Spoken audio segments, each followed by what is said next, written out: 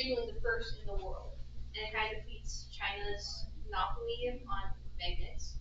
And so then they're opening their first commercial production facility, and they're kind of scouting cities across the country, and eventually it narrowed down to 3 cities in Minnesota, and they ended up choosing our city because we offered them the most that any city could offer them.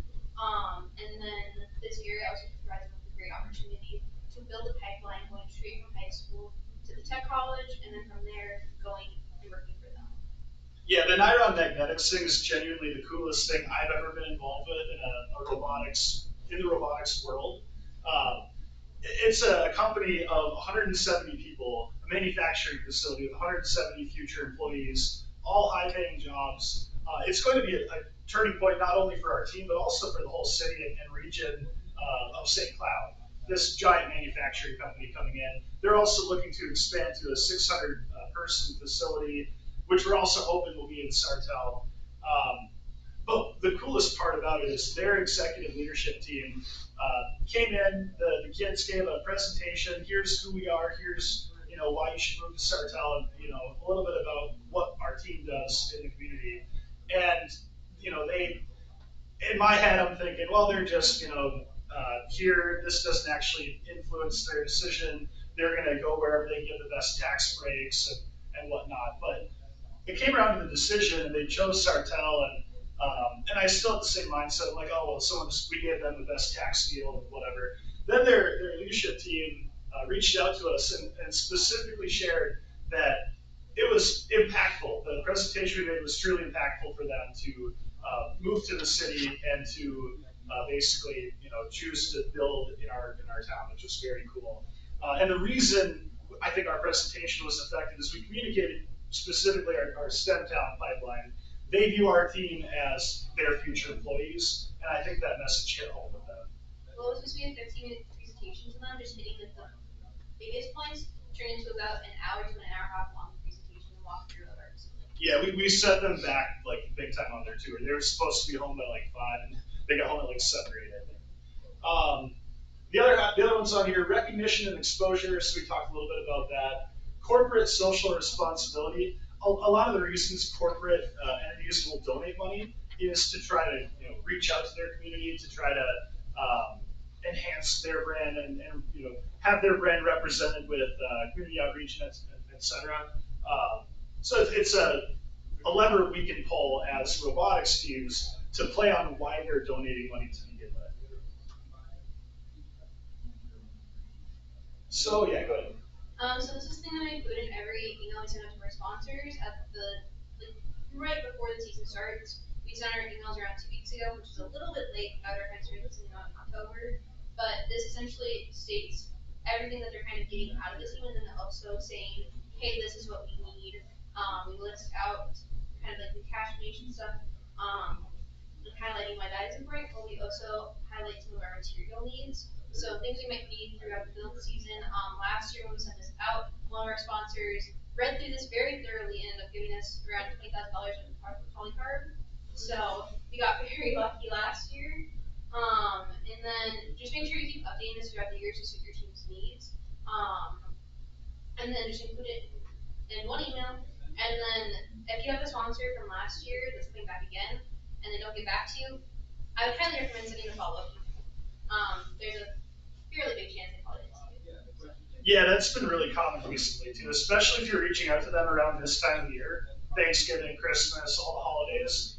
There's a decent chance people are out of office, so be persistent. I would not send one email and then forget about it. The thing that this form does for a team, and really just when you're communicating with these sponsors, it makes it easy for them. You don't have to answer like 3 questions. There's not a back and forth from the company saying, well, what do you need? How do we give you the check? How do we do all this stuff? It's all right there. It's there. They don't have to question, how to do everything, which is very, very useful. And to Caroline's point, I don't know in this presentation how effectively we go into in-kind donations, but on this document, we explicitly call out the types of things we're looking for in terms of in-kind donations. And last year, yeah, we were super lucky. One of our sponsors had a ton of, like literally a ton, it might have been 2 tons of scrap polycarbonate. And the way we communicated to them is, hey, we'll be your distributor. We will enable your donation to impact as many teams as possible. And I think we ended up distributing polycarbonate to like 12 local teams, whom all that company then got to put their logo on 12 different team shirts. So that was kind of a way we worked that to their benefit and ours. Go ahead. So then one of the first things you should do is build a fundraising plan. So kind of like we'll be talking about like the steps to create a comprehensive fundraising strategy, identifying your key goals with fundraising. So what are your objectives? Why are you doing this? And then kind of like breaking down short-term versus long-term fundraising, and then assign roles and responsibilities. So kind of delegate those tasks to other people, so you don't have the workload of like 5 people on one person's shoulders. How many of you have a fundraising plan? Like a documented, here's how our team fundraises? You do. Is it comprehensive, or what does it look like? Sorry, I was pointing back there. Oh. I saw you nodding, sorry. Yeah. No, it was similar, it's a little bit simpler on our side. I don't think I have the individual items that we need necessarily, just like more generic ones. But yeah. Cool. Had some matches to that one in terms of what it is, and that's what I hand out to the businesses we ask stuff for. Sweet, that's awesome. So, and we talked a little bit about fundraising goals, right? Robots are expensive. Identifying how much money your team needs is step number one. And I would say every team, to be self-sufficient, to have a competitive year, you should be targeting $20,000, $25,000 at a minimum. And however much higher you want to go, right? If you want to have a program that goes to the World Championship year after year, 60 grand is probably the baseline, I think, for the program in terms of a long-term target. Now, you might decide, hey, our team is not in a position to go to the World Championship. That's defining your short-term and long-term fundraising goals. You might set a view that, hey, we're not expecting to go to the World Championship, so our long-term fundraising vision target is lower. But that will ultimately drive the effort that you put into raising money and also your communication with sponsors. One thing I'll say about this is you have your first fundraising kick for just the main season. Then from there, if you do qualify for Worlds, state, whatever you qualify for, then do another fundraising campaign. Reach out to your sponsors again, being like, hey, thank you so much for your donation that you did earlier this season. Here's what it already got you. We need more money. Hey, can you give us more money? Just kind of that. Yeah, the timing of those campaigns is really important too. So when do your teams typically begin fundraising for a year? Like what, September through January? When do you start reaching out to people? September, pretty early. The beginning of the school year, you're hitting them right away. Same? Okay. We're a little later. I think we typically do more so around November. And that's just because then we're able to communicate more of the off-season work that we've done. We hit a lot of, typically go to a lot of off-season events, and we're able to use that to directly spin into our information that we provide to sponsors. There's no wrong answer. I would say a wrong answer is starting after January. So if as long as you're doing it at the end of the calendar year, that's a good time to start looking for money. The next best time to fundraise, your phase 2, is, in my opinion, directly after your regional event. Now, go to the next slide. I want to make sure I'm not overlapping here. I'm not. You can go back to the other one. I don't want to jump the gun, but so one thing that has been highly, highly effective for our team is spinning our success at a regional event into money. So when you qualify for Worlds, there's a buzz in the community and excitement. And if there isn't one, it's your job to create that. It's your job to reach out to the local papers, to reach out to local radio, to reach out to TV. Be like, we're going to Worlds. That's a big deal. And create the buzz. But we've been really lucky that the community buzz has kind of just been there when we've done well. And when we go to Worlds, everyone's kind of like, oh, Gear Robotics going to Worlds. Well, that's the perfect time to capitalize. We've had 2 separate very large donations from community members purely based off of that buzz, out of, hey, we're going to Worlds, and then engaging with the community and telling them, here's how you can help. Same for sponsors, right? They give you money, you use that to tell them, like Caroline said, here's what your money turned into. You've invested in a world championship or world championship attending team, and here's what we need now going forward. We talked about our goals. Anything you add for our fundraising goals? So 2023 and 2024, those were after Worlds, so that was including our preseason fundraising as well as Worlds fundraising. Last year we just had our normal season fundraising. This year we're hoping to fundraise around $60,000 prior to champs, and then if we qualify for champs, we're looking to go around $80,000.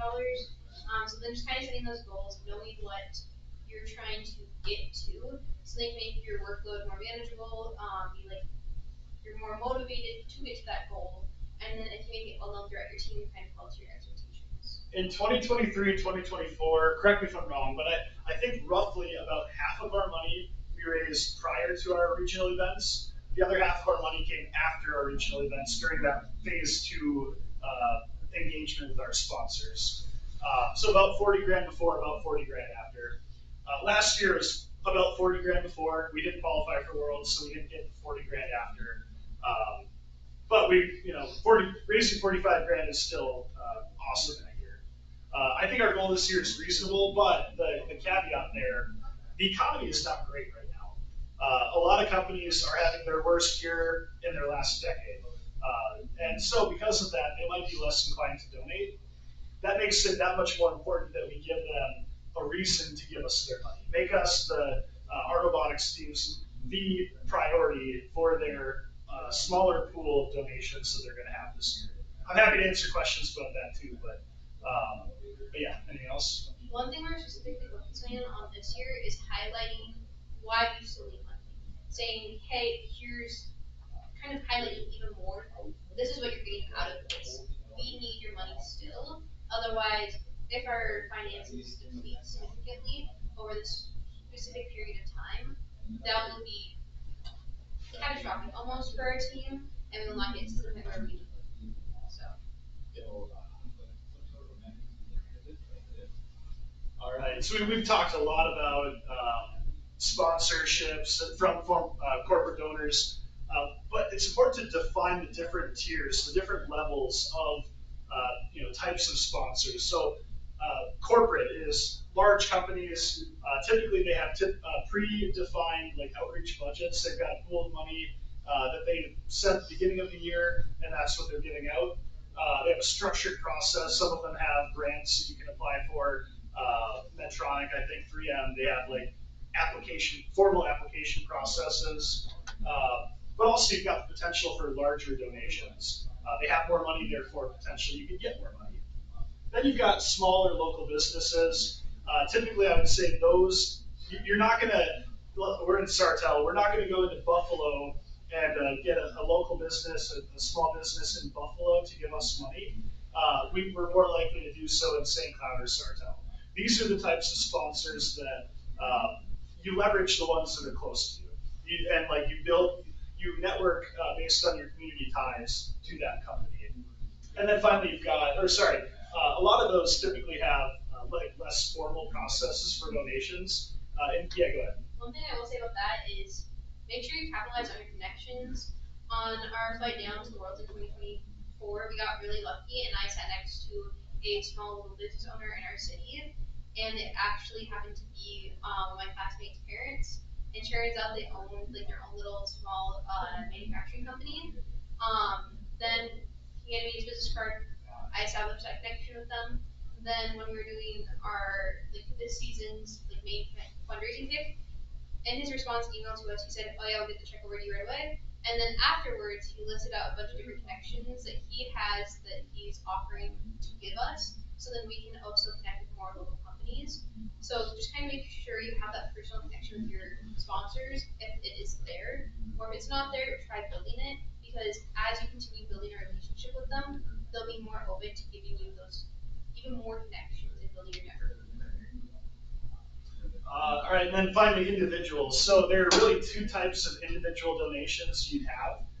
One, you've got one individual donating a lot of money, and the other is you've got a lot of individuals donating a little bit of money.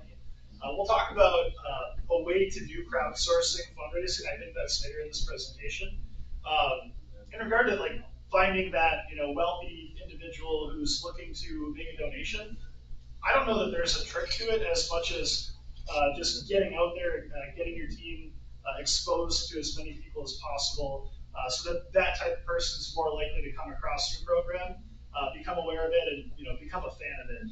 Functionally, what happened for us is, we first year 2023 of me coaching, we went to Worlds, community was buzzing, huge, media coverage, etc.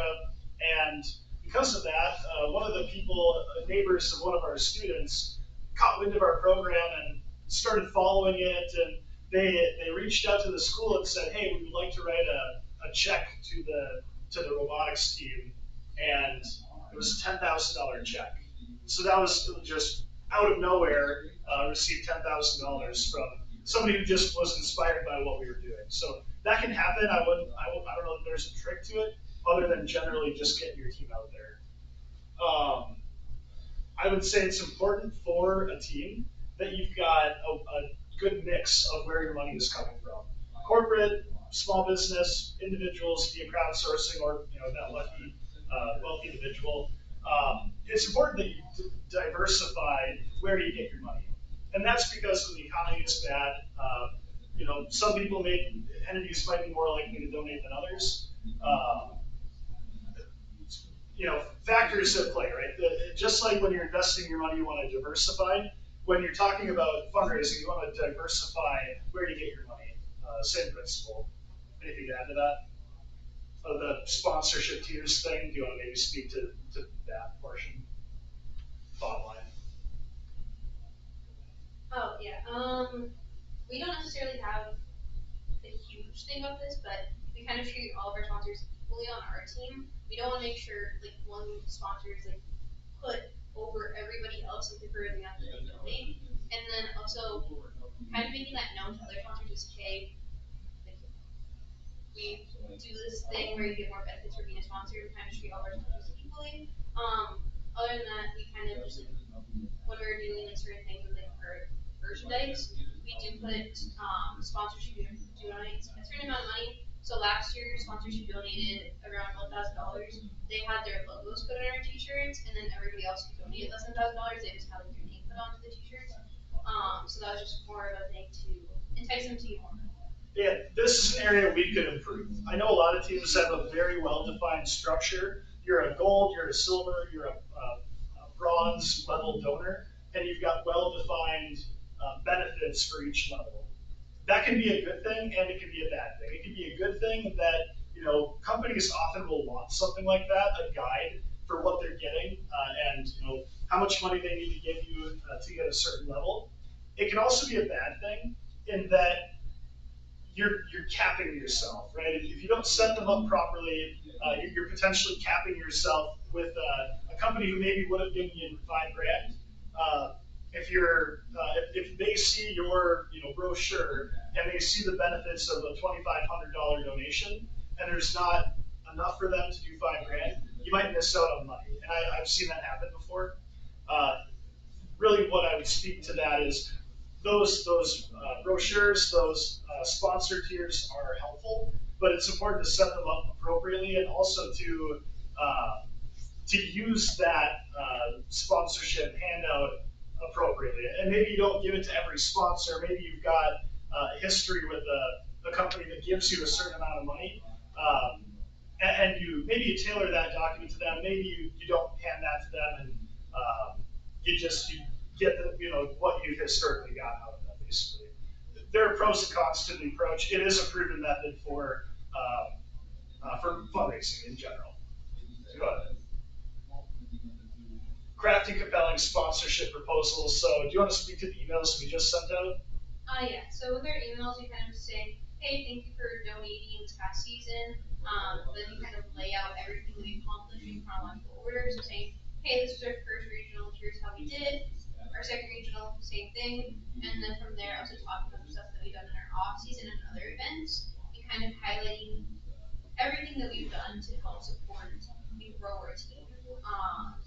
And then at the end of that email, we highlight the importance of it.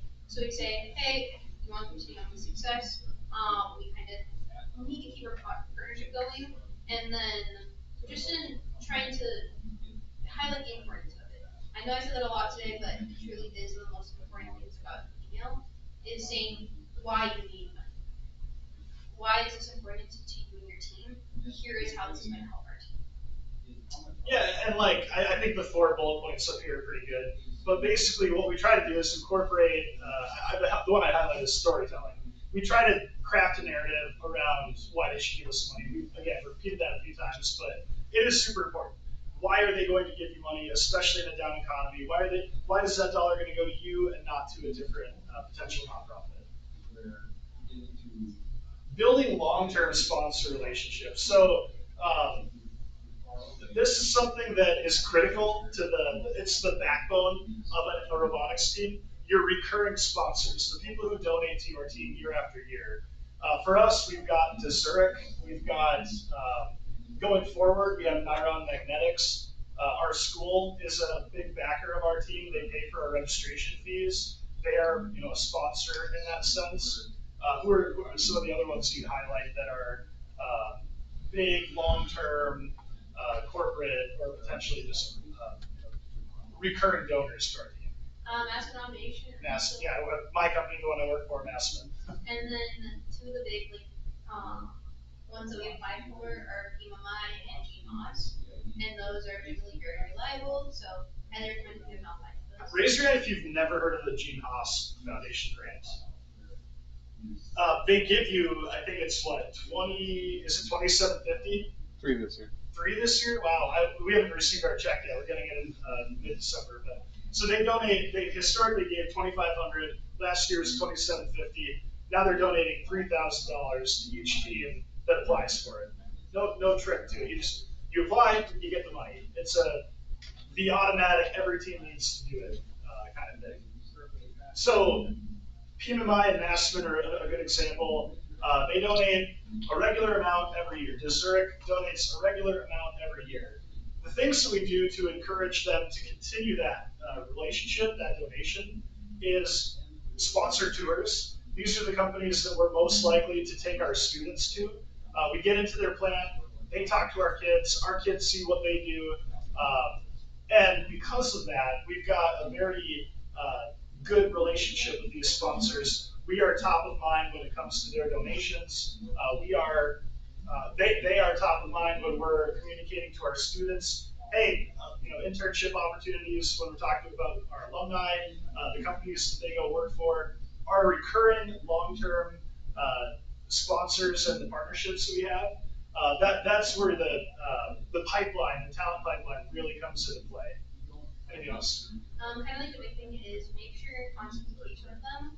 Something we're doing this year is you're doing like bi-weekly emails, like kind of like updating like the team, company, kind of saying here's what we've done for these couple of weeks. Here are like our goals for these next couple of weeks, and then we always send one after every single regional that we attend, saying here's how we did, here's what the kids got to experience at this regional event, and kind of the events that they got to attend, and how and why it's important for them to know.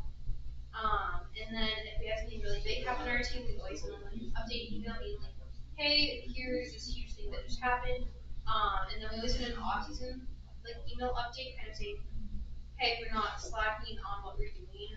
In our off-season, we're still pushing ourselves forward each and every single day, and then just kind of highlighting everything we've done and showing that.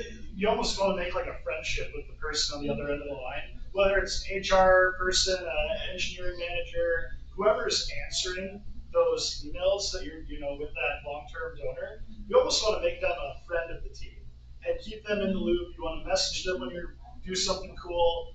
That's kind of how I would frame that. You want to build that connection so close that it's kind of like a friendship. One way we kind of do this is by at every single one of our regional events, we offer something called sponsor tours. So you send out an email to your sponsors being like, hey, you're completely invited to come to our regional event. So let us know a time, bring as many coworkers as you want. I can take you on a tour of the event, kind of showing you all the different aspects of robotics. Because a lot of people, they just assume robotics is just one thing. There's a lot of other sub teams that are oftentimes overlooked. And it's kind of highlighting those different niche and kind of showing them this is what an event is like, and they get to experience it for themselves, which is a personal connection for them to robotics.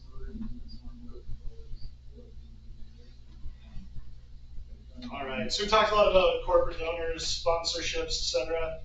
Now let's talk a little bit about events, fundraising, like activities, if you will. Does anybody have a fundraising event that you guys have done before that's worked really well? We do like 2 car washes a year, we get $1,000 for car wash. That's awesome. That's a super cool idea. Chuck a duck. Chuck a duck? I want to hear more about Chuck a duck. We sell rubber ducks at a stand at every basketball game at Swanville. Yep. And they're $1 each, and then at halftime of the varsity game, they we have everyone that bought a duck throw it into a hoop, and we put like 5 hoops in the basketball field. Yep. They throw it in, if they get it, then they win $10. So they're buying a duck, Yeah. and then it's like a half-court type shot, Yeah. super far away from the bleachers, or Yep. whatever. That is brilliant. I love that. How much do you typically make from it? Do you know? I mean, the last time, I think they won $40 or something from it, and we sold like 80 ducks. So Okay. So make it $40. make it solid money, yeah. No, and like you do that at every game. Yep. Nice. So it's just a nice little recurring revenue stream. It's fun. It's engaging for the community. They know that. Hopefully, they know it's the robotics team doing it. So it's good marketing for your team in addition to making you money. That's a really cool one. Anything else? Any other Chuck a Duck like stories?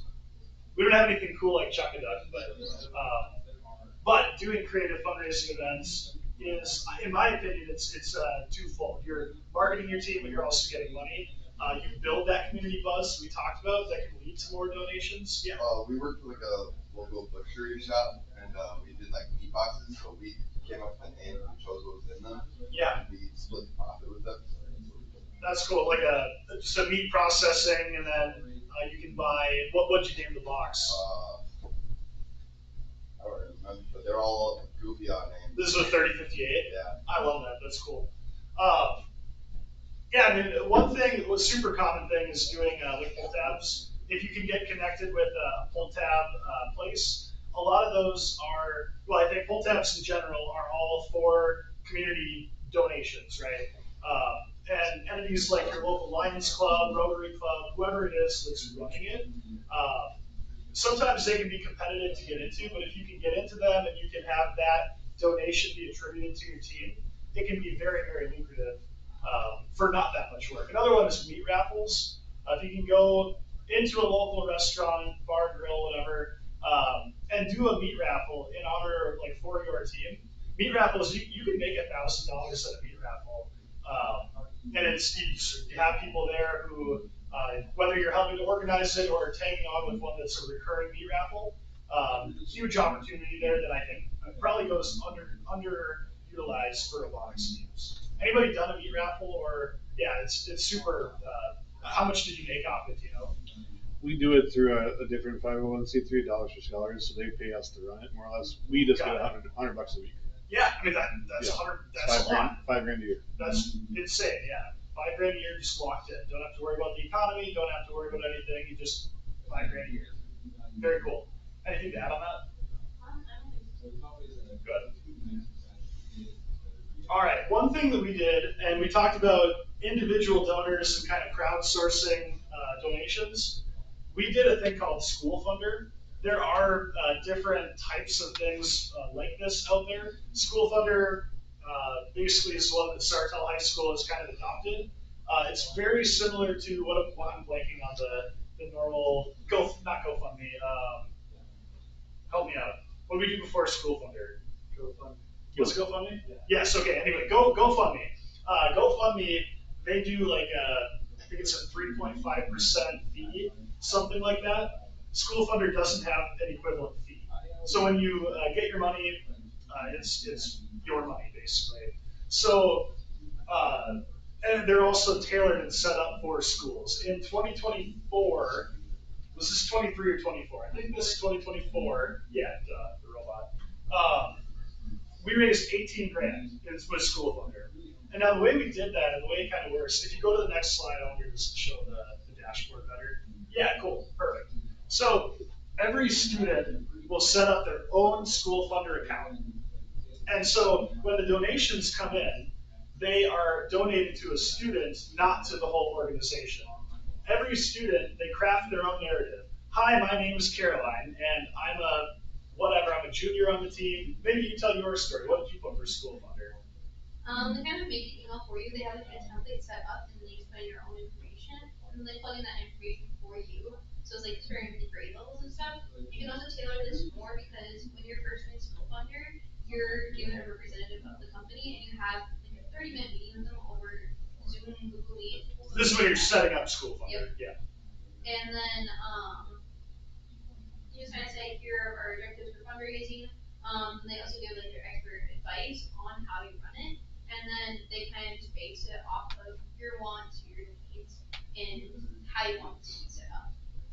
So the cool thing about it, you can actually gamify it a little bit, and the way you do that is every kid's got their own account. They track number of donations, they track total raise, and we actually will set limits. Let's say you qualify for the World Championship. I'll tell every parent, every student, family, whatever, you guys owe $1,000 if you want to go to the World Championship. And what we do is they create their accounts with the goal of $1,000. And it's their job to reach out to their circle of influence and say, please donate, help me meet my $1,000 goal.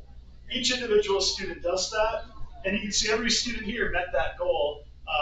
I think we had very limited number of students not make their goal, but those who didn't make their goal just pay that difference, and they've got no other fees to go to the World Championship. So it works out super well. Can someone confirm that we're not wrapping up right now? Yeah, you got 15 minutes. That's okay. This is correct. Okay, good. Yeah, I mean, School Funder, I think it's a really powerful tool. The thing I would say is we've ran it 2 times, right? First year we did GoFundMe. Second year we School Funder made 18 grand. We did it last year as well, but the narrative was totally different. So last year we said we did it too early, in my opinion. We basically did it at the beginning of the year and said, help us raise money to go to Duluth or to our travel events. For Duluth, or like any like travel we have, each students pay $100 for them to go, just because of how much hotels or journey cost, and that leaves us with about half what Disney has to pay. And so last year we said, so each student had raised $100. Almost every single student met that goal. Kind of what it is you put in 20 different emails per student. Your student gets to decide, each and every student gets to decide which thing does it put in. Highly recommend having your parents help you with this because then you can exploit connections even better. And then almost every single student met that $100 goal. They met the $100 goal, and in total, our team raised about $4 grand off of it last year, relative to 18 grand the year prior. The only difference being the narrative that we crafted. Going to Duluth versus going to Worlds. That was a $14,000 difference in the narrative. So you don't want to do multiple School Funders. You don't want to reach out to the same group of people multiple times to say, give us your money, give us your money. You want to do it one time.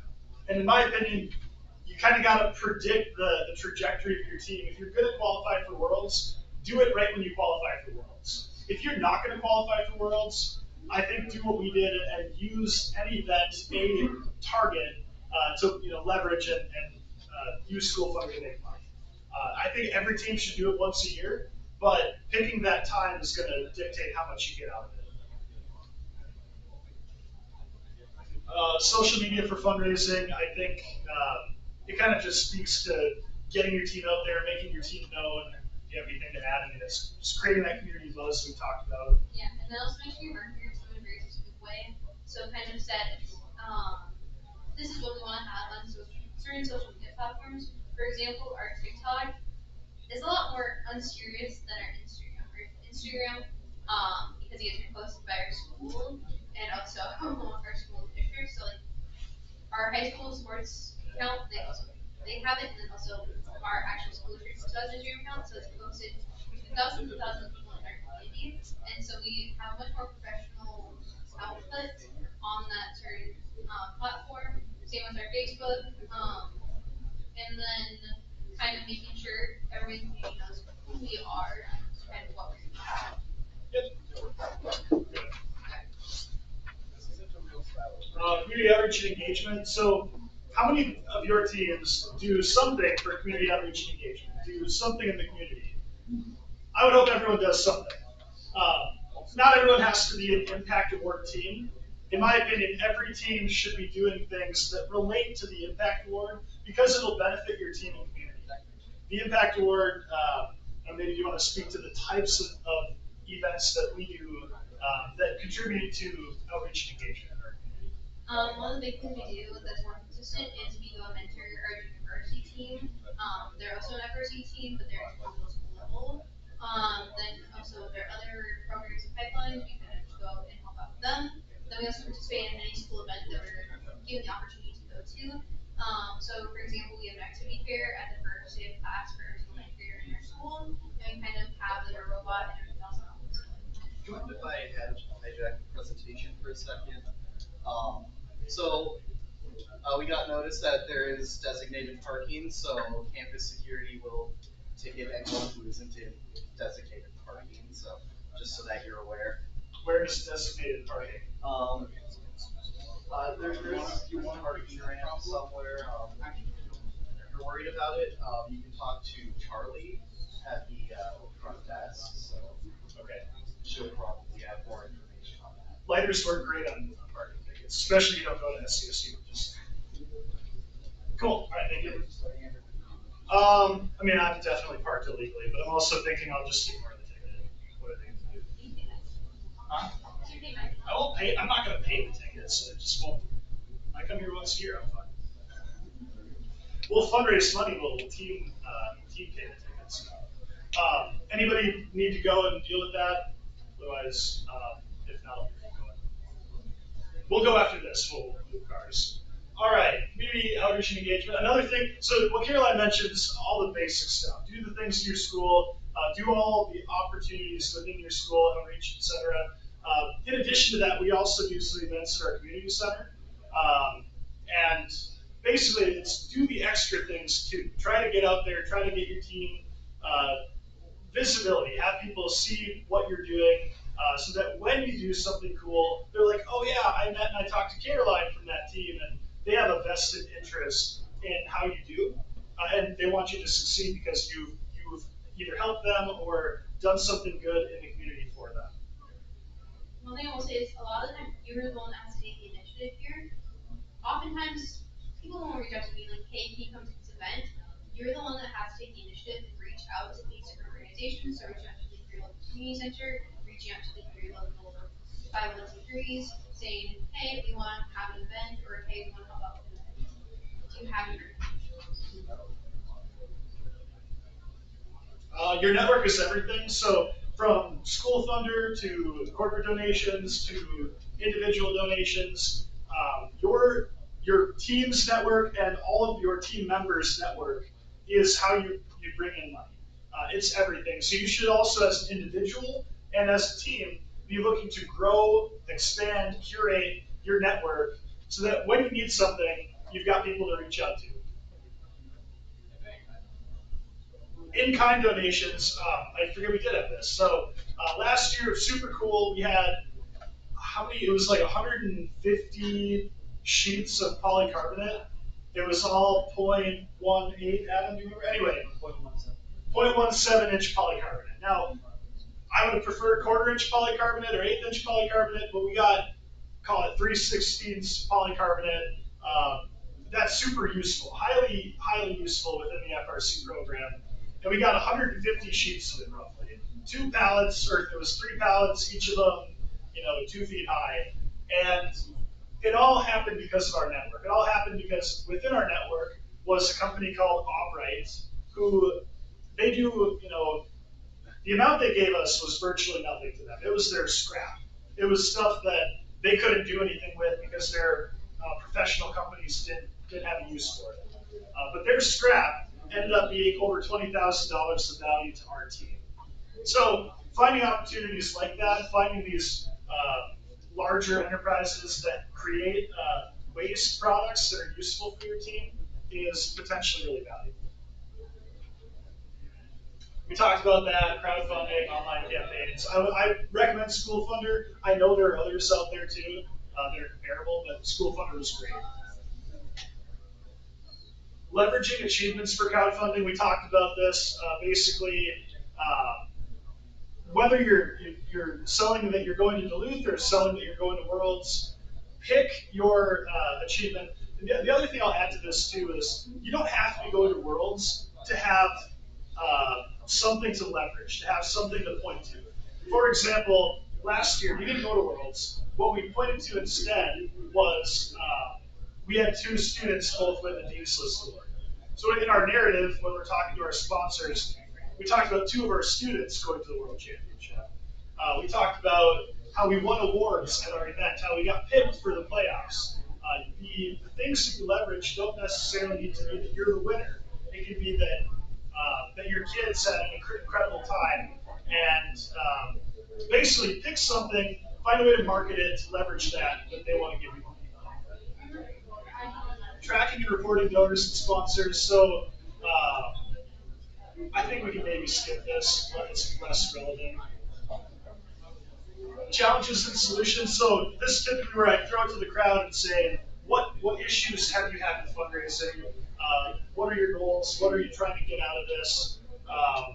But I think we've had decent engagement. Is there anything that we missed? Anything you guys came here wanting to learn and understand? Pretty much, I mean, they're all just kind of reinforced each other. If not, go to the next slide. I think we're getting close. Q&A, closing remarks. So any questions in general? Anything we didn't cover that you want to talk about?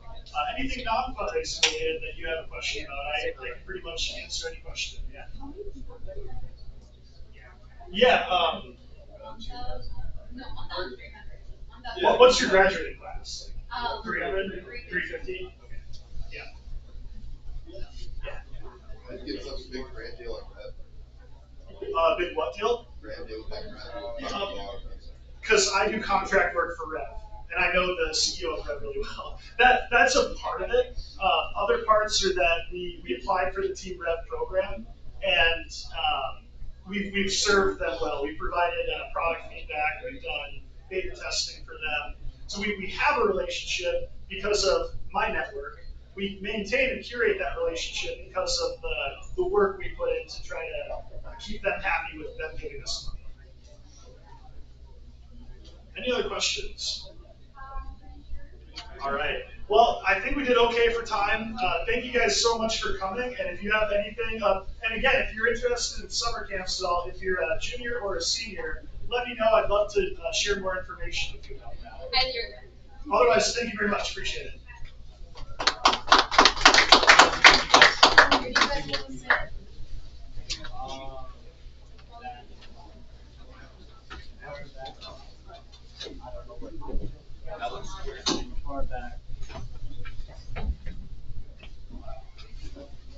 Hey, Caroline.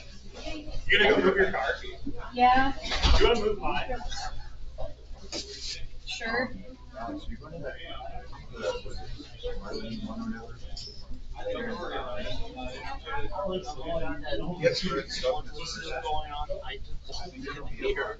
Oh, the only thing is, I lose this thing. Is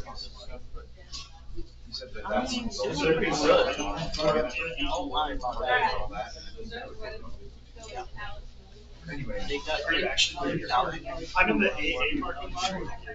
Did you? Okay. If you can move it, that'd be something. Yeah, I need to. Yeah, that's what No, we shouldn't have to. It should be free for this event. I'm pretty sure it's free for this event. By the way, I've got 2 bombs on there. It's yeah.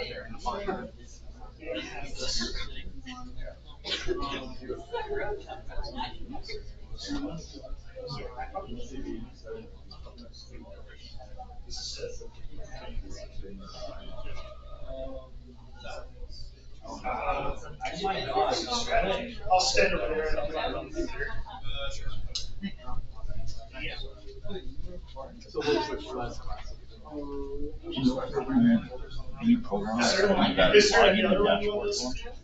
Get behind the camera. No one will ever see us. No, punch the camera. Fair enough. Yeah, like it's more. They would. Oh, wait, I can't without that camera. I mean, You don't know about the one.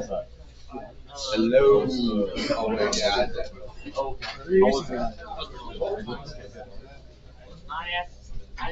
like that. Towards the end of it, we had one over here, getting built in that area. No. That end part of the last. Oh, it's Minecraft. Cool. Yeah, what was it? Another business one. Yeah. I went to I think some of you should. I went to that fitness one, but it was like two strategies. I will say.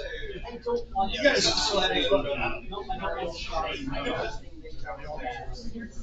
Okay. You guys better have good questions. Oh, you will. Oh God, you got Joe here too. Joe. You like this one? I even promoted yours and mine. No, it's actually, I've got another one here. South. Yeah. dude, I made it legendary, not in battle. Strategic design. Our title's a little off. This is it. Yeah, maybe we should change the title. Yeah. So I heard this. It's up It's not a verbatim carbon presentation. It's more akin to carbon.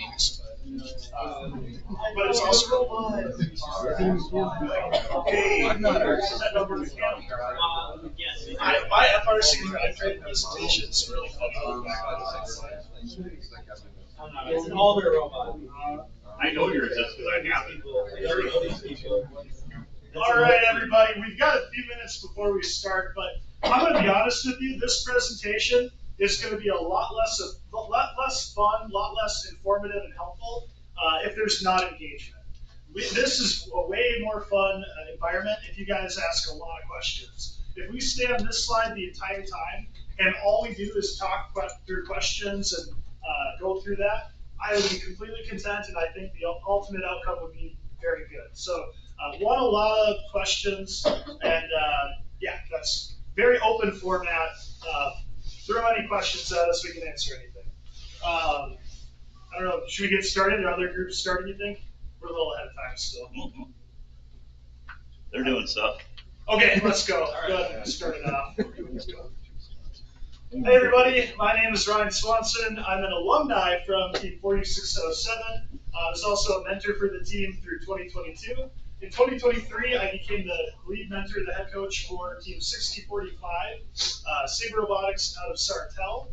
I'm also the founder and owner of Core Robotics, a company that does summer camps for 3rd to 8th grade students. If you're a junior or a senior and you're looking for a summer job, I pay between $20 and $25 an hour, and I'm looking to hire 45 people. So if you're remotely interested, come and talk to me after the presentation.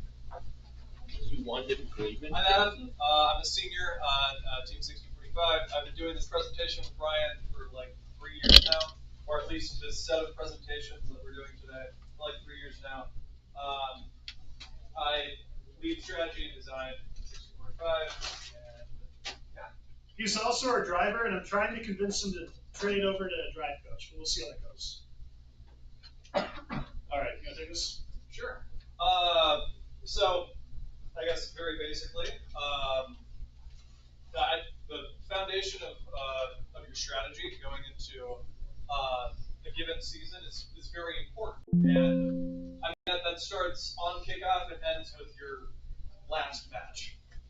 So, the way that you approach your strategy has a huge determinator of success in the season. Yeah, I mean, strategy drives everything, right? And what we're specifically going to be talking about is relating it to strategic design, how your strategy influences the way you design your robot, the way you build your robot. And it's not only from a how you play the game perspective, it's also strategy at another level of how do you, what goals do you set for your team that relate to how you're going to have the most successful season that you can. So we'll talk about it at a few different levels. Strategy drives everything. It determines how you build, when you build, what you buy, how much you need to fundraise, etc. It is the starting point. So we'll dive in. So starting off, kickoff, how many of you guys have like a formal process for game design, or how you approach analyzing the game? Do you care to share? Is this something that you can like quickly talk about? Yeah. So Binary Battalion, we have a whole strategy document that says things like how we prefer to design in terms of what bearings we use, when to use rivets versus 1032 or whatever. Part of that document also says how we're going to design for the game, right? Year to year, it's always a 1 week to 2 week fight about what are we actually going to do? Are we going to score algae or not? And it basically says we're going to do everything so that we don't have to make that decision, right? It's basically trying to front load any little micro decision we can into the design document to reference for the whole season, and it's really useful. Yeah, so you have a design standards guide, basically. You're eliminating a lot of small decisions that teams have to make, streamlining that process so that you're focusing on the big picture, the big strategy items that vary from year to year. That's very effective way of doing it. Anybody else? Do you have a formal process for game analysis going into a year? Okay. We do on 6045, we've got, basically it's a curated document each year, and it's a step-by-step guide for how we approach kickoff. It's maybe 8 to 10 pages long. It's start here, analyze these features, go here, read these portions of the manual to start with. And the idea is that on kickoff, we're trying to fly through it as quickly as we can, get the big picture, and then send people home with the big picture in mind so that they can ruminate on ideas and come back the next week with things they can share with the team. Anything you'd add in regard to specifically game analysis on kickoff? We go too fast. Last year we went too fast, and it hurt us. We kneecapped ourselves on kickoff day by going too fast. Absolutely. I would say generally we have like a fast stage and a slow stage, where we'll take a brief skim of exactly what's in the kickoff documentation, and then further dividing ourselves to look at specific aspects of that and just determining where we're going to prioritize our resources there. I think one great example of us kneecapping ourselves is in 2024, and it speaks to the importance of FRC strategy and strategic design. Who had the idea that shuttling would be a great strategy in 2024? Who thought that like early on, week 1 of build season? Nobody in here. It proved itself to be the designated meta at the high levels of play. It obviously required multiple alliance partners who could all play effectively. For those who don't know, the 2024 game was the rubber rings that you basically had to take from one end of the field to the other end of the field and score them in a low goal and a high goal, the amp and the speaker. And it proved itself out that you could actually have a partner just lob a bunch of rings down very quickly and have another partner pick up rings and just score them. And that proved to be the most efficient way of playing that year. Now, had any team figured that out in week 1 of build, they could have optimized their robot to play either role. They would have had the ability to strategically think, I want an intake on the opposite end of my scoring mechanism, because that will make me a more efficient finisher, basically a scorer in that type of a strategy. Or you could have had intake opposite of scoring mechanism was pretty much the play that year anyway, but there were also considerations you could have made to be a more efficient shuttler. Things you could have done, things you could have optimized for, to make you fill a role that ultimately everybody cared about at the World Championship level. Anything you'd add to that part of the strategic design? And what would be a good example from last year? Something you could have identified, ground intake. Oh, a great example. And we'll get past this in terms of game breaking strategies. And one that absolutely no one knew. If you watched or if you watched Karthik's presentation at the World Championship this year, you might already know this. If you haven't, go watch that after this. This takes a lot from that, but one great example of a strategy that no one did is that there was nothing in the manual that said that you couldn't block off an entire station, an entire coral station on one side of the field. It was not a protected zone, and there was nothing saying that you couldn't block the flow of coral from that station onto the field. It really makes me mad that nobody ever builds a 40-inch long, 20-inch deep robot on Swerve just as a defender, dedicated defender. Every year, almost every year, that would have a high ability, even at the World Championship level. But nobody ever builds that robot. Yeah. It's my first year on the team, so I don't have any experience with the last year. But our robot is usually actually a defense, and for last year in the world, that's pretty much all we did. That's what we've done in like the Yeah. competitions. Building dedicated. And as a deep spot, we actually got to 9th place at our last mock competition, which is super impressive because we usually score within the last 5 because we don't score points. Yeah, and we're dependent on our alliance. Yeah, that speaks to the importance of strategic design and understanding your own team's abilities. If your team is not going to be a top, call it, 16 offensive robot at an event, you might be best suited. You might be in a position where you want to optimize to be the best defender. 2+1, so 2 offense plus 1 defense versus 3 offense is a debate almost every year. And I would say almost every year, 2+1, the 2 offense and 1 defense, has merit. And if you can play a defensive role effectively, if you're the best defender at an event, you're probably going to get picked to play in the playoffs, no matter what game it is, what the game is. Yeah. I would probably never build another narrow, like rectangular robot because I could guarantee that the center of gravity is really low. Because our 2023 robot tipped over like 4 times in competition. It was too tall, and it was the narrow AM140 configuration. Yeah. So it was too much. Yeah, tank drives are dead in FRC. You need a swerve drive if you want to play in the playoffs. That's the starting point for everybody. Just the tippiness in general. Tippiness in general, it's a great point. But consider in 2025, you have the opportunity to slowly drive that robot over, park in front of a wall, use that wall for support, and then never move. Yeah, and then never move. That's the beauty of what Karthik highlighted in his strategic design presentation. Nobody did it. And if you would have done it, for those of you who played last year, what was the difficulty of sharing a station? How hard was it for 3 robots to share 1 station? Anybody? Yeah. It was hard. It was really hard. It really slowed the flow down. And I can guarantee you that if someone had done that, you would have reefs that don't get full. Even with really high-level teams, at the World Championship, it was like the default to try to fill the reef. You weren't going to have full reefs if you had 3 offensive robots sharing a station, unless you get to the hyper high levels of play. Yeah. So going off what you were saying earlier, you got down sort of that playoffs. In like 24 or 25, how many tank drives are there? 6. Tank is a dying breed, and I pray that it dies completely. The only thing we are away from that, basically, is having it in the kit of parts. For those of you who saw the Easy Swerve from Rev, got dropped yesterday, $175 for a swerve module.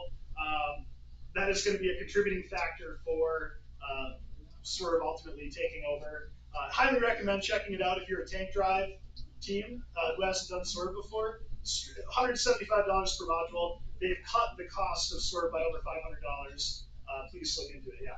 I guess kind of adding, especially for like the stance of a robot, if we're a defense spot, like we can score an L3 or 4 or algae or anything, but our thing is we would water right there. like neck stance, and that works pretty well. Yep, walking around wheels is Swerve. Yep, during our my first mock competition as a driver, we ended up having, since it was 3 offense spots, they took 2 of them and like pinned us, like got a bunch of penalties for us, and yeah, actually ended up breaking a wall.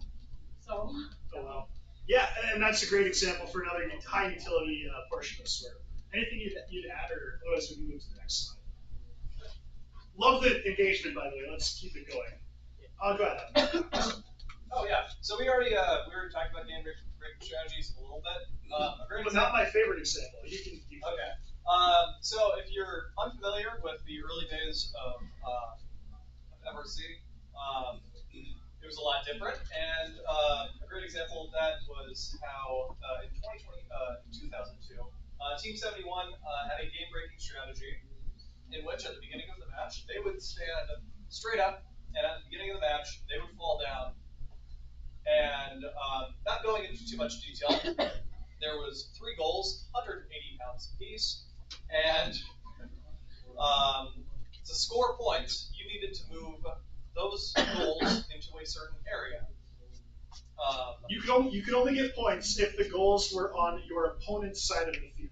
If they were on your side of the field, your opponent could get points. If they were on your opponent's side of the field, you could get points. Both teams were filling those goals with balls, and you only got the points if they were on your opponent's side of the field. So you can imagine what would happen if you just, mechanically locked yourself to all 3 goals, and then what would nowadays be illegal, physically digging into the carpet to walk your robot to the other side of the field. So first, in their naivete, did not think that would be humanly possible or robotically possible. 180-pound goals, you have to span, I think it was like 16 feet, grab all of them before any other goal could get moved, and drag them.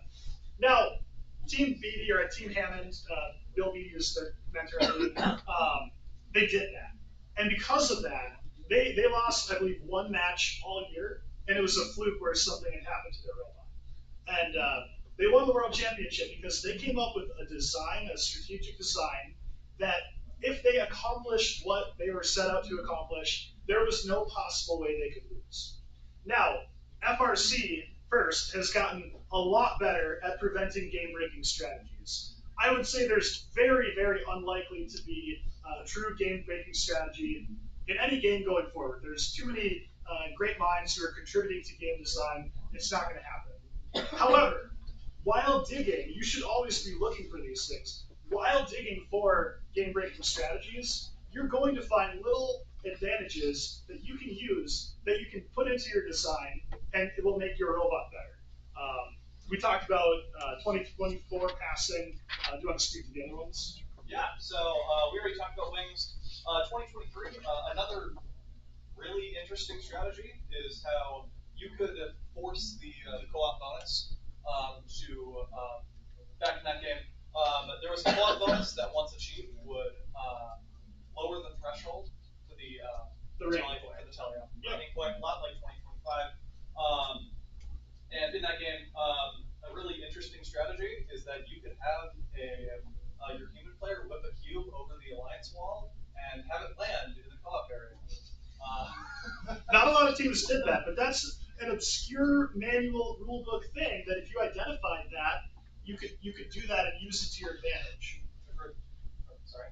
Go ahead. A great example, or a great analogy, is that think of a actual game-breaking strategy as a unicorn, and how if you spent your entire life searching for a unicorn, you are not going to find a unicorn because unicorns don't exist. But along the way, you're going to find some really cool things that will probably be helpful. I've never heard that one before. I kind of like that. That was pretty okay. Yeah. All right. Any questions about game-breaking strategies? All right. Keep going. FRC playbook. So what we do on our team, and this is a little a deviation, I guess, from strategic design. But when we get to a regional, we like to have a playbook. We like to have a definition for how are we going to play or react to certain situations. That could be, we're with 2 robots who can barely move. What do we need to do in a match? We're with the best robot at the event, and we want to impress them. We want to, maximize our RP count in a match that we think we should max out on RPs. And everything in between. We want to have a playbook, an idea for how we're going to play. And what we do is we've got typically a binder. We've gotten away from this maybe a little bit in recent years, but we have a binder with a plan for every different scenario. We have our strategy kits during the build season, curating this plan, adapting this plan, updating this plan as new information comes out. Let's say we're not competing until week 4. you're going to learn so much weeks 1 through 3. The meta, as you go through an FRC season, competition season, changes dramatically. 2024 is a great example. In week 1, everybody was shuttling. Every individual robot was scoring on their own. By the end of championships, there was only one alliance doing that in the entire playoffs at the World Championship.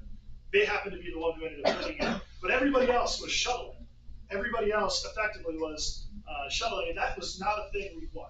So the meta for the game always evolves, and your playbook should evolve with it. I think the existence of a playbook is also very important, and your playbook should be tailored to your design, to the decisions that you've made. For example, well, maybe, do you have anything else to add to that portion? I would say if you're looking to boost your performance at a given event, in terms of just material performance on the field, that'll just look good on a pick list. I would say having a good playbook, I would say if you look before and after when we implemented that through our season, we were able to increase our output a lot by optimizing our runs. Here's another note kind of around that topic. So I would say, having been around this program for going into my 14th year or something like that, the most contentious, the most stressful, the most probably problematic part of a regional is an alliance strategy discussion going into your match. Your 3 teams coming together, you each have your own ideas, you each have your own way that you want to play. Sometimes you've got mentors talking to students, you've got students talking to students, seniors talking to freshmen, etc. One way to handle those situations professionally and to give yourself the best chance of achieving the outcome that you want is to approach it with a plan, with data, with a playbook, something professional that you can share with your teammates and say, here's our plan, here's why we think it'll work.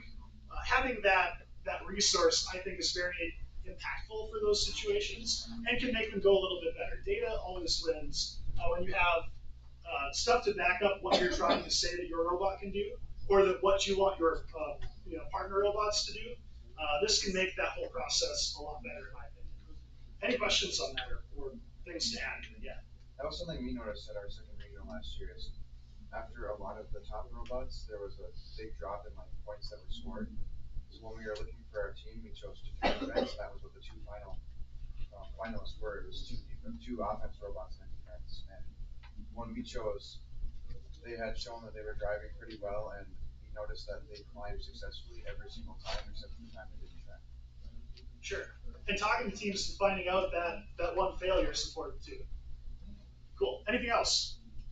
Otherwise, if you don't have anything to add, you can go ahead. Cost benefit analysis. Do you want to take this one? Or do you want me to? Yeah, you can. Okay. So the starting point for your robot design discussion should always include a cost benefit analysis, and that comes at a high level, strategic level, but it also comes down to a systems level. Whether or not to score algae was a great example. Cost benefit analysis. If you score algae, you can score it in the barge. You can, as part of that mechanism, you can probably take it off the reef. There are a lot of benefits to scoring algae. What are the costs? What are the disadvantages of having a robot that'll score algae? Anybody? Yeah. You have to either build something that works kind of well and still score coral, or you have to only score algae. You have to figure out how to do it. You have to have a mechanism to do it. Yeah. There's not a lot of algae on the field. There's not a lot of algae on the field. 18 algae, I believe, and at the highest levels of play, that turned into a race to score them, right? A lot of our teams aren't at that tier, don't care about that part of the meta. But yeah, that is a factor. There's a relatively limited number of algae. I would argue at like a Minnesota regional level of play, it was pretty much an unlimited resource, but just because it was rare that all of them got scored unless you were with 3100. But great point, it's a limited resource. Yep. No, 18 seconds. Got it, okay. The biggest thing is if you're gonna try to score algae, what are you not focusing on? Getting better at coral. Okay, we have a slide coming up which will explain this a little bit more succinctly, but basically there is a trade-off to every decision you make. That's true in life, that's true in robotics, true of your overall strategy, and true all the way down to all the different subsystems on your robot. Swerve drive, there's a cost and a benefit to swerve drive. You're guaranteeing that you're occupying 8 motors if you do a traditional swerve drive. That's 8 motors and how much battery consumption and how much complexity for your team that you're not spending on scoring. But there are a lot of advantages, a lot of reasons to do it, and ultimately it's the right decision for everybody. But it's still important to take that, to do that analysis and find out why you're making the decision that you are. But I think it's the Karthik slide. No, it's not. So do you want to start this one? Yeah, sure. If you're looking, we have 2 examples here. But if you're looking at, say, you're looking at L4 versus L1. L1 is obviously a lot easier, but the trade-off there is that you can do that a bit faster, you can do that a bit easier, but you're going to be scoring a lot less points than doing the more difficult, objective of L4. It's nothing super complicated, but sitting down and making those comparisons is very important. I'll put this out there. Almost all teams are terrible at this part. You in week 1 of the build season, when you're defining what your robot's going to do, you have no idea what this time is, and you're going to guess wrong almost all the time.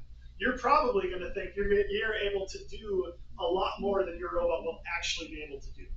Now, it is uncommonly the other way around where you underestimate, but more often than not, you're going to get this number wrong, okay? Getting it right is very important because it'll determine what your robot does. If for example, you can do 5 L1 cycles faster than 1 L4 cycle, that changes your calculus. That changes the way that you would play the game. Now, the recommendation I have for coming up with a good time is to wait for Rembrandt's to do it. Rembrandt's has been really, really good, I think the last 2-3 years, at identifying cycle times and doing a very detailed cycle time analysis that has been pretty close to accurate. They're going to be better at it than you and me, and teams are prideful. All people are, their ideas typically are better than what they see on the internet.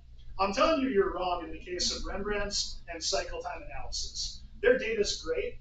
Go on Chief Delphi, follow their build blog, and take their input with a lot of weight their input very heavily in your own strategic analysis because it's usually really good. Yeah, a big reason why we're not really going super deep into traditional strategic design is just that there's so many resources now. Open Alliance has gotten so good with teams like 4481, 6328 is another great example.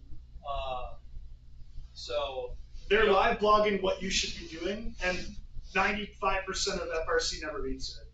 I recommend you read it. It'll make your life better.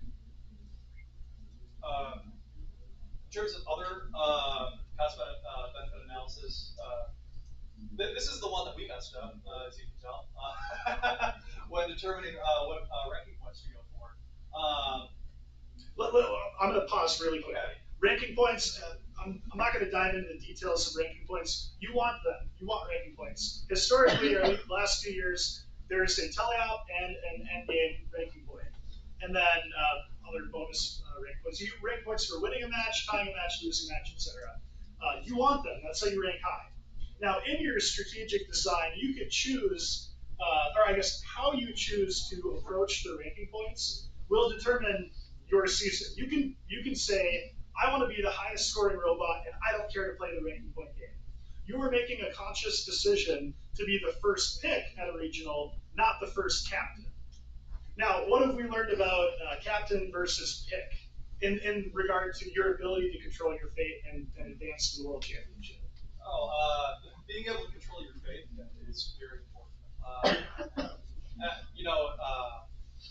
It'll always be easier to specifically tailor tailor the alliance that you want to go into the playoffs with than having to join another campus alliance. It just will always be that. If you can decide the plan, you're going to be happier with the plan than if you're getting picked to a team that you have no control over and they have their plan. Maybe you're on the same page. Maybe you just walk away and you win the regional, but you don't have control over that. Maybe a team gets a very fortunate schedule and they're the #1 robot and you're the 9th ranked team and you have to accept them. A lot of times that happens. Look at Gators in 2017 with 4607. They basically 4607 was a low robot, or not 2017, 2018, right? 2018. 4607 was low only, and Gators got trapped into picking them basically, and it cost them the regional, I would argue. There are situations like that where you want to be able to control your own fate, and you make that decision very early in the build season. Now, where did we screw up? Sorry to cut you off. I wanted to give context to it. Deciding that the teleapp RP was easier to get than the endgame RP.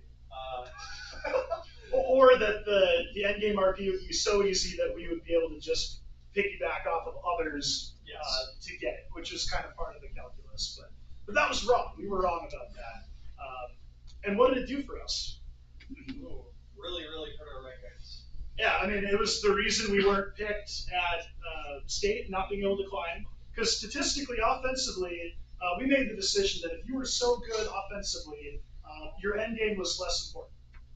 And we built a robot that was purely tailored to teleop offensive firepower. And we did a good job. Our robot could score really well in teleop. But when it came down to it, a lot of robots could score really well in teleop. And L4, L3, L2 were getting filled. And by the end of a match, you only had either L1 left or the reef was full. And the final 10, 15 seconds of the match, you could either get, 12 points for climbing, or 2 or 4 points for maybe 2 L1 cycles in a park. So just the diminishing returns in the strategy of the 2025 game is something that we did not effectively account for. And because of it, we weren't picked and we didn't have the outcomes that we would have wanted for the year. Good, that's all I got. Endgame versus teleop RP, just a rule of thumb, always do the endgame RP. It just make that a priority unless you've got a really, really, really strong reason not to. Your default should be do the endgame, and then the counter needs to be so heavily in favor of not doing it that you choose not to do it. It needs to be like an obvious, here's why we're not doing it. We are confident that we don't need to do it, because more than likely you're going to want to do it. Generally, if you want to rank high, you want to be able to control as many factors as possible within your means, and eliminating exactly what you're not going to do off of that list of factors that you can control, and saying we're okay not being able to control that because it's not within our means. I want to speak to one of my favorite trade-offs from last year. One of my favorite, it was 75-80. Who was the team at 10K that didn't do L4? 85-70. 85-70 at 10K. Look at their robot. They were incredible. They could do everything except score on L4. Except the most valuable single thing you can do, I guess not climbing, but the most valuable teleop action you can do, they chose not to do it. And they were incredible. Their team, because of that trade-off, they were able to focus on other elements of their robot, and their robot was that much better because of it. Figuring out what to cut off, what to not do, is way more important than figuring out what you're going to do, in my opinion. You want to figure out what is the right thing not to do, then it'll enable me to figure out the rest of the game at a higher level. Good. We've been stuck on the slide. Next steps, prioritizing tasks in the game. I don't have much. Yeah, I don't have to do that. There we go. Karthik's golden rules. Raise your hand if you've not heard of Karthik Kanagasabathy. Okay, Karthik is a former mentor for Team 1114. He is a current employee of First Canada, and I think I got his name right, Kanagasabathy. Super cool guy. I love Karthik. Talked to him a bunch of times. He is kind of the gold standard of FRC strategy, or at least he has been over the last, decade plus. He created a thing called Karthik's Golden Rules. 1, always build within your team's limits. What does that mean, Adam? Well, building within your team's limits, I would say is, figuring out what's the most high performing robots that we can build within our means. What does that mean to you? What is like? I'd love to hear some feedback. What does building within your team's limits mean to you? Anybody else in here from us? No? No? I don't see it. Okay, cool, I'm gonna talk about it. We're seeing a budget. We don't have a good program, right? So building within our team's limits is mechanically limiting what the robot can do, so we don't have to do it through programming. That's one example. Identifying an area of weakness in your team and using an area of strength in your team to compensate for it. Yeah. Anybody else? What does it mean to you? What does building within your team's limits mean to your team? Not like trying to like overachieve and just not getting anything done. Yeah. If you shoot for the moon, your rocket's gonna blow up, right? Look at Elon. If you shoot to get off the ground, maybe you'll get off the ground. You have one? Yeah, stay within your budget constraints, budget constraints. Yeah, and budget constraints. To me, I hear budget, I think money, but it's not just money, right? Yeah, go ahead. To not stretch your team too thin. Don't stretch your team too thin. If you try to overachieve, you try to shoot too high, you could burn everybody out, and that can create problems. Yeah, question to that. Oh, it's good. Or point to that, yeah. Like, if like what you don't have, like either whether it's budget or you just don't have like the machine or mechanism, like keep that in mind and like that if you don't have that, you might not be able to do it. Machining is a great point. So if you don't have a mill, you can't do it. Like things like that. yeah, if you don't have a mill at your shop, there are certain parts you can't make. If you don't have a CNC router, there are certain parts you can't make, and you have to make design decisions to account for that. Yeah. There's never enough time to do everything you want to do. You have to use your time wisely to figure out the things you need to do first. Absolutely, completely true. You're never going to accomplish everything you want to accomplish. Then I'll go back here. If your team members are leaving and graduated, don't try to do what you did last year because it's a new team every year. That's a really good point. Just because you had an Einstein caliber robot last season does not guarantee you're going to be at that level again this year. You have to reassess every year what your current team's limitations are and plan around that. Yeah. kind of sum up what a lot of people have said. Octopus razor, the simplest way is often the best way. Yeah, love that. I know what you were going on earlier. If you shoot for the stars, make sure you can land them. I like that. Yeah, that's better than my Elon joke. That's it. I like the Elon joke. Did you have some? Yes. You gotta make a drivable robot, and I feel like we don't do enough of that. Robots are just annoying to control in general, and it's something that we just never focus on. No one ever devotes any time to it. So it's not only a robot that does the things, but does the things in a way that a human operator can actually make it work smoothly. Yeah, I like that.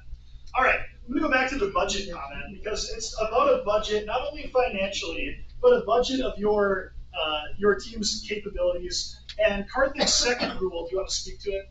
Sure. So a good way that he puts it is that let's imagine your team has a certain amount of units of robot they can apply.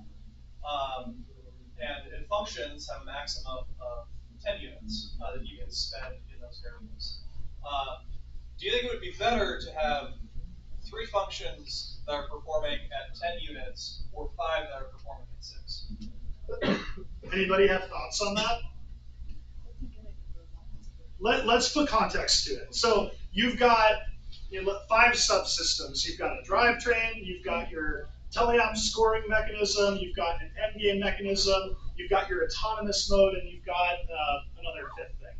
Your units are a generic way of saying, how good are we going to be in these different areas? What are we putting our effort towards in order to optimize the performance of different areas of the robot?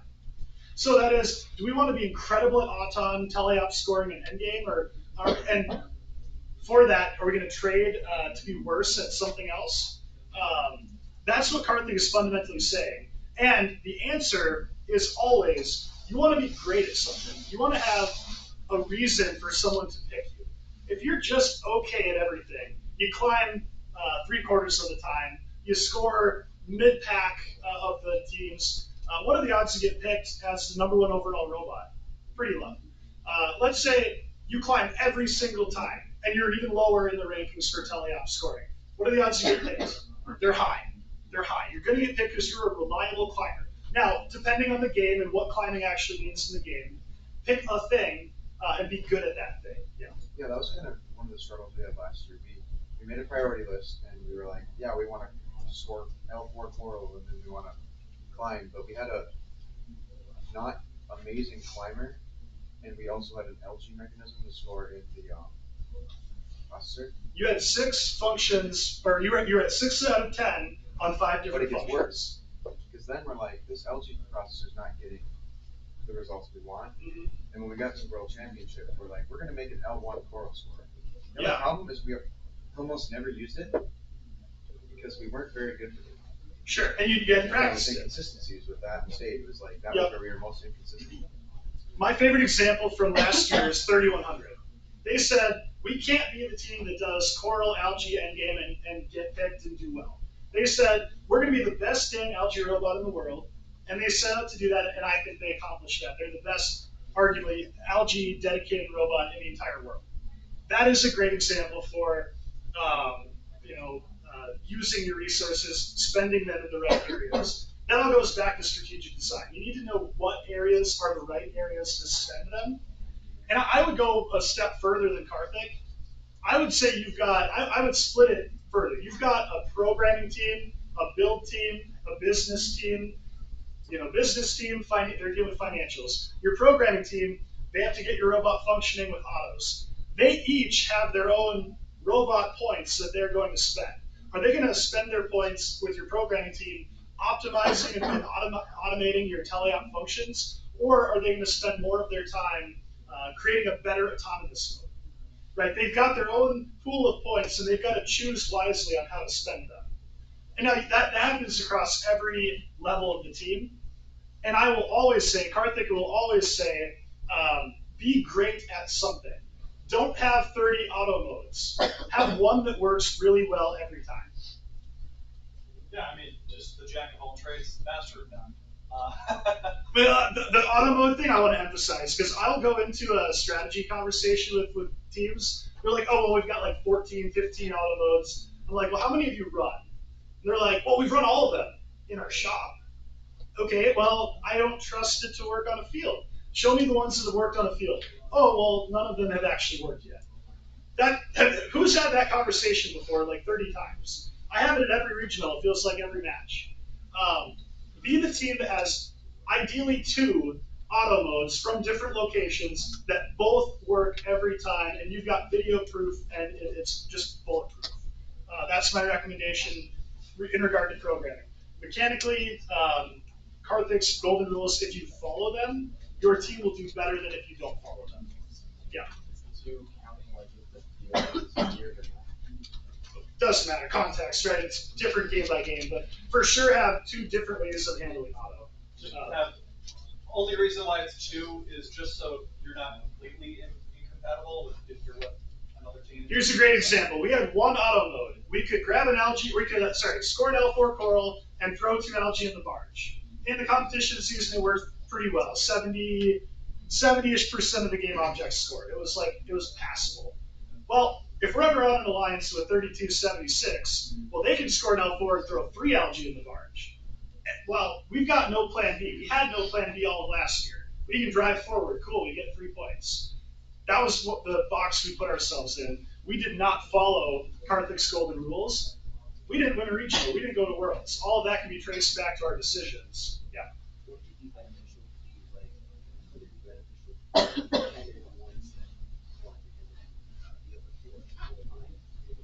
Not sure I'm following. But... no. Always focus on something. We can go to the next slide. Strategy mat. So at a regional, we talked about having a binder. Strategy mat is a very critical part of that binder. And functionally what it is a map of the field, ideally on a whiteboard or something you draw with a dry erase marker. And that's how you make your plans in a pre-match situation. Highly critical. I still don't think enough teams have them, though we are getting better in Minnesota of being prepared with that kind of stuff. But anything to add? That's just kind of a thing. You can take this one. Okay. Looking at, or when looking at pre-match strategy, you're never going to want to go into a match without a well-defined strategy. And it's really not something that you should be looking to figure out in queue. So going out and finding your alliance partners, figuring out what their schedule is too, so that they're not in a match or busy, and use your scouting data to learn about who you're with and who your partners are with to inform the decisions that you're going to make for that specific match. If you are if you're not with the best teams at a given event, but you're going up against one of the best teams at an event, that's going to dictate your strategy. That's going to be different than if you're with those best teams. Maybe you want to play more defense, or you want to commit to dribble offense to maybe win that match. And setting up for redundancy and making sure that if you break, if someone else breaks, you have those backup plans in place so that you don't end up in a big frenzy. So what is guaranteed? Every match you go into, one thing that is guaranteed is that it will not go according to plan. The best laid plans, Mike Tyson has a good one, right? Everyone has a great plan until you get punched in the mouth. Everyone has a great plan until, well, one of your partners didn't move. Well, oh crap, their arm fell off, right? Every match you ever go into an FRC, the one consistent thing is that something will go wrong.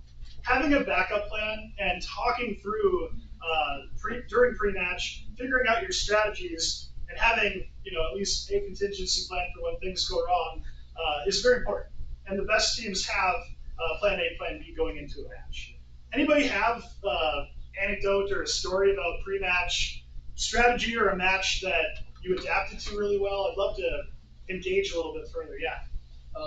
So for our team during like the last match down in the city that I had recently, in the finals, everything but our drivetrain broke. And we just switched it immediately to defense. That's probably the most common example. Robot mechanism breaks, go play defense. And that should be probably everyone's plan B, right? If you're not already having a dedicated defender, your robot breaks, make your partners aware that going and playing defense is an option. More importantly, make sure they know how to play defense. Talk about the rules, talk about the zones. Where can they drive, where can't they drive? The most, I don't want to say funny, but the most ironic outcome of having a plan B is you're probably going to use it, and it could very well cost you the match. If your plan B is, if any of you break, go play defense, if they've never played defense before, more often than not, they're going to cause more points and penalties than they're going to stop from the opponent. Like almost bar none. Unless you plan ahead of time and tell them how to do it, that seems to be the common outcome. So having a plan B, talking through it, and making sure that you know how to execute your plan B, I think is all very important. Yeah. I remember last year, was it one of the things that could have gone wrong in any of ours was we didn't anticipate that our arms changed like a break because it looked perfectly fine, and then come on a match it just starts kind of snapping. The way it was designed had a known failure mode, and because of that, we had a known failure mode with a part of our robot. Because of that, we went into every match knowing, as the drive coach, as the driver, you're looking for that failure mode, and if it happens, you know exactly what to do. Yeah, and that happens. You should know your robot to the point where something happens like that and it takes you 1 second to change. The biggest issue is when teams have something go wrong and they don't know the robot or they haven't experienced it before, and they spend 10, 15 seconds of the match trying to do something that the robot is broken and not able to do. Yeah. I guess kind of counting. So when I play defense and our opposing has played defense, they have scored at least like 50 and quite some penalties because they would like keep getting or like around the reef or touching robots in the reef, and it was penalty after penalty. Yep. Very so common. If you do interfere defense, it's very important to know the rules because it's pretty easy to rack up on penalties. Absolutely, and that's true almost every game. Whenever there are protected zones, there are penalty magnets. They can be pretty easy to get, For sure. especially if you can't see right. I don't have anything else on this one. I think we got like 8 minutes left, something like that. We can go into drive team roles, or if anybody has a strategic design oriented question, we can also take that right now. I'd love to have enough time to have that dialogue. Yeah. How do you guys do the transition between like whole team like brainstorming and strategy decision to the like smaller design and like CAD team that's actually designing the mechanism? Yeah, that's a great question. So how do you funnel ideas and actually make a selection? Is that a good summary of that? Yeah. Okay. For us, the people who are doing the CAD work naturally have more of an opinion about what the robot does. One thing I like to preach is never vote on ideas. It's a really poor process for selecting the right strategy. Try to come to consensus. And you're not always going to be able to, but maximize your consensus. Get as many people on board with an idea as possible before going forward with it. And the way you do that is through arguing for your idea, presenting with data, with assumptions. Here's why I think this is a good idea. Doing your cycle time analysis and saying, I can show you that L4, based on my set of assumptions, which here it is, you can assess for yourself if you believe that or not. Here's why L4 is the right decision for our team. And I love to put students in the spot where they need to articulate why they want to do something, not just say, do it this way, I like this way, everyone vote for my idea. Because I think a lot of teams end up going down that path, and it's actually very harmful to the engineering process, in my opinion. Did you have something? I was just going to add on, like, having those built-in known axioms too, right? Going into the season, going into the build, knowing you're going to have a ground floor pickup, knowing you're going to have an end game. Rules of thumb that are your default. I already know I'm going to do those. We don't need to talk about it. You're going to do them unless you've got a very compelling case not to do them. Exactly. Yep. And like that goes to the design manual. You're not debating a swerve drive because you're doing a swerve drive. That's in your design manual. You're not debating a 28 by 28 or 26 by 26 or 30 by 30. You've got a design philosophy that lends itself to one of those decisions. Ideally, you're streamlining a lot of this stuff up front. Yeah. Well, there you go. You've made that decision now. You don't have to debate. That's Best awesome. side ever. It's probably the right answer for a lot of teams. All right, you guys, we got 2 minutes. Any final questions? You're on my team. I can hear you. Anybody else? Hey, that's a good question. All right, go ahead. All right, so what would you do in your response to drastic over events that become difficulty of a game element, such as what we did in the kickoff chart stuff, how we thought that triple balance would be?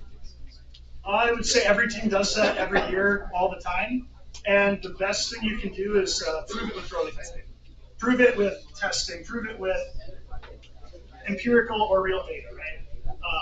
I think we're at time. Thank you guys so much. Great group. If anybody is interested in summer camp opportunities, juniors or seniors, come talk to me.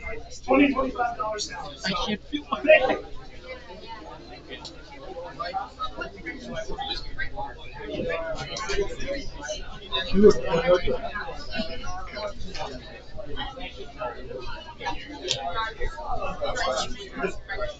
I mispronounced it. Oh my god.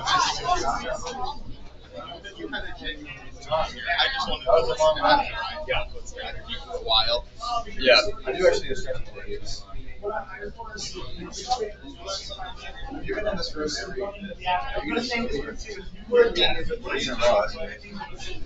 I'm going back to my first. I was in that room too. I need to go talk. I need to go find Last year our non-pick was started out with our narratives.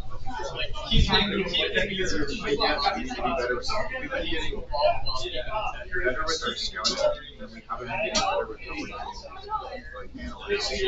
Because we oftentimes just say the same thing, so it's more difficult to say like, oh my god, Hi there.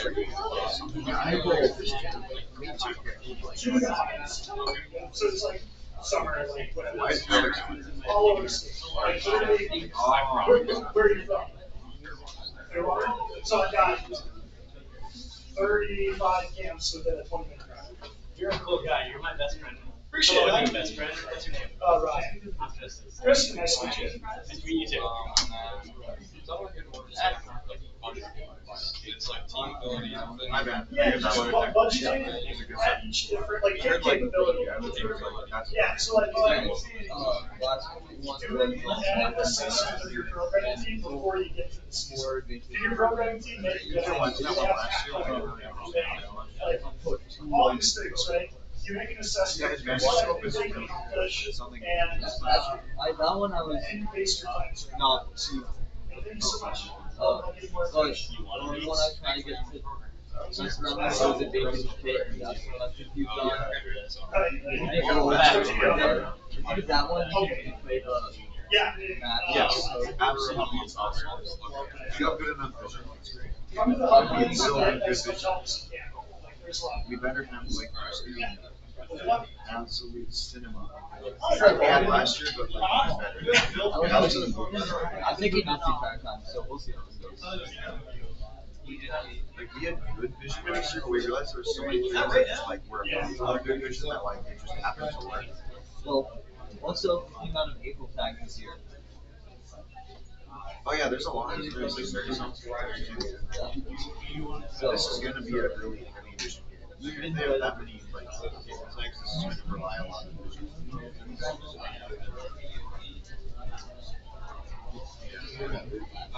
2019. There's gonna be a sandstorm. You can't see. No, I saw. What was it? Someone in it was obviously he's building a passion type of sand across the Dude, it's just like in 2019 adapted to be basically, man, in 2019 there was like this auto period where instead of just like a normal autonomous where you're not allowed to mess the robot with like children, you could either have an autonomous command or you could like you had like a blocker come down so you could like drive the robot without looking like for cameras or something. Like, I guess if you had some kind of person that was really tall, like 8 feet tall. I mean, they exist somewhere. Possibly. You got like Shaq maybe, but like No, I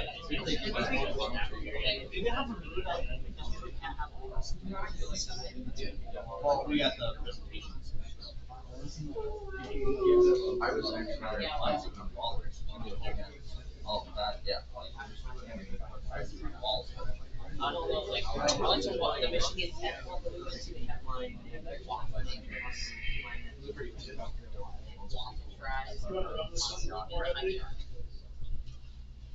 You're losing your voice? Well, I'm trying to.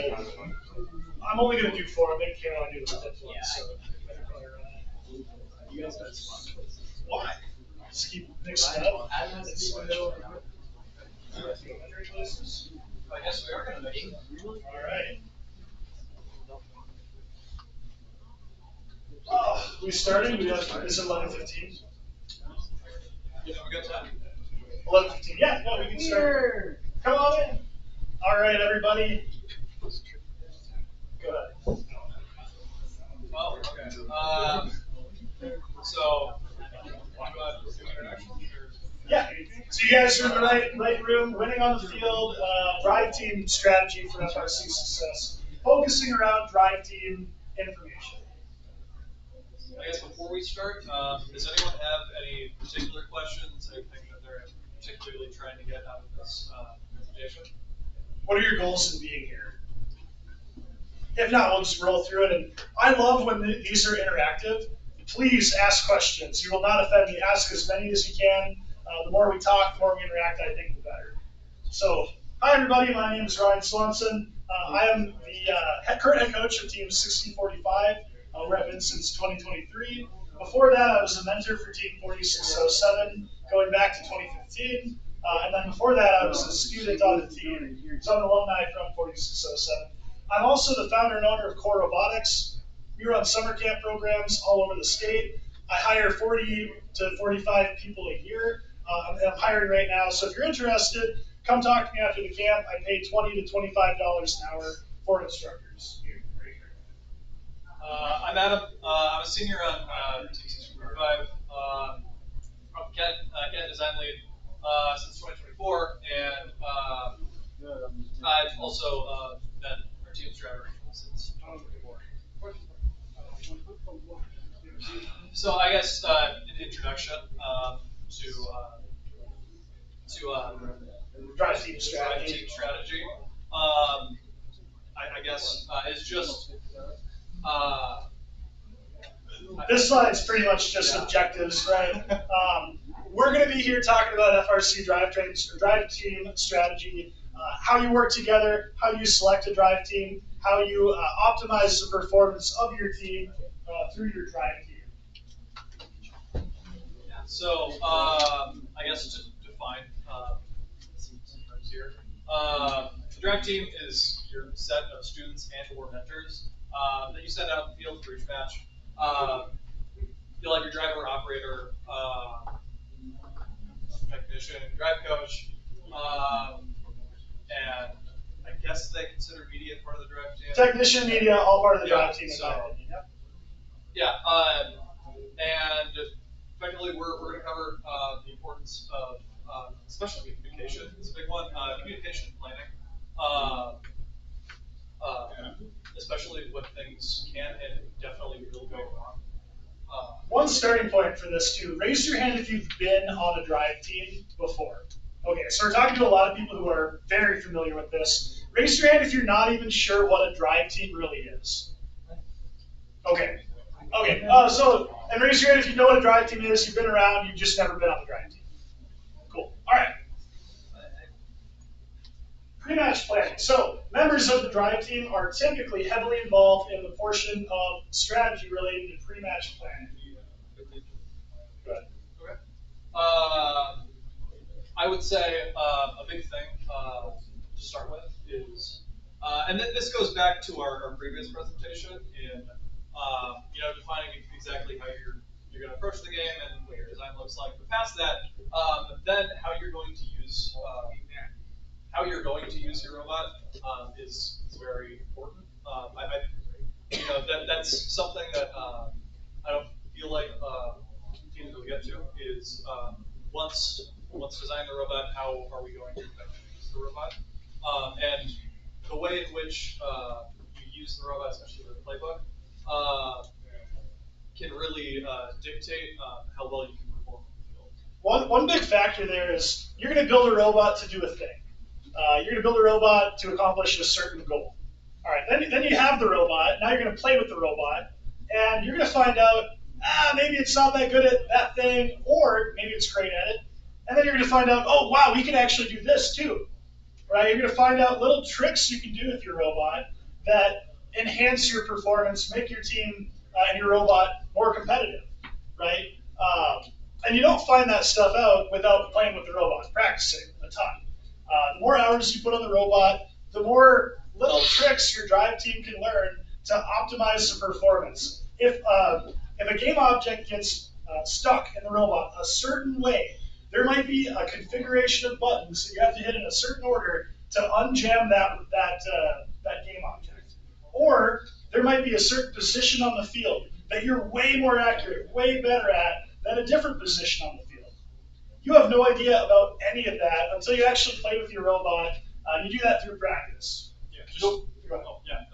Break the robot, do dumb stuff with the robot, do all of the unintended things that is going to make your programming team and your build team hate you, but will definitely improve your capabilities. If you're the driver, you have to be like very willing to piss people off. You have to be very willing to drive that intake into a wall, to drive that intake or that shooter, slam it into the different field elements. It's not your responsibility, maybe it is, to fix the robot, but you can't drive it like that. You've got to drive it with reckless abandon, and it's your build team's job to make the robot survive the way you drive. If you're not driving the robot, like you stole it from your pit crew, what are you doing? Now, the caveat is if you're going through a regional, you're running low on a spare of something, you've got a short turnaround time between matches, that might play into your strategy a little bit as a driver, but in general, you're not thinking about that. Winning a match doesn't always result in a win. So if your team is ranked 38th and you're going into your final qual match, what is a win for your team? Anybody? To score as much as possible, or if you're a defense spot, play defense as well as possible if you're looking for a big spot. If you're ranked 38th, you're not going to be a captain. So a win in that match is whatever you need to do to optimize your outcome for getting picked, basically, yeah. Yeah, I was gonna say, like, showcase something that makes you show up, like, makes you show as, like, an important piece of an alliance when you're getting picked. Like, you can contribute to a playoff alliance. Therefore, we are worthy of being picked. That is a win. That is a win in that stage. A win could also be on the other end of the spectrum. You're ranked 2, you're trying to jump the number 1 seed, and you need a 6 RP match to do that, right? A win does nothing for you. A win with 6 RPs is a win in that regard. So there are different levels to this, and you need to know what your win is going into a match. You need to define what are you trying to achieve. What is your optimal outcome for a match? Because that'll drive your strategy, and that'll drive how you talk to your alliance partners about what you want to do and what they want to do. Now, there's often competing interests when you go into that decision. Some people are going to be fighting for seeding. Others just want to look good, right? They just want to do the thing that'll make them look good. The job in pre-match is to figure out how can you make everybody happy that everyone's got the best chance of producing their desirable outcome. Anything to add to that? I don't know if I already followed. No, you did a great job. Okay. Go ahead. All right. I suppose understanding the match strategy, I would say a big thing there is pulling data from your scouts is a great thing to do in this scenario. We talked about it a little bit last presentation, but using that to inform your strategy for before a match, in both the capabilities of your partners and the capabilities of the opponents, because you'll be able to identify strengths and weaknesses and utilize or leverage those capabilities to reach the desired outcome. If your team is terrible at the high goal, don't do the high goal. If your team is terrible at the end game, but your alliance partners are great at it, make sure they hit the end game if it leads to a ranking play.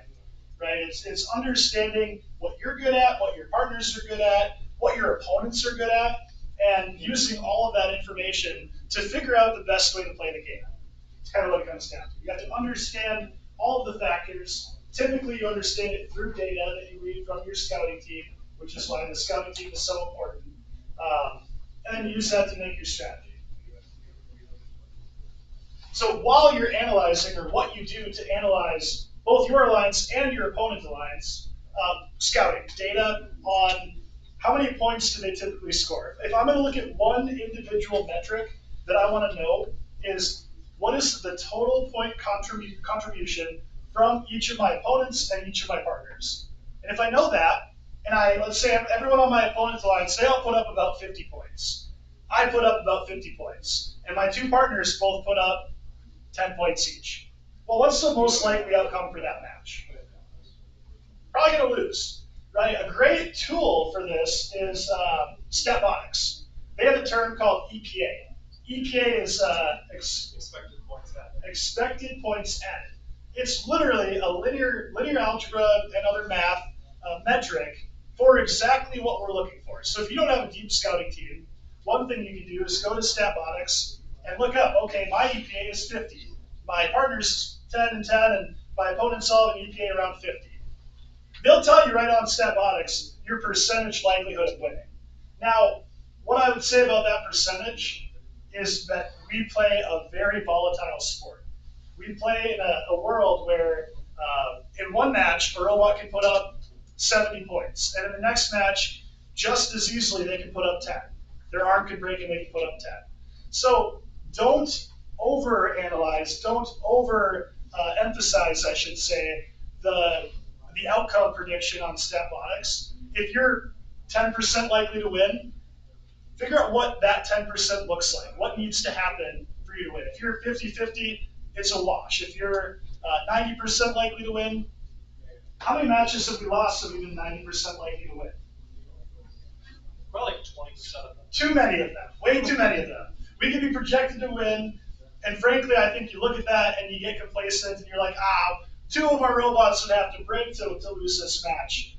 I swear, I've said that like 10 times in my life, and 5 times 2 robots in that match broke. So don't be like me and jinx yourself. But there are tools available that will quickly allow you to assess at a high level your opponent's lines and your lines. Then there's the next layer of detail. Do you want to talk a little bit about the next layer of detail? Like what specific things you're looking for? Well, I can dive into it. Sure. Okay, so basically, where do teams score? Where do they score from? If it's a shooting game, do they like to go to a protected zone or an unprotected zone? Now, where do they intake the game piece from? Is that protected or not? If they all go to the same unprotected intake area, and that's the only place they can get game pieces from, well, then you have a potential strategy. You go and sit in front of that unprotected game piece zone, and all 3 of them are going to be forced to go there. That was true this last year, right? You had 2 feeder stations, and if you didn't have a ground pickup, you parked in front of one of them, you forced all 3 people to share a feeder station, which really slowed everybody down. So understanding not only the high level, are we going to likely to win or not, but also the details of how do they play, how do we play, and how can we use that information to optimize our outcome. Anything you want to add? I would say clear and concise communication is very important. We actually had significant issues with that at our first regional, down to 10,000 points. We were fortunate enough to be placed with every single international team to do that. And a couple of times, I would say we could have done better with how we communicated with these teams. Specifically, we needed them to play defense. I want to tell that story. Okay. Yeah. So, there were 5 or 6 international teams, and some of them had pretty dramatic language barriers. I think the Japanese team had 1 person who could speak English. Okay, maybe it was 2 people. Their drive team could not. Nobody on their drive team could, so they had a translator who was supporting basically the communication on the field and pre-match. So we were on the 3rd alliance at that event. We drafted our 3rd robot, and we win a couple matches, lose a match, and then the 3rd robot, we needed to call it a backup. Well, the top backup was this Japanese team. Their robot was solid. We knew going in that there would be a level of challenge regarding communication, and especially you're in the playoffs, match turnaround is tight, you're bringing a new team in that has no idea what your strategy is, and they have 1 person who can speak English. That person was also not their drive coach. So we approached them prior to picking them as a backup, and we said, can this person be your drive coach? And they were like, yes, we can do that. So with that in mind, we picked them, and we wanted them to play a very kind of unique defensive strategy. We wanted them to block off one of the feeder stations, but also play defense on the amp, or not the amp, the processor. Basically, the opponent we were against, their whole strategy was putting like 9 of the algae in the processor. We knew they were going to put a lot of time into that. So that was our plan. We're going to block the processor, block the feeder station, and we were gonna have them go back and forth to play good defense to do that. Well, they hadn't played defense before. They didn't speak English. It was a big cluster. So what we ended up doing is I was the drive coach for our team. Adam is our driver. Adam doesn't need me. He's hopefully going to be our drive coach this year. But basically, I coach the Japanese team through the translator. So I would speak to the translator, come back to block this, go back and block that. And basically, there was a delay in communication of about 3 seconds. So I had to project ahead. Here's where I think they need to be in 3 seconds. Communicate that to the translator so that she can tell the drive team, okay, go here, go there. And the way it worked, they ultimately played very good defense. They came in, language barrier, communication was the most challenging I have ever encountered. And ultimately, I think it went very well. We got killed in that match, but we were probably going to get killed anyway. But it was a great example of how to make things work, how to communicate behind the glass and pre-match and make that work, especially when you've got language barriers. Anything to add to that, miss anything? Yeah, I mean, an extreme example, but very extreme example. Yeah, in Minnesota events, it'll be uncommon that you. Well, that was at a Minnesota event, but it'll be relatively uncommon that you encounter something like that. You can take this one. Yeah. I would say negotiating with your alliance partners is a huge part of having the success of the match. If you're not able to come to a consensus on what you want to get out of a match, and how you want to run a match, the match just is not going to go well. From experience, if you can't come to a consensus, you're just not going to perform well. So what's your alliance partner going to do if you come up with a plan and they hate it? What are they going to do? They're going to want to do something else. Are they going to follow your plan if they hate your plan? They actually have to do us once. They're going to tell you, in a really the worst scenario, they're going to say, yeah, we like your plan, whatever. They're going to go and do a totally different thing, right? That's why it's really important that everybody is bought into the plan. And the best plans are plans that everybody likes. Everybody is happy with what they're doing. I would rather have a really terrible offensive robot play offense, even though I think they might need to play defense. I'd rather have them play offense if I think they're going to execute it and be happy and do a better job with it, basically. These are the most contentious, stressful, challenging discussions that occur at a regional, arguably that occur in robotics in general. They are the things that lead to the most pressure, stress, conflict, etc. And pre-match alliance discussion is probably the most important thing to get right if you want to do well in a match. What are some things that we do to make those go smoother, to make our pre-match discussions go better? So coming into the strategy meeting with your alliance partners with a baseline of a plan, just having concepts of a plan, if you want to say, and having something to fall back onto and iterate on with your alliance partners can be a really effective strategy, especially for getting what say your team wants to get out of a match. Having that option available and not having to spend that time fully building out a strategy can really save a lot of time. What's the most compelling thing that you have had someone present to you regarding a pre-match discussion? What's the most compelling way that they can convince you to do something? Videos. Videos, absolutely. Videos are the most compelling. If they show you a video of their auto working, I believe them, no question, right? On the real field, right? There's their home shop. I mean, there's levels to that, but if I see a video of something, them scoring L4, for example, I'm extremely confident that I believe them.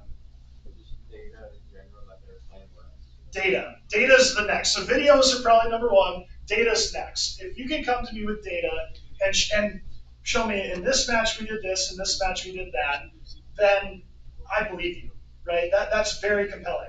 And it's important to be honest too, right? If your robot can do 3 game pieces, please communicate. We can do 3 game pieces. Don't tell them, well, in our best possible match, we did 8 that one time in our shop. No, I want to know what you want to present and be honest about is what did you do on the field? What did you do last match? What have you been doing recently, and what's real? Yeah. I have more of a question, I guess, regarding this. For sure, yeah. So there was an instance in 2024.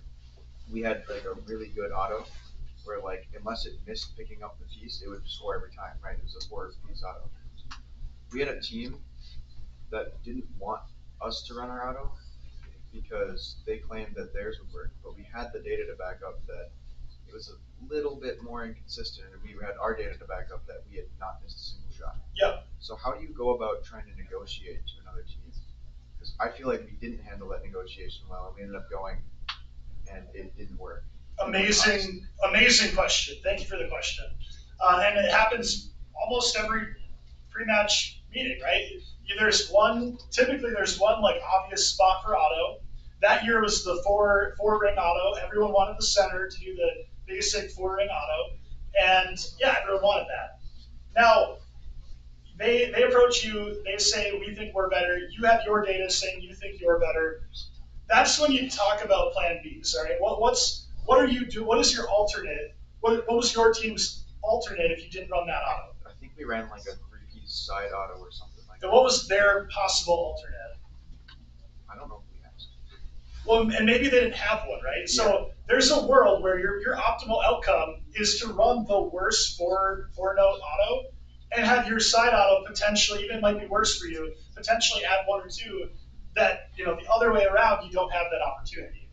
That also plays in where, let's say you're playing against a really good alliance and you need that variability in outcomes. Like you need to get a little lucky. Well, the way you get lucky is by giving yourself a higher ceiling. In the scenario where they run their 4-note, you run your side note, you could make 7 notes in auto, right? That's your ceiling. In the other scenario where you make 4, they make 1, your ceiling is 5. You might be more likely to get that 5, but you don't have a higher ceiling. So if you're in a match where you're for sure going to win, if you just execute it makes sense to get the 5 that's solid. And if you're in a match where you need to kind of, take the half-court shot, you go for the 7.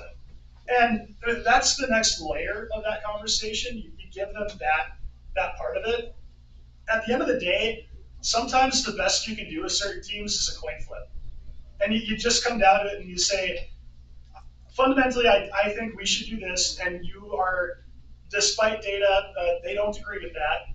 You say, can we flip a coin for it? Most teams will go for that, and it's a bad outcome, but your worst outcome is 50-50 at that point, right? So that it's not good advice, but I think that's the ultimate fallback. If you do all the tactics, you share video, you share data, and they just don't get it, the worst you can do is offer a coin flip. Yeah, that makes sense. Yeah. If you have 2 robots that do the same thing and they both have data that are similar, how do you go about making the strategy? Fantastic question. I would say coin flip. Maybe it's a negotiation like, hey, our team, we haven't been able to show this yet, and this is a really common one, right? You've got a team that circumstantially they just defer. They have a great 4-note auto. It'll hit every time. They just haven't been able to show it. And you have other teams that also have 4-note autos that, we haven't seen you do it. So they never give them that shot. If you're the team that hasn't had the opportunity, you show the most compelling evidence you can. Video of it working on the practice field is how I'd approach that.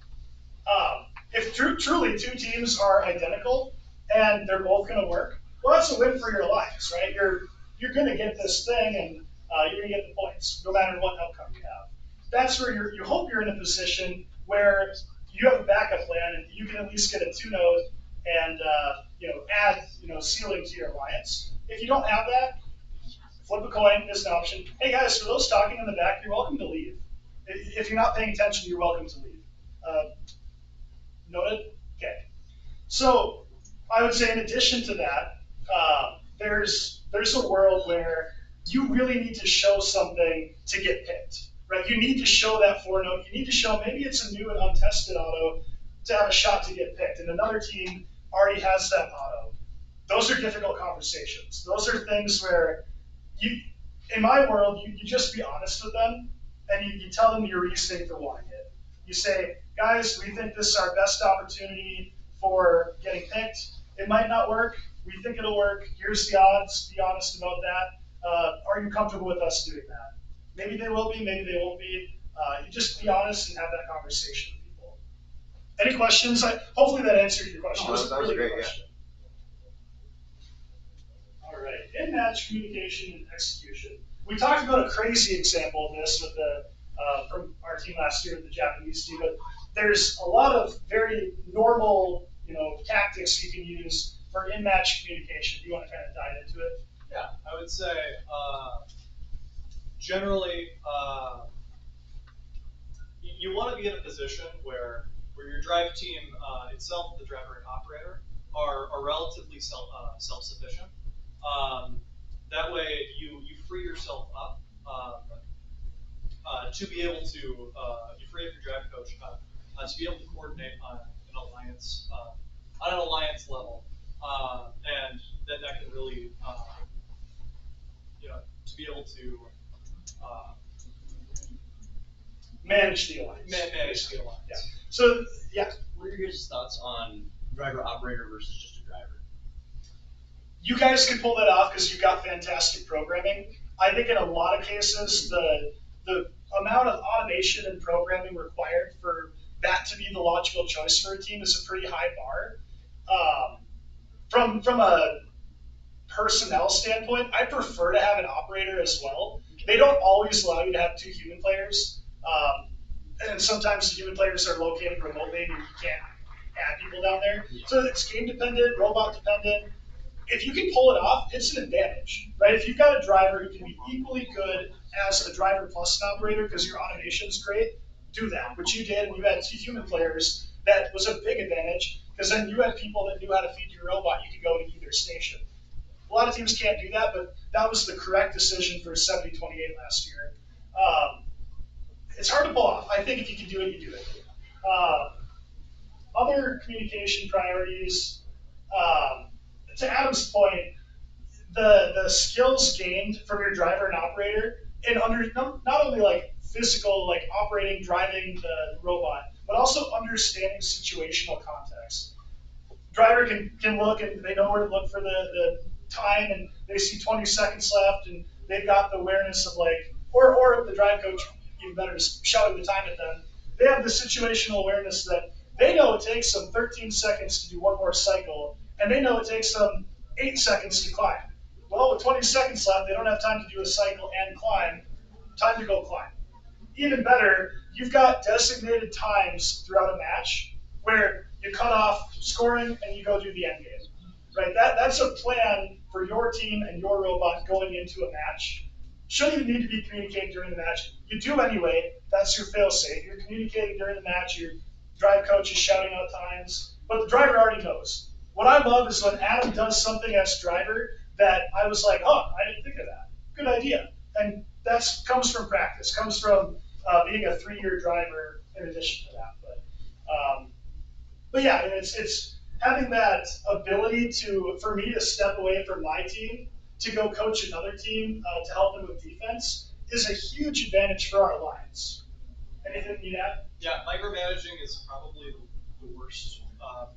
Having a micromanaging drive coach is probably one of the worst things that you can have because on the field, whether you have a single driver or a driver and operator, they're just going to know the situation of the field a lot better. Maybe in a micro sense, whereas maybe a drive coach they have that macro sense. But trying a drive coach that tries to play both ends of that is just going to cause conflict, and it'll create a worse outcome on the field. Especially playing around defense is a great example. The driver will always have a better will be able to identify kind of the rhythm of defense and how to play around that. So having them, kind of adapt around that. Yeah, I have a great lead-in from that. So your driver, the neurons in their brain are firing, their reaction time is 3 milliseconds or whatever. If they see something, they can go in 3 milliseconds, all right? Now, if I'm the drive coach, my brain's firing at a little bit slower rate than Adam's, 4 or 5 milliseconds. I see something, then I have to use my mouth to communicate something, right? And then there's Adam's processing time to hear what I just said to him, and it's loud, and communication could be an issue. By the time that all happens, we're at a second, 2 seconds later than if he can just react to something. So that there's literally just the number of connection points, the number of neurons that need to fire for a thing to happen. And if your driver can just find a rhythm, can adapt and understand things, that's a huge advantage. Huge advantage. On the flip side of that coin, if you're, let's say you're at an off-season event, or with a drive team that they just haven't had the robot that much, right? You build your robot, you're late in build season, you get to your regional, and it's your first time driving the robot. There are teams who've been there, a lot of teams actually. And those drivers really don't know the ins and outs. They don't know how to play the game. As a drive coach, you need to micromanage them. Your best outcome is to micromanage and tell them, go here, score here, drive here. Okay, nope, drive over here. There are worlds where if you're the drive coach, you do need to micromanage, but it's also about assessing the people on your team. I don't have to micromanage Adam, but if Henry were to drive, I'd probably have to micromanage Henry, because Henry's never driven a robot. Any questions on that? No offense, Henry. I'm sure you'd be great. So what is your opinion on, because you are the drive coach, of the adult drive coach versus the student drive coach, especially communicating with the other teams, not just your team? The impetus is on the adult drive coach to be respectful, to recognize their position of authority, and to account for that in conversation. So one thing that I try to do is I try to have everybody speak their input during pre-match strategy. Everybody prior to me speaking. I want to hear what they want to do prior to me commanding or directing anything at all. It's hearing feedback, and it's on the adult drive coach, in my opinion. They have to go a step further.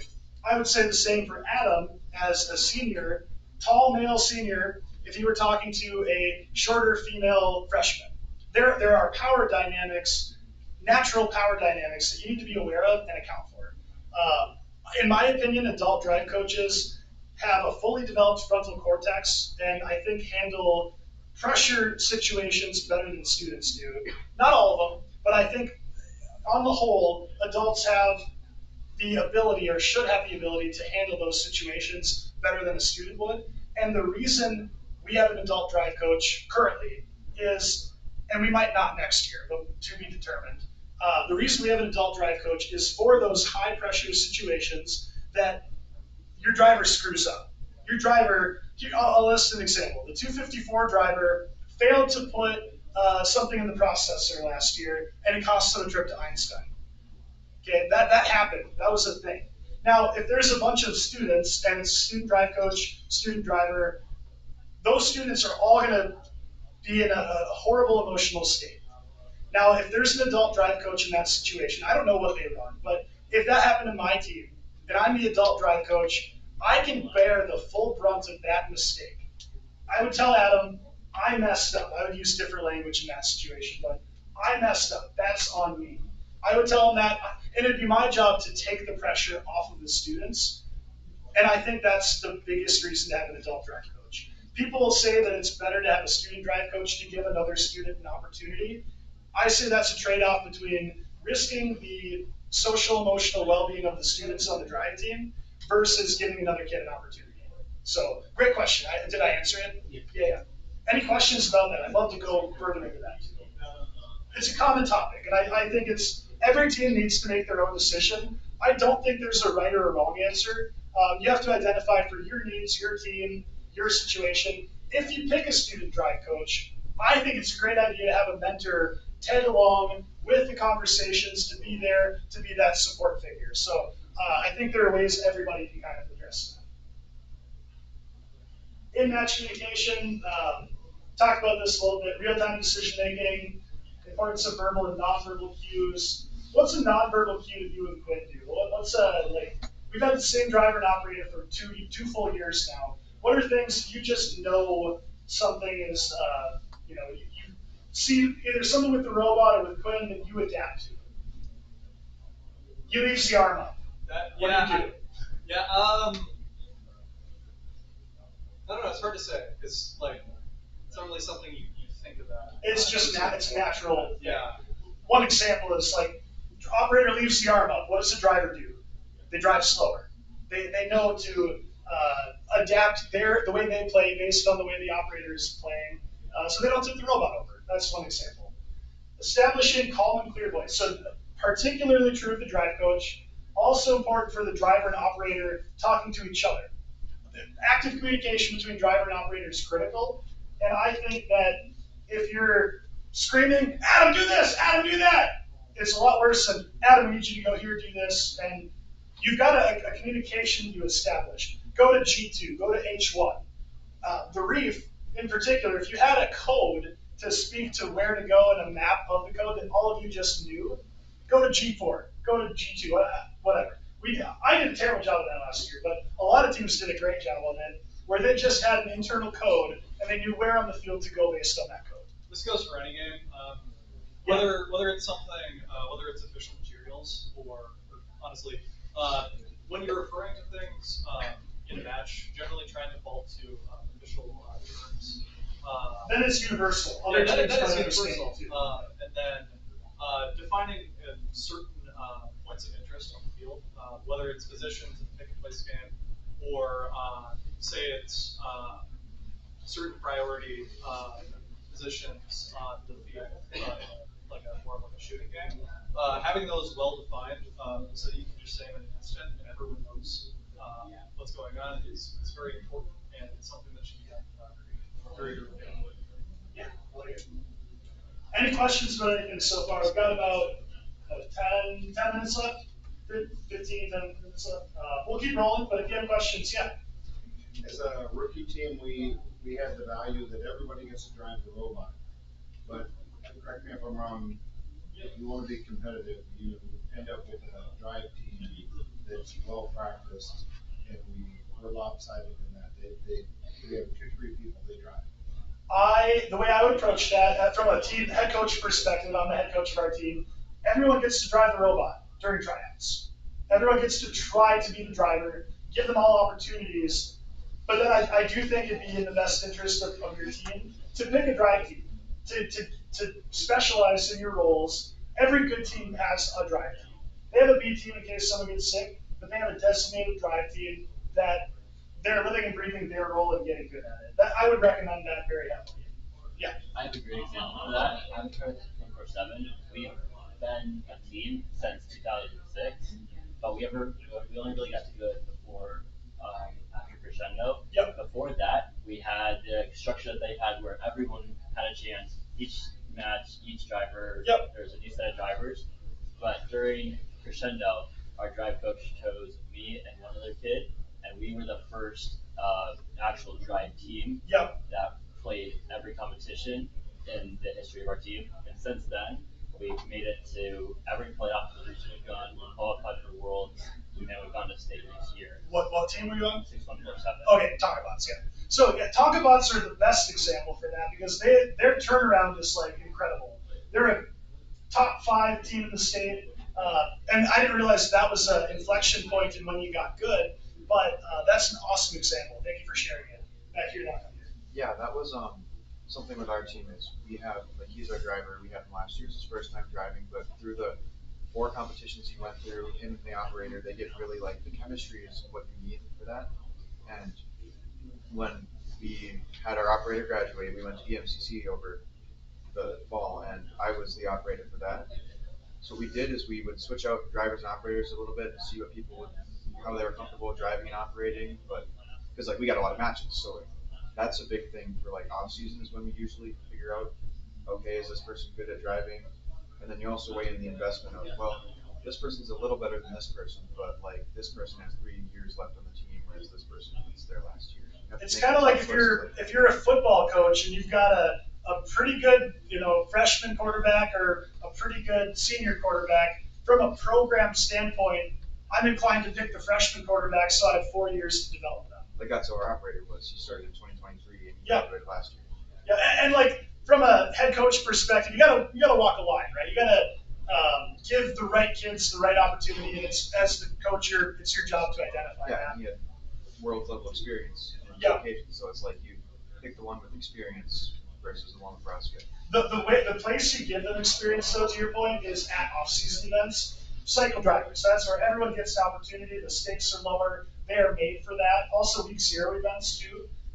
But then for the regional, you pick a drive team. Yeah. One of the impacts with that, like last year, we had rotating technicians. Yep. So we did not have one specific technician, although that is like a smaller role than a driver operator. Fantastic point, Henry. So we do rotate our technicians. We got like 3 or 4 people that all get an opportunity to get out on the field, to do the thing. You can do the same with media, right? Those are roles that you can have training for those roles, and you can go into that role without as much pressure, and you can get on the field and have kids have that experience that way. Great point, Henry. Yeah, no. To a certain extent, human player as well. I would say to a lesser extent, the human player, right? The human player, depending on the role, could be very specialized, or it could just be very simple. You're loading a thing. Yeah, that was our first pick at Seven Rivers. They had rotating human player technician because they were both new to drive team. So it worked out well for us. They ended up getting more comfortable in different scenarios, and it helped out with them. Yeah. I like to keep a constant human player because there are things a human player can do to impact a match. They can learn to throw the game piece a certain way. They can find little tricks to get really good at a thing that'll make your robot better. They understand your robot and how to feed it. So I like to keep a consistent human player, but depending on context, that can be rotated as well. Would you add anything? Sorry, I talked a lot. That's a common theme.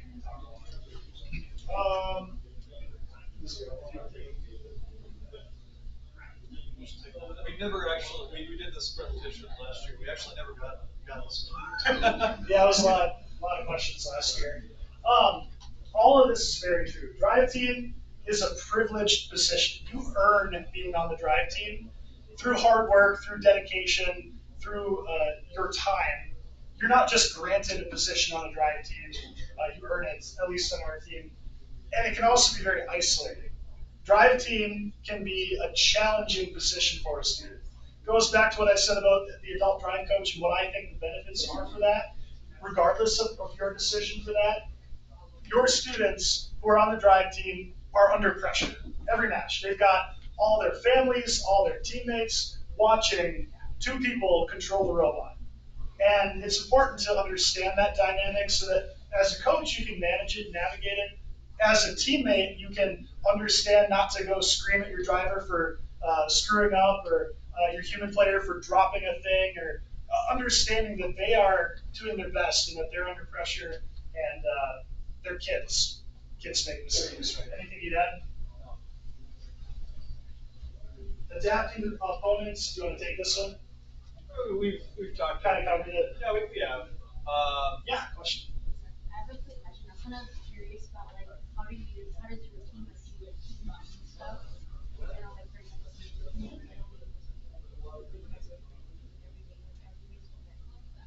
so team bonding, we students do bonfires. There's a bunch of like informal stuff that we encourage as a part of the team, but also we've done dodgeball like during practices. We've taken practices off to do like activities, stuff like that. Team bonding is great. Team bonding within the drive team too is great. Getting those people comfortable with each other outside of a robotics environment is important because it makes the dynamics within robotics so much more powerful. Go over there and then over here. So going off what you said about the entrepreneur's role, I feel like the person before me should have gotten this, but he didn't have enough time to take up the drive team captain. So like I was one of the last people on the team that's been here for a while. So many groups. Cool. Like it. So with the team bonding, I'm the spear lead for my team, and the way I do it is at the end of every time I'm there for practice, around 30 minutes before practice is over, I play over card games that you can play really quickly, quick rounds and quick simple games, and I grab all the new people or like all the old teams that are just like, all right, we're gonna play this card game and we're gonna see who can win and we just play it over and over until we done. So that's how I team bond. And that's a good way to learn people's names. Mm-hmm. Yeah, I love that. That's cool. You also brought poker chips here. That was you. Awesome. Post-match evaluation. We have 5 minutes left. There's a lot of content in this slide. I would rather take questions and comments from people to address that specifically. It doesn't even have to be drive team related. I've been going into my 14th year now. Happy to answer questions about literally any topic in FRC, and probably at least I can throw words at you. Does anybody have anything? Otherwise, we can keep going. Yeah. Your drive coach keeps telling you to drive it one way, but after playing so many games, you learned that the robots better play this other way, and what the coach is telling you plays one of the worst ways to play the robot. How would you? And you're a student on the team, yeah. And you're telling your coach your way is wrong. That's basically how to do that. Is what you're wondering? Okay. Number one, I would hope your coach would be receptive to the feedback of. I assume you're the driver. I'm the driver. He's the operator. But drive team, you too. I would hope your coach would be very receptive to your feedback. Your feedback.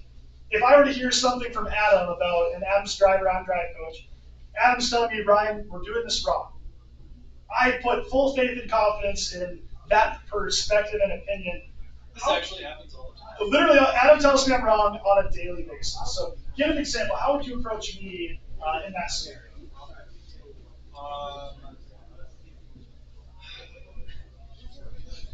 I suppose I would tell you, I would get it out first that you are wrong, and I would tell you exactly why you're wrong, and then we would discuss like the nuances of the situation and try to come up to a resolution. Yeah. So, and I'd like to think I'm a pretty understanding coach, and I would hear him, and I'd say you're right. If you don't have that situation, I'd be happy to help. If you can articulate to me what you'd like to do at a regional and your coach isn't listening, I'd find someone like me and I'd be happy to help articulate your point of view to a coach who isn't listening. The best way to do it is to articulate, to provide evidence, and you hope that they're a receptive audience and are willing to listen to you. If that's not the case, maybe you pull in another mentor from your team to mediate, to say, hey, here's what we think. And at the end of the day, you're the one with the joystick in your hand, so that you've got that power to play the game you want to play. So. It's more of a comment than a question, but something I've noticed in the few years I've done it is, as a drive team, you have to, even if you feel terrible, you have to make it seem like you're, not feeling terrible to the people in the stands, because they will feed off that vibe that you give. We had a lot of electrical problems, a lot of stress in our first regional, but in order to keep everybody else from worrying about that, we had to kind of I don't want to say hide your emotions, but you have to not feed into the stress of others in the stands. Fantastic. Keep your composure. Yes, keep your composure. You are the face of the team, and the rest of the team will thrive off your energy and the direction and your mood too. So that is why it's an honor to be on the drive team, because you have a lot of influence over the morale of the rest of your team. That's a really good point you made. Kind of on the topic of your coach tells you something to do. Would you in a match they tell you to go grab analogy when you think that analogy from one spot where you think is better, or you notice something that they didn't, would it be better to communicate that or just go do it? I want you to go do it, and I want you to be right. I want you to make your decision. If you're seeing something I'm not, I want you to go do that, and I want you to prove to me why you were right. And more often than not, you will. Go do it and then talk about it. Go do it and then say, Ryan, here's what you're missing. Evaluation. Yeah. Say, go do it, and then after the match, say, Ryan, here's why I did that. Here's what you missed. And then I learned from that. Your coach learns from that. Anything else? Yeah, I think we're mostly up on time. If you're interested in summer camps again, come talk to me. Otherwise, thank you so much, everybody.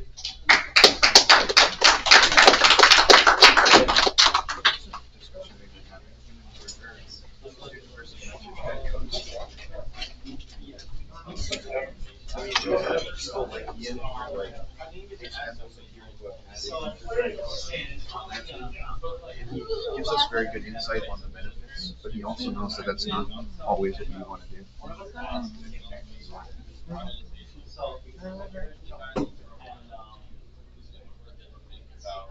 Future organizations. For sure. Yeah, I mean, like, as much as you can. Sometimes that's really hard. Yeah. Secondary room. If there's pretty obvious, Yeah, so I run summer camps literally all over the state. People falls down to Iowa, and it's, I think, 20 helps now. Or start like And they will teach you classes. And so it's like, during summer, Monday through Wednesday, 9 to noon to 1 to 4, they're running like robotics and drone, I've done that. programs. But the only problem I have with that is Are you able to? the only problem I would love I have to. with building an ulster house. And then I can share. If you're put me an email, and if you want to put that you're a coach, too, that'd be very helpful. Thank you so much. What team are you with? I remember one time, Okay. I dropped the villager into my name. Yeah, got the new team. Did you post Like, to have it, Chief Delphi? I just did. Is that your team? Or your administrator, I think, posted on Chief Anyway, Delphi. I dropped the villager Yeah. and immediately. Yeah, no, and I had my friend CJ contact you guys. I've got a few people I know in the area. So I have the second lunch, so where are we going for? Sorry. I want to go. I want to sit down. Oh, exactly. Yeah. Oh, we're doing it like that. Thank you so much. I wonder if I can use stuff here like this. I'm just kidding. Yeah. I don't trust it.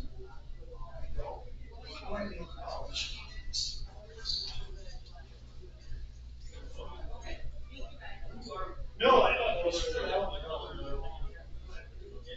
Honestly, they were both. Maybe we bounce off each other pretty well. Yeah. No, it was.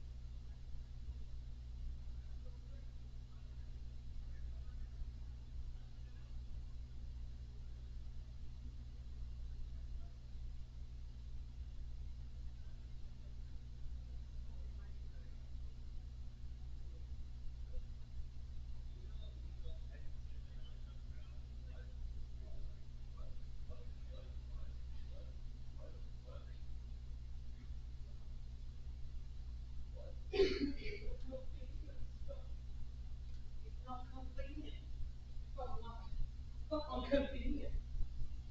What?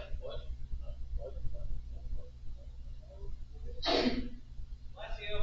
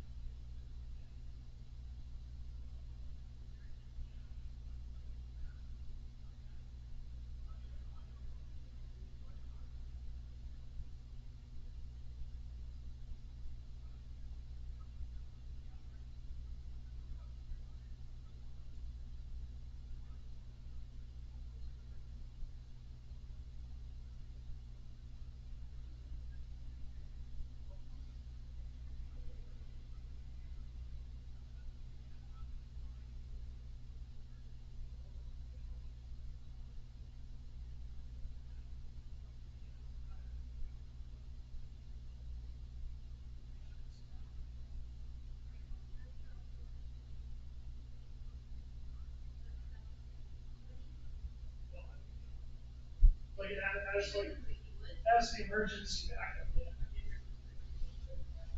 I don't know if my parents would love the idea of me staying in a hotel room without them, but. I would guess that probably won't fly.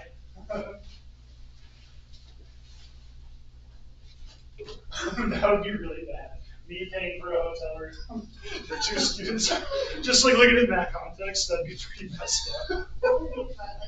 I mean, that probably veto that particular idea. How graciously professional do I have to be? For what? If I wanted to, like,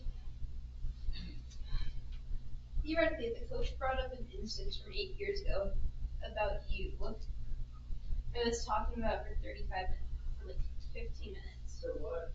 To a bunch of other coaches. And she and our team. Talking shit. And talking poorly about our team. When was that? During the second round of classes. Oh, what was it? I'm not worried, but. You ripping your shirt. Oh, that's funny. Who said that or brought that up? Huh? Oh, did he? And then when two people pointed out that Evangeline and I were sitting right there, he said, they don't care, they already know.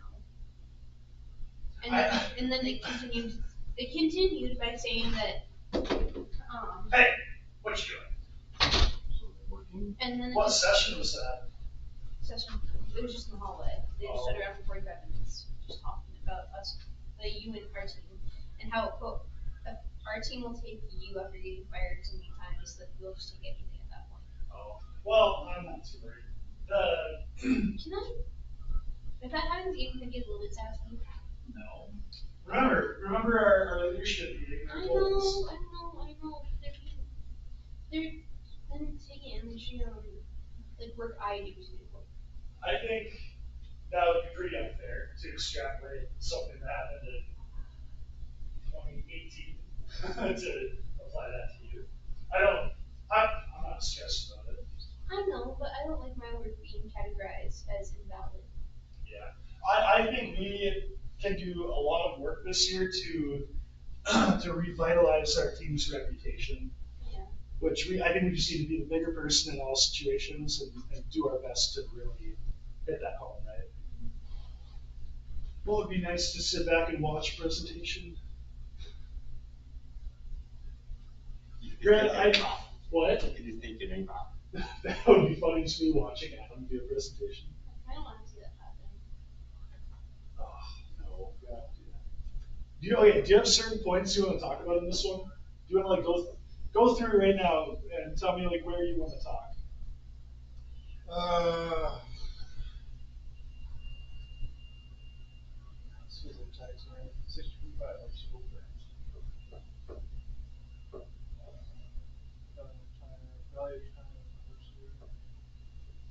What happened to socializing? I did, and then everyone left. Everyone left. And now I wanted to come after, so you came after and run away. Wait, what happened to Landon then? Did you just leave Landon by himself? Of course.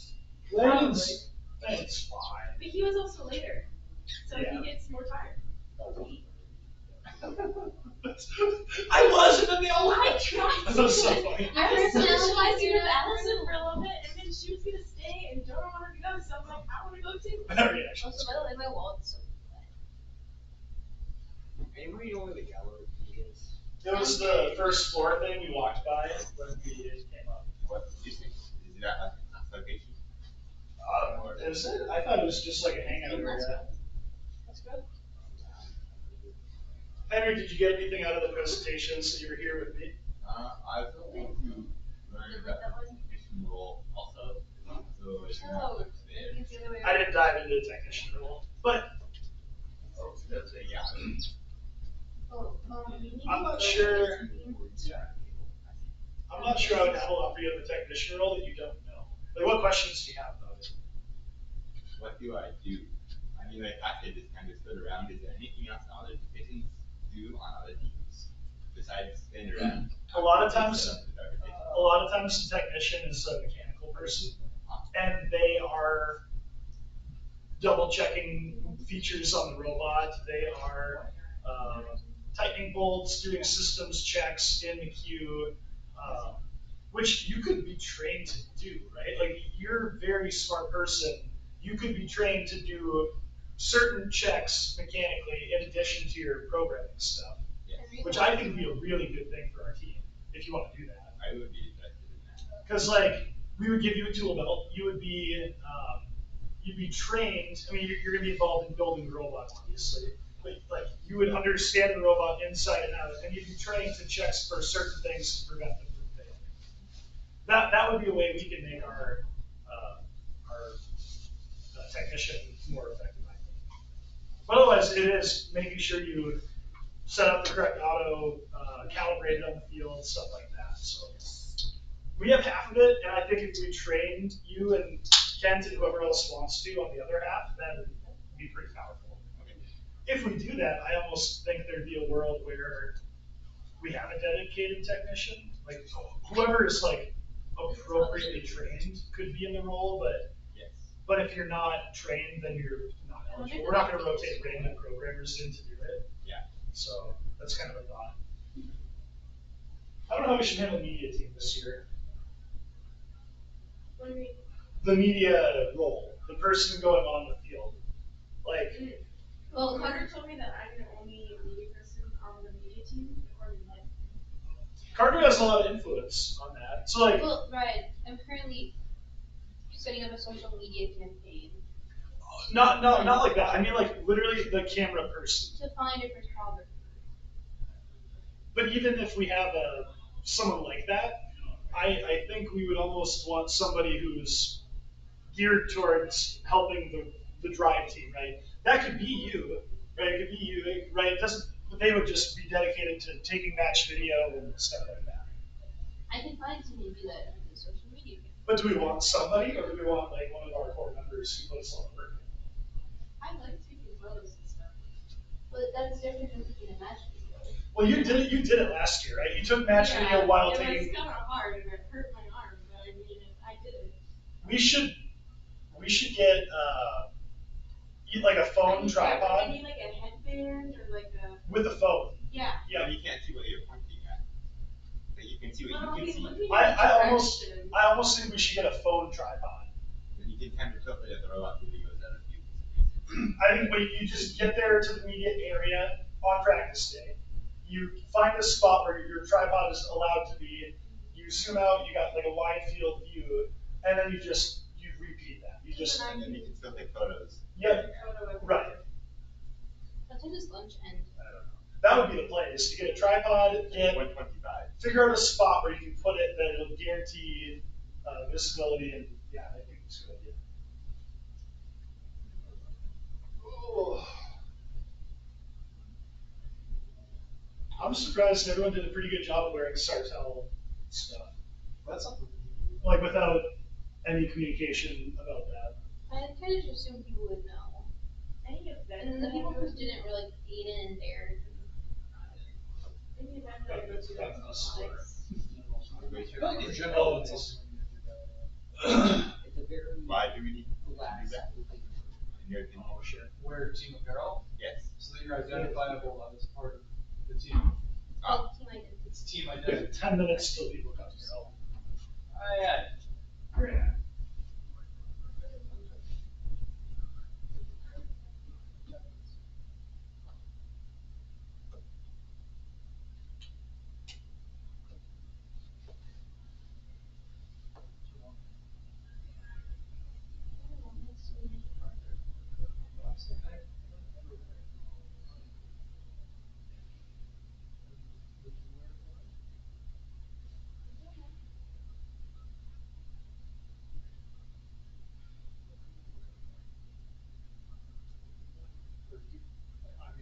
I don't wear it. So.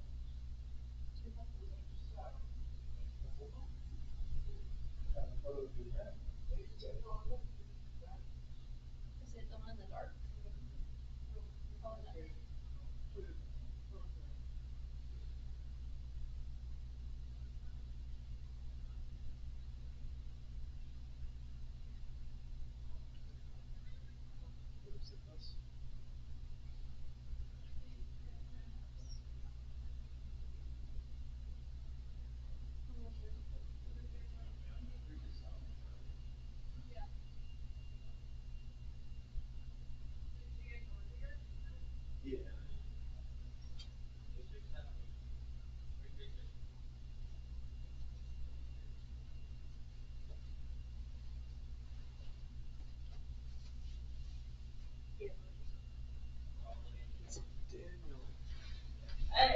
What's up?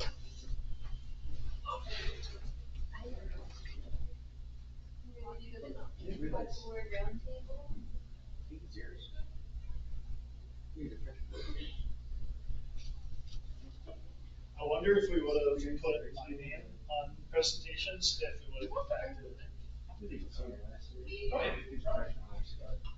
I was already researched on. Yeah, right. This one has your name on it, so I guess you can actually. Well, You're submitting the forms, you have to put his name. you're right though. Because this one's like under my name, the other ones have been under your guys' names. Yeah. Right? So that, yeah, we'll see. I do like. Are you actually listening to this one? Do you want me to try to tailor it to some programming topics? It's harder than that. Yeah. The website that I was on earlier? Do you have questions for me? Well, I don't really know, but I know the general Wondering idea. why you There. You're not sticking out for this one, are you? We're going to the one round table.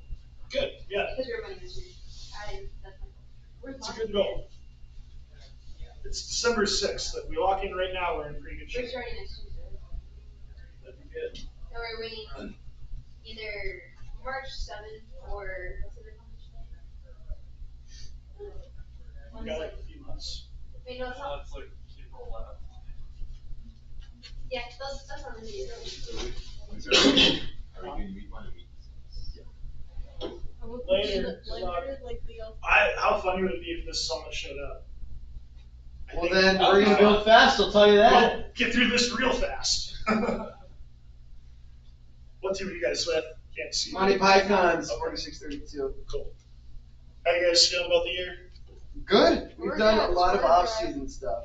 Working on Sword Drive right now. Good. What one did you pick? Oh, the We have practice. yeah, the Kraken Mark II. You have Mark II's SDS probably. Mark II's. Oh, No, you don't. Joe, what does Big Lake have? Mark IV's. Mark IV. Mark IV eyes. Got it. Yeah, they just sent us the link and we're like, Oh, this one. they're the Yeah, closest sorry. ones to us, so it's like, oh, we need help. Go to you guys. You will be very happy with those. We just bought the 5s. They're shipping next You week. get 5s or 5 ends? 5 eyes. 5 eyes. We got the ends. Did you? Can't you convert them between the two? Yeah, you can. Yeah. No. There's a conversion kit. There's a conversion. Eyes to ends? Apparently. Yes. No. Yeah, there's a conversion kit. They're different. They are different. There's a conversion kit. Most teams have to. What? Huh? Show me. I've never seen Joe's brain broken like that. He advertised this to me that we could convert them. So if we can't, then I'll be a little upset. You can convert 4 eyes to 5 eyes. Yep. 4 ends to 5 ends. Yeah. Did you do the 5s? 5 ends to 5 eyes? Huh? There's no conversion kit for a 4 to a 5. That was literally the first thing they said was there will not be. Oh, that it's not backward compatible. Yeah.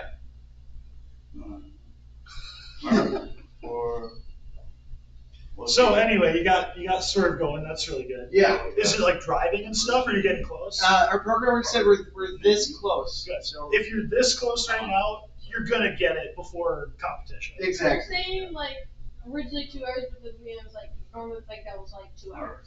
Call it 10 hours, even still. You're fine. Exactly. Alright, I stand corrected. Cool. Our biggest fast I was being going wiring the wrong figured ways. out, Yeah. they're all chaos. But we I don't got know how it could get confusing. we got it figured out. He was trying to tell me you could do eyes in the back and M's in the front. There's a value to that. Yeah, I mean, like through the bumper intake. Or you stuff. do your A's and B's in different configurations to get Yeah. you a wider front end versus a narrow. It's Corey played with it a lot, looking at all the different configurations.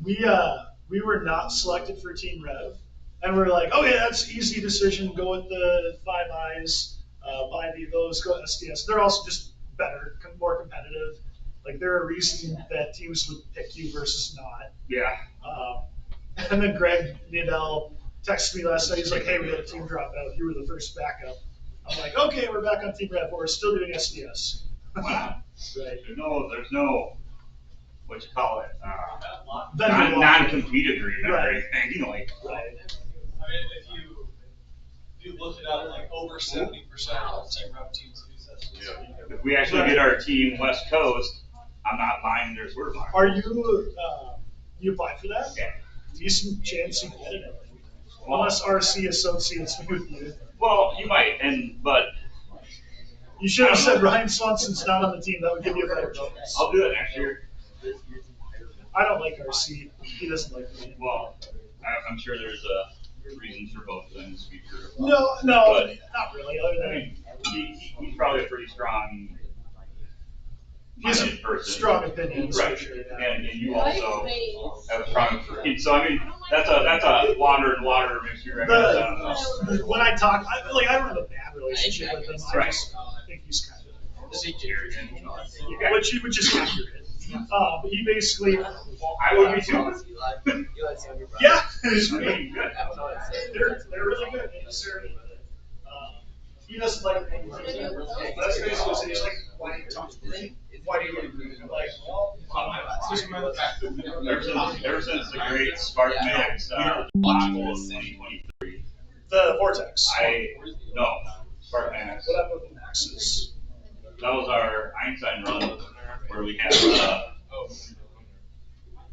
can plug for it that went into the wrong hole and then intermittently broke stuff. You should watch Ryan. Go ask the front desk. That I've been anti-rubber.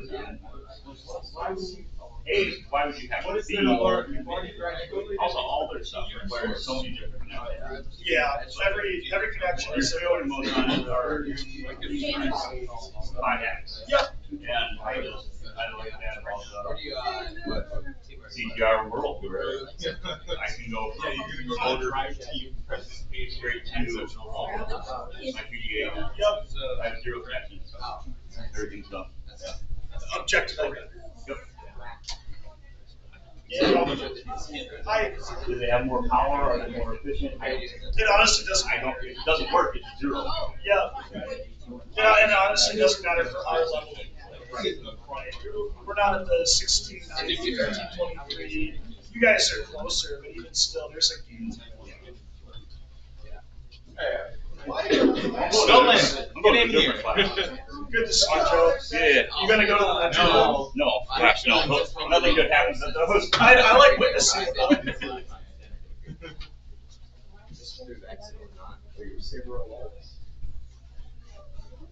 I'm mildly blue.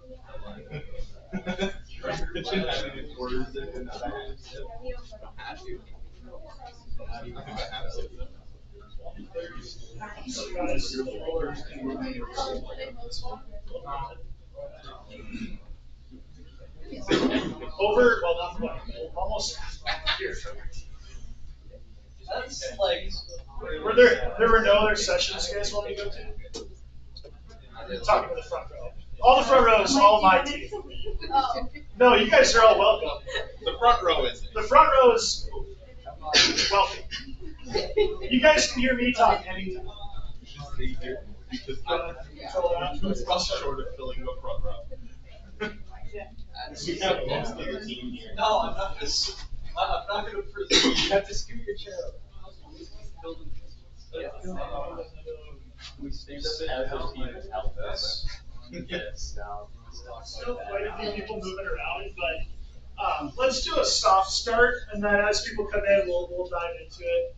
The topic for this one's build fast, perform better. We're going to focus around, tactics, strategies for how to execute your build season in a way that you can enable high performance when you get to the competition season. Does anybody have anything in particular you want to get out of this session? Anything that you're like, here's what I want to know? Because I can then tailor the presentation and make sure we address that. And if not, we'll just dive in and Like a timeline of where you should be at each week of the season. Okay, I will make sure that we hit on that. I don't know if it's in the normal presentation.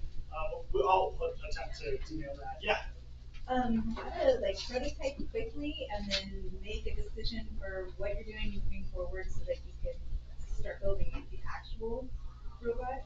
So how to prototype? Yeah, because what we've struggled with in the past is we prototype and then that becomes our robot and it's never not. You're prototyping with metal.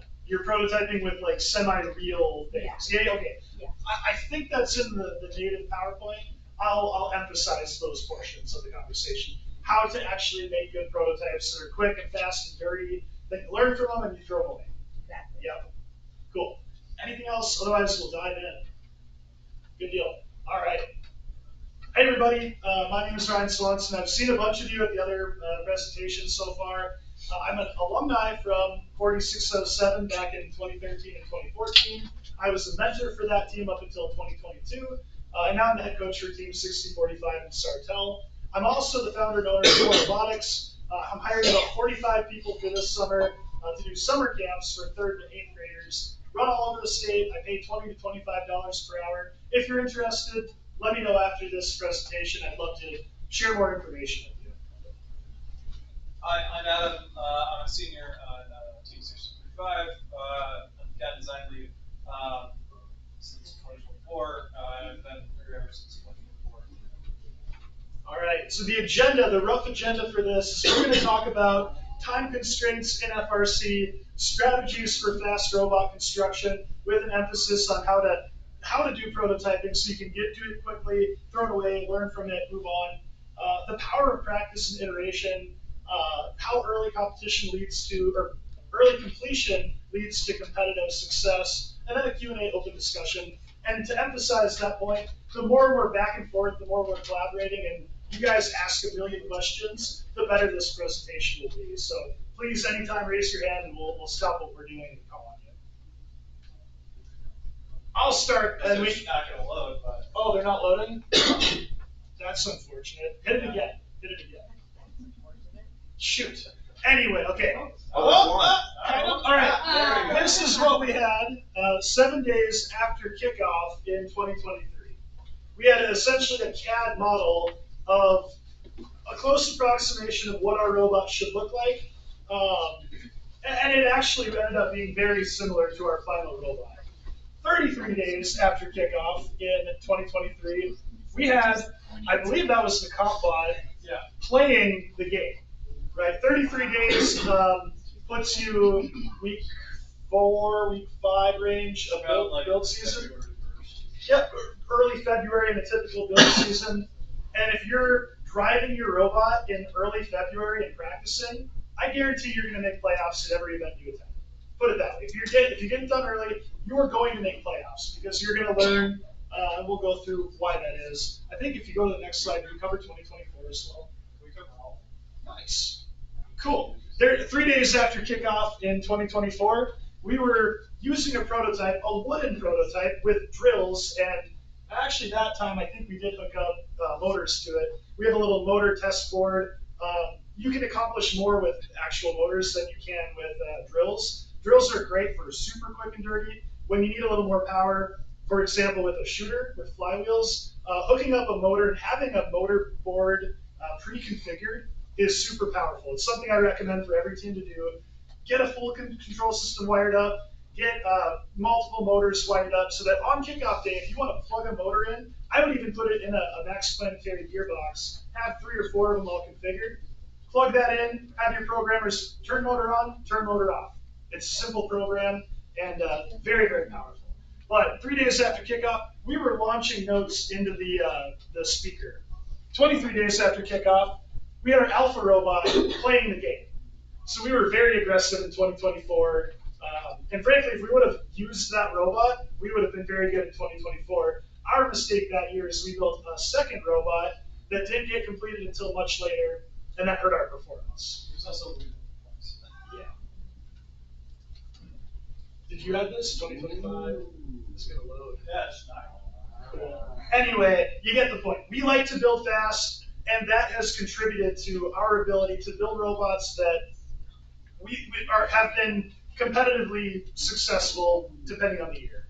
But the value of time in FRC, do you want to take this one? Yeah, I mean, we got a limited time build season, and I would say the very beginning of build season is most important.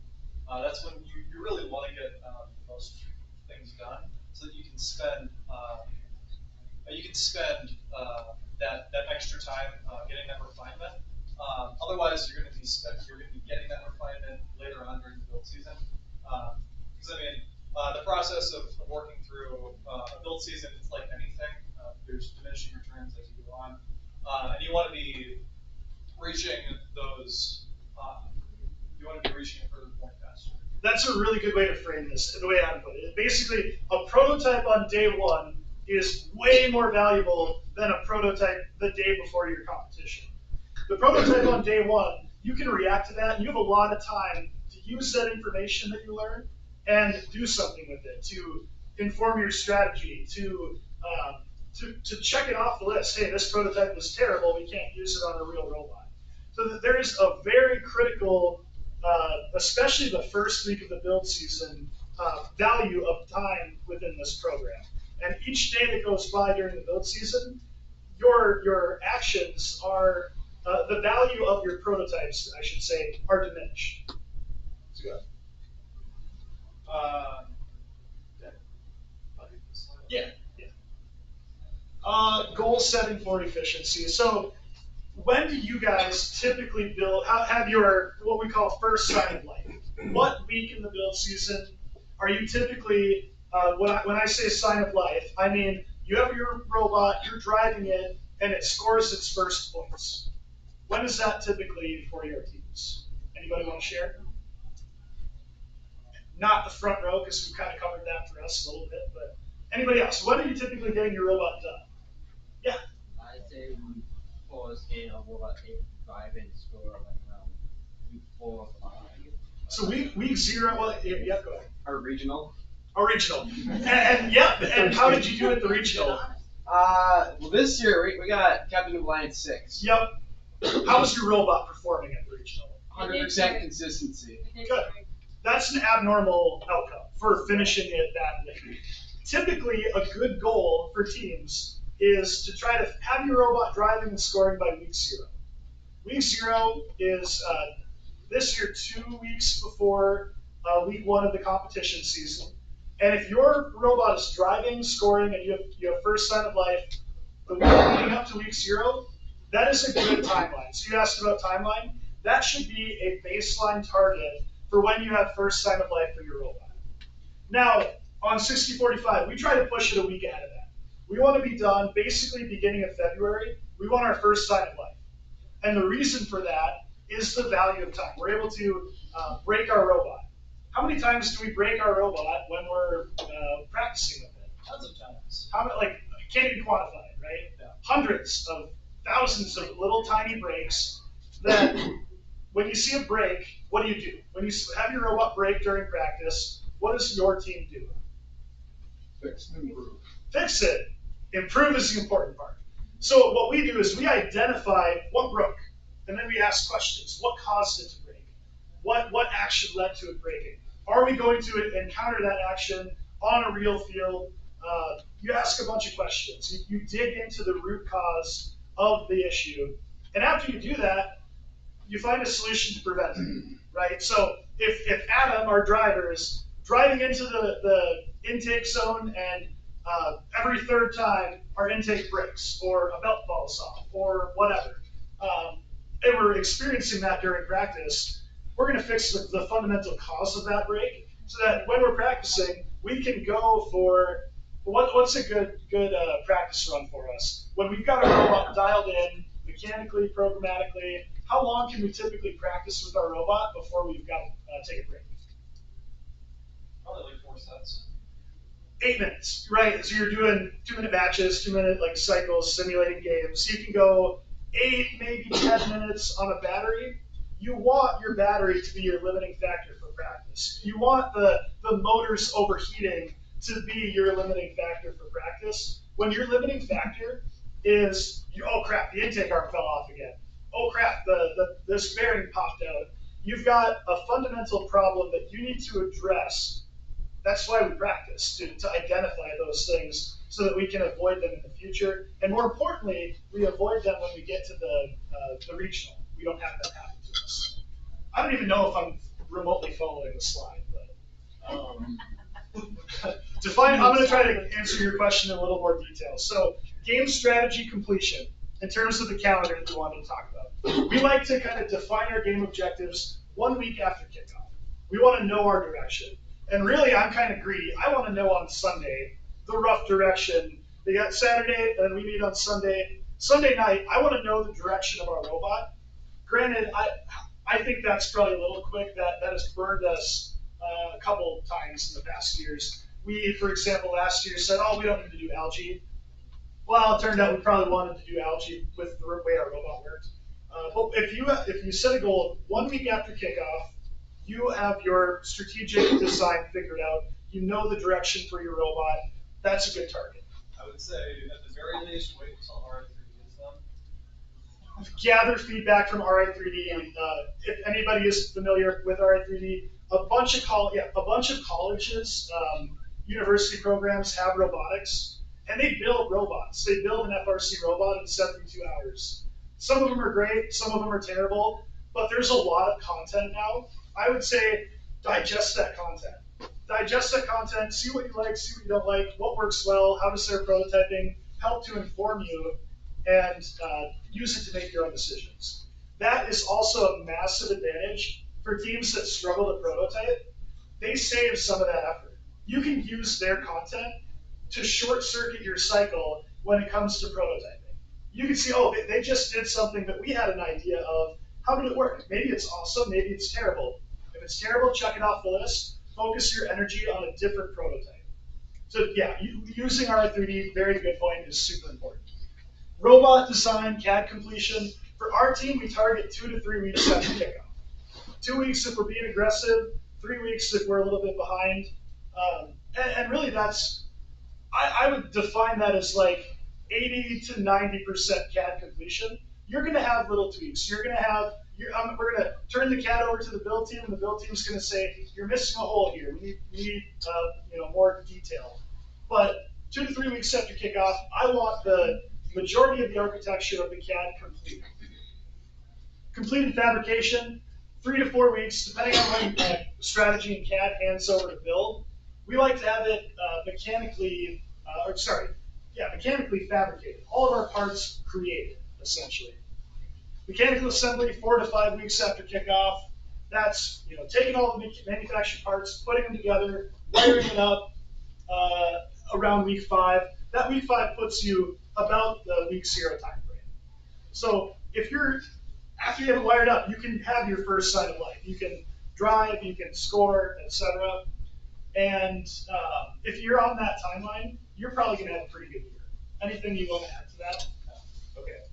Measure your progress against your checkpoints, but don't cut corners to meet deadlines. The biggest thing that teams get wrong, in my opinion, is in the first week to 2 weeks. They spend too much time talking, not enough time doing.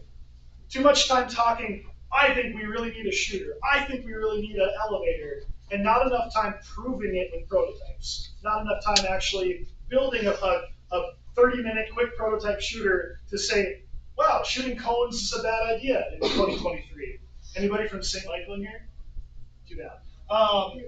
So don't cut corners in order to meet the deadlines. The deadlines are a guide, but don't let them be the thing that short circuits or makes you cut corners in a way that will harm your performance.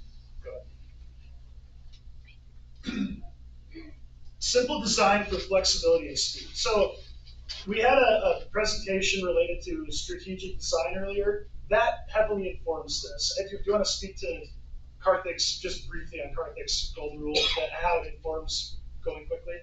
Oh yeah. Effectively, when you're looking at what your team can do, you almost want to imagine you have a certain amount of points that you have available to spend on robot functions. And if you imagine every subsystem being,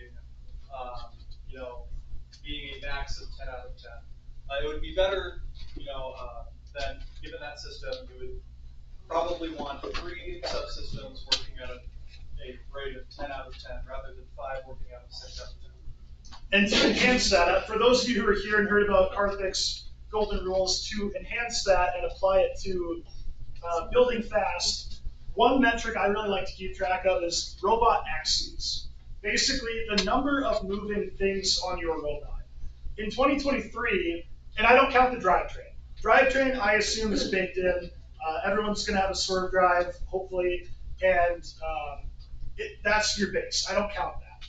Now, above the drivetrain, your mechanisms are what I count. If you have an intake that runs, that spins, that's a robot axis. If you have, if your intake deploys, either it's a rotary or a 4-bar, that's another robot axis. It's a moving mechanism controlled by a different subsystem on your robot. If you have a shooter wheel, that's a robot axis. If you have an arm, that's a robot axis. Anything that is a thing controlled by a motor or a pneumatic cylinder that moves on your robot. In 2023, we had 3 robot axes above the drivetrain. We had a single pivot, double pivot, and then an intake that spun. That was it. That was all we had in 2023. And we had a top 5 robot in Minnesota in 2023. It was awesome. We were great. The robot was great. It failed very infrequently, except in the finals when we needed it the most. But it was awesome, aside from that. In 2024, we had 9 robot axes. We had an intake that spun, it deployed, handed off to an indexer wheel, that handed off to a shooter wheel. The whole shooter pivoted up and down. There was a climbing mechanism that went up and down. Stop me when you guys get sick of hearing how complicated our robot was. Because that year, how did we do that year? We got lucky. We were the last pick. We rode coattails to the World Championship, got pure luck. We went from being the #1 pick at all of our events in 2023 with 3 robot axes to the last pick at our event in 2024 with 9. And I would say directly, the reason why we were worse in 2024, we overshot. We overcomplicated our robot. We weren't able to build as quickly, and it killed us. So what the term simple design is different for every team. Team 254, they can have 12 robot axes, and it's simple for them. They've done it all. They're one of the best teams in the world. That's simple for them. For Monty Pythons, for you guys, you're not going to want to have 12 axes on your robot. That will kill you.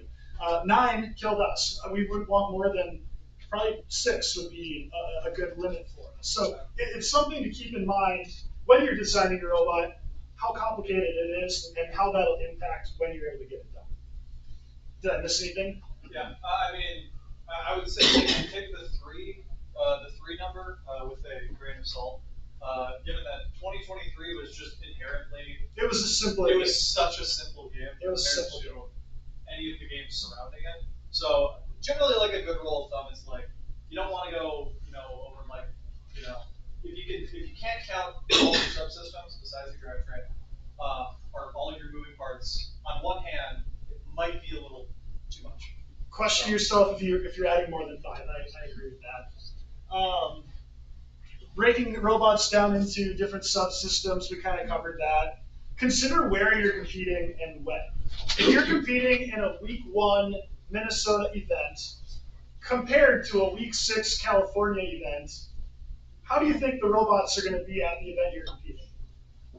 At your week 1 event versus a week 6 event, robots are way less prepared. At a Minnesota event compared to a California event, Minnesota events are weaker than California events. Now, most of us are competing in Minnesota. So it's really more about when you're competing. Your first event isn't until week 6. Your robot's going to need to be more complicated, more capable. I should say complicated. Your robot will need to be more capable at that event than if it were a week 1 event. You've got more time to do that as well. So it's a bit easier. Any questions about anything we've talked about so far? Otherwise, keep going. All right, prioritizing essential functions. Do you want to take this? I can too. Yeah, I would say, and I'll put this out to the group. If we're looking at pure robot functions, what would we say the most important thing is? Driving. Yes. Got that off the list. That is #1. Hopefully, swerve drive. So when creating a priority list, or prioritizing what you deem as a core function, it's really simple and it seems counterintuitive, but just print it out, put it on the wall of the shop, and just reference that whenever you're looking to make a change to the robot. Because it happens all the time that you'll want to change something. But if you're not keeping your priority list in mind, you could be diminishing the performance of a really core system of robot. What's the second most important robot function, core robot function? Nope. The second most important core robot function after driving. Programming. Nope. It is a physical function. It's a physical function of the robot, yeah. That's driving. That's driving. Yeah. Yes. It's acquiring the game piece. That is the second most important function, is acquiring the game piece. So if you're doing a strategic design and you're thinking about making a trade-off to make your intake narrower, to make it easier to do a different part of the game. So let's say you've got a game object that's kind of hard to center. The rings in 2024, they were kind of a trick to get them centered. Some teams, they made a narrower intake to simplify the process of getting the ring into their shooter and having it be centered. But the trade-off there is they are making the second most important function, acquiring the game piece, they're making that harder for their driver. So that's something to consider when you're weighing what trade-offs to make in your design. Weigh what is the most important thing, acquiring the game, after driving, acquiring the game piece. You might want to put some thought into keeping that intake wide. How do we keep it wide and make it work? That's one example. On the other hand, it might just be that that's the correct trade-off to make, that it makes the rest of your robot so much easier, and it worked for a lot of teams. 25-30 that year was a great example. They had a relatively narrow intake, and it was like the size of the ring, and the robot was awesome. They were one of the best in the state that year. So there's no right answer, but acquiring the game piece is a huge, high, number 2 in my opinion, priority, and you should do what you can to optimize that in your design. Yeah, these videos aren't going to work, but basically that was going to show anybody from Macquarie, 4728 in here? No? In 2024, they were playing 38 days after kickoff. They came to our shop and they were cycling like a madman. They were doing a lot of cycles, and it was very early in the build season, and they did really well that year. Minimizing prototyping time. So this is where I'll touch on your point. Basically, historically, we haven't been a great prototyping team. We've been working to get better at that. We don't prototype things that we know will work. I knew we could make a double jointed arm, that it wasn't something we needed to validate. And so in 2023, our team didn't prototype that. We just went on to the final build right away. We catted it, we built it. We're not going to prototype our drivetrain.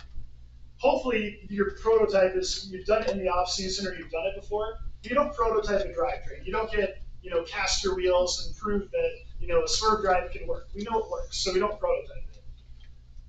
COTS and off-the-shelf type stuff speed up prototyping. If you have a pre-configured electrical system that's mobile, and you've got, call it 4 to 5 motors with super long 12-gauge wire on them with a max planetary gearbox in your motor of choice, and you can just bolt that on to your wooden prototype, you are so far ahead of the game compared to teams that don't have that ability. Now, it's December 6th. Kickoff isn't until January 10th.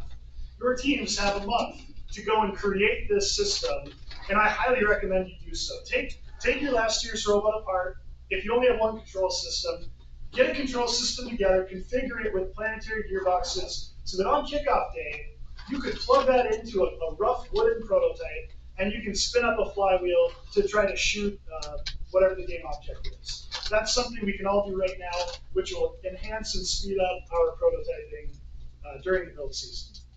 Another thing is leveraging your team's past experiences. If you've done something before, point the kids at that solution.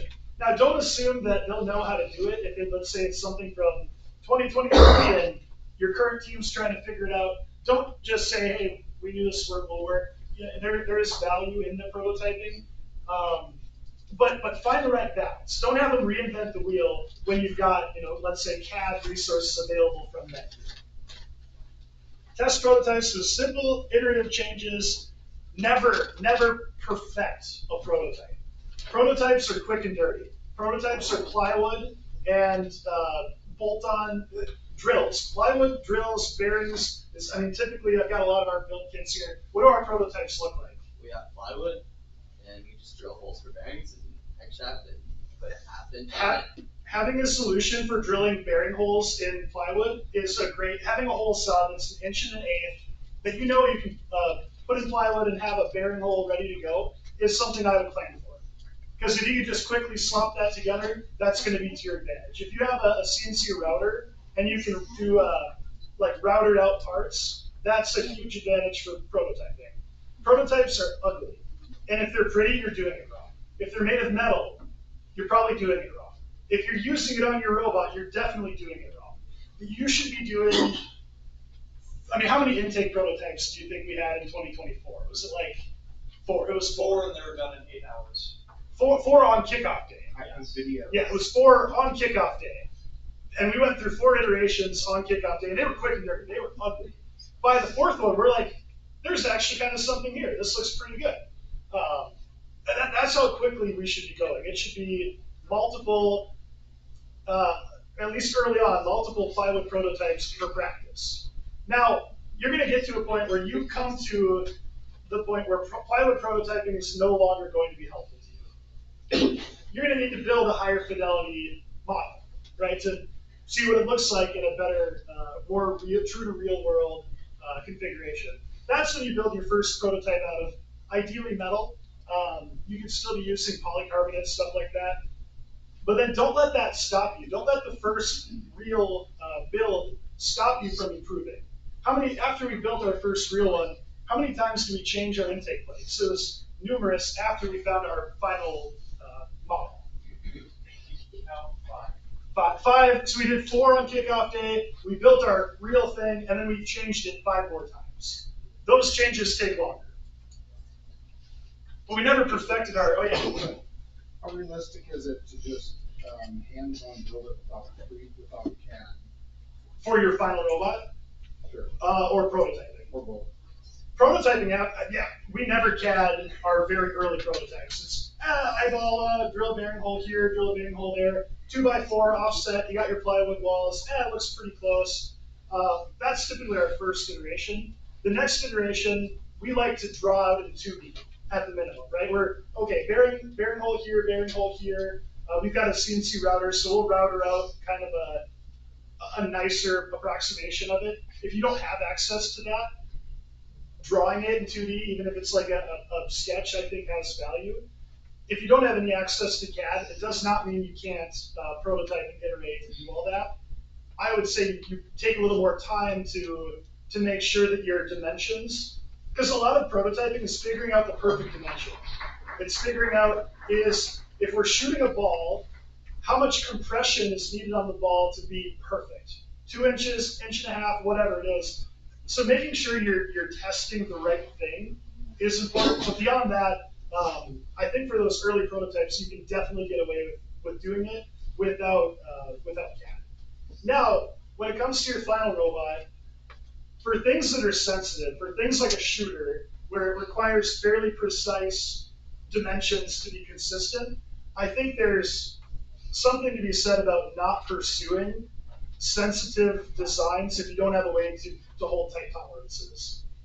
Pursuing a low goal in that scenario is maybe better strategically for your team. But does that answer your question? Yeah. Okay, cool.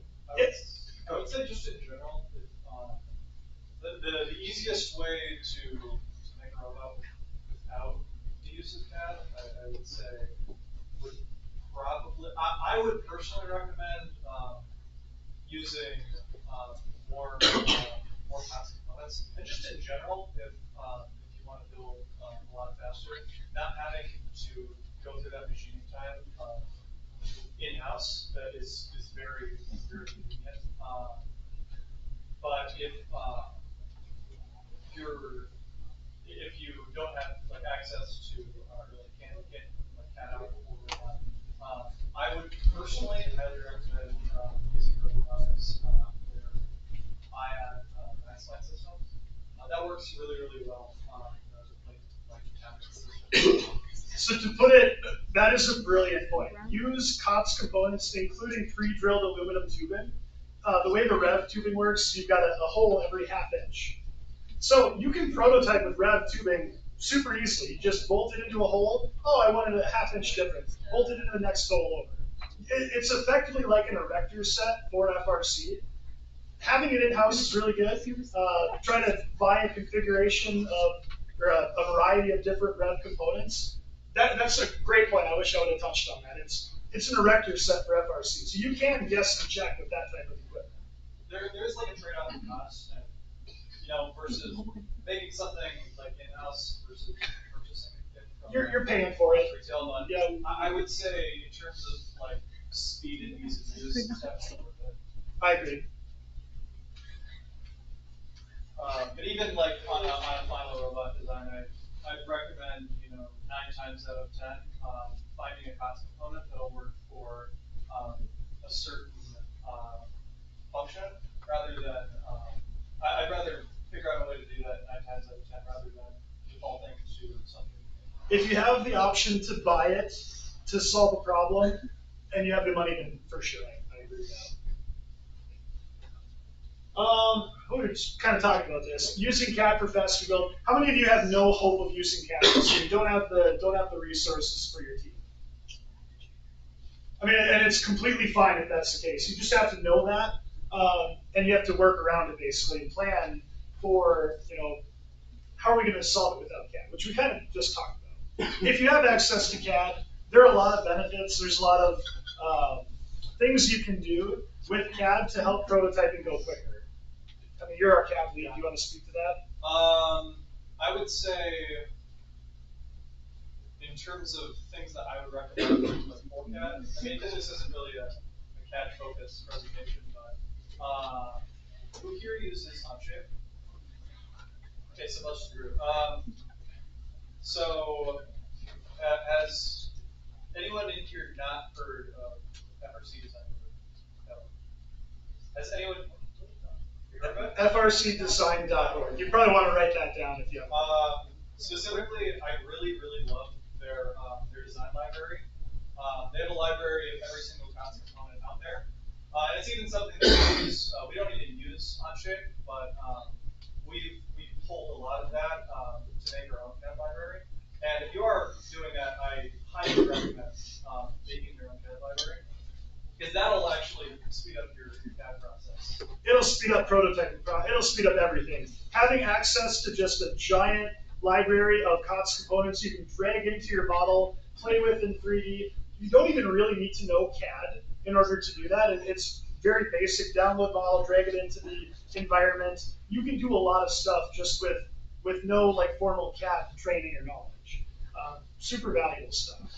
I don't know if you have anything else to say. Yeah, if you use Onshape, if you're not using FRC Design Lab, there is a tutorial on how to import that into your Onshape library. So that should be step 1 for your CAD team. Yeah, oh yeah. So you kind of said earlier that you never CAD for prototypes, but then you were just saying that you can use CADing for never CAD for early prototypes. We don't CAD our first iteration of a prototype. So the second, metal. You draw a line, and at some point you learn enough from the wood prototype that you do start to CAD. You do a higher fidelity prototype out of real construction materials.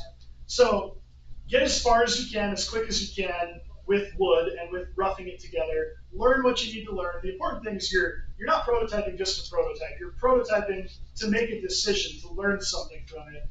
For example, wheel spacing, or type of wheel, or position of the wheel relative to the game object. You're doing it to learn something. Once you learn that thing, that set of prototype, that level of prototyping is no longer useful to you, and you've got to up the quality of the prototype to kind of learn more, typically more intricate details about a design.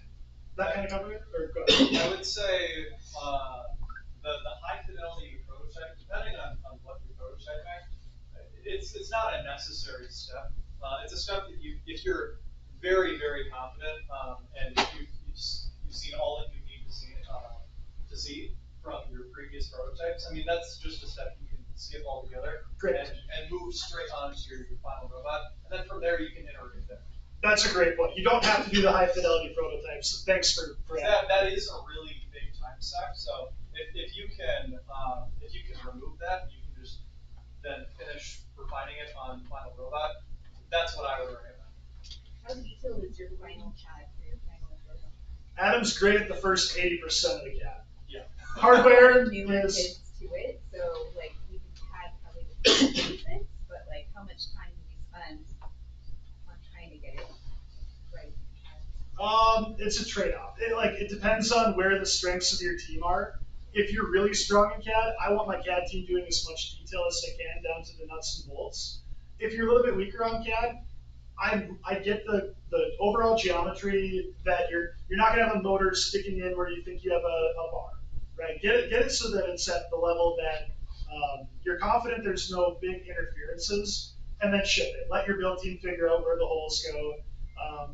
Depending on your manufacturing processes, like for us, we need our CAD to be decent because we export a DXF and have our router create a lot of the holes on the robot.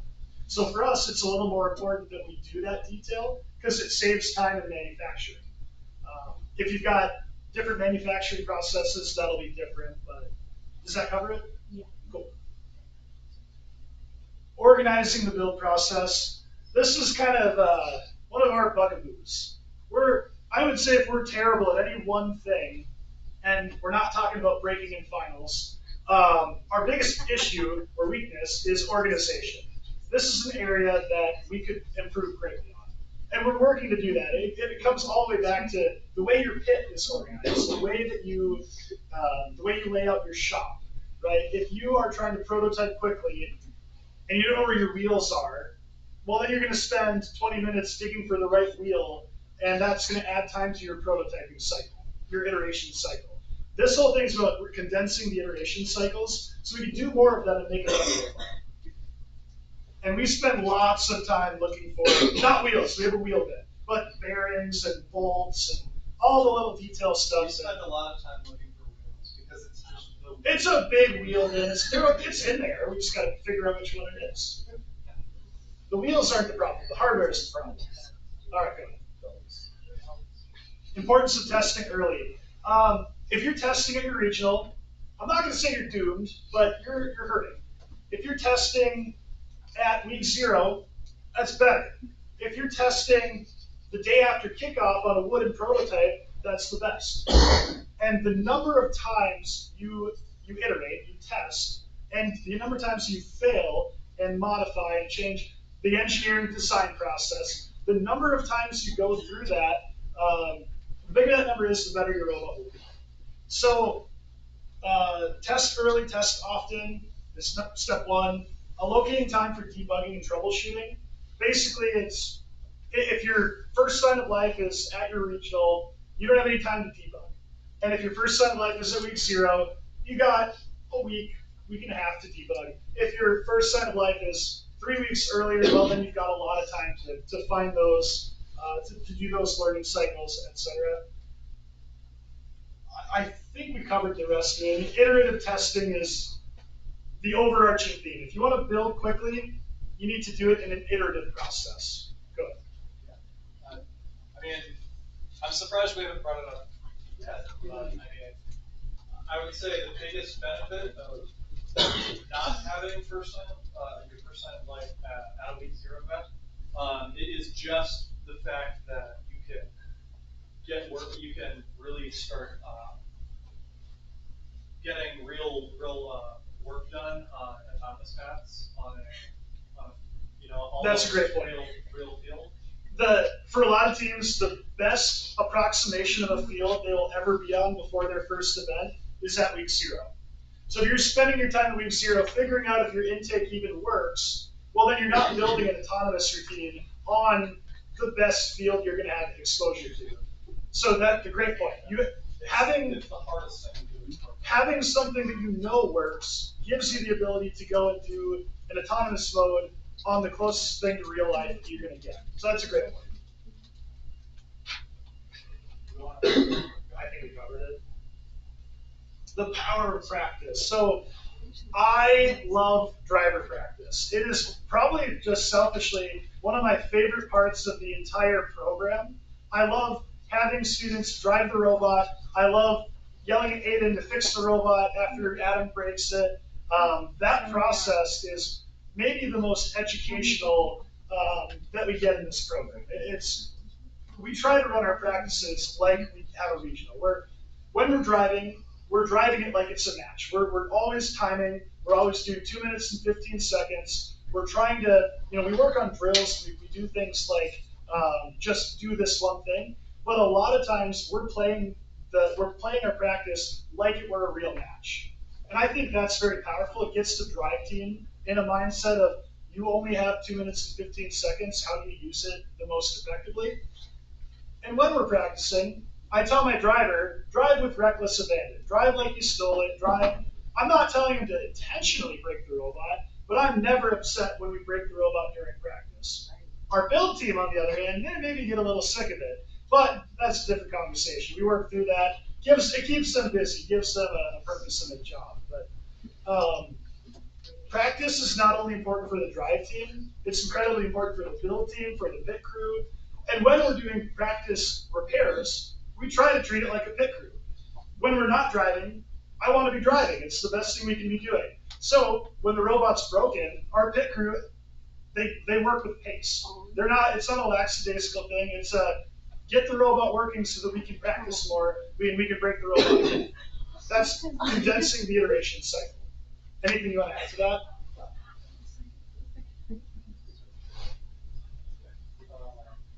You take this one. Oh, sure. Is this? I think I touched on a lot of this. So setting clear practice goals. Basically, like our goals are different going into each practice, depending on where we are. Sometimes the goals are specifically looking for robot failures. Sometimes it's what was our goal last year for L4? It was to finish all of L4 before 2:15. Like we set that goal pretty early on when we weren't even close to it. I think it was taking us 3 or 4 minutes to fill L4.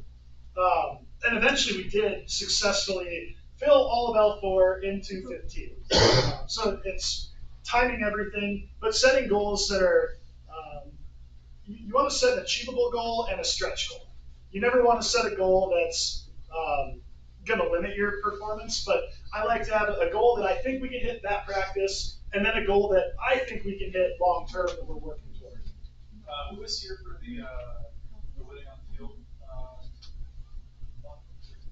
Who was here? Who was? Yeah, you're not that many. Okay, if anyone remembers the playbook, or generally a general idea of having an FRC playbook, maybe that start there. Okay, so I just wanted to see if you were familiar with the concept. Generally, one thing that we do is we keep, or during our driver practice, we keep track of routing on the field and what is most efficient. And by going through our driver practice, we inform what the most optimal strategy in most matches would be. And at this point in the season, when we're really starting to do this driver practice, that's when we start defining that. We're building our playbook during practice. We're realizing that if we drive this way after a certain function, it takes X amount of time. If we drive this way, it takes a different amount of time. And we're identifying where we can cut time for our performance, especially in a game like what we just got through, where it's a very you're trying to optimize everything to fill your reef in a given amount of time. How much time do we have, by the way? 5 minutes? Okay. Basically, it's building your playbook during practice, and you're not able to do that if you don't finish your robot on time. So go to the next slide. I want to see what we're missing. Troubleshoot during practice, we covered that. I want to get to the Q&A portion, so we have that time. How early completion helps, we've covered that. Power of iteration, we've covered that.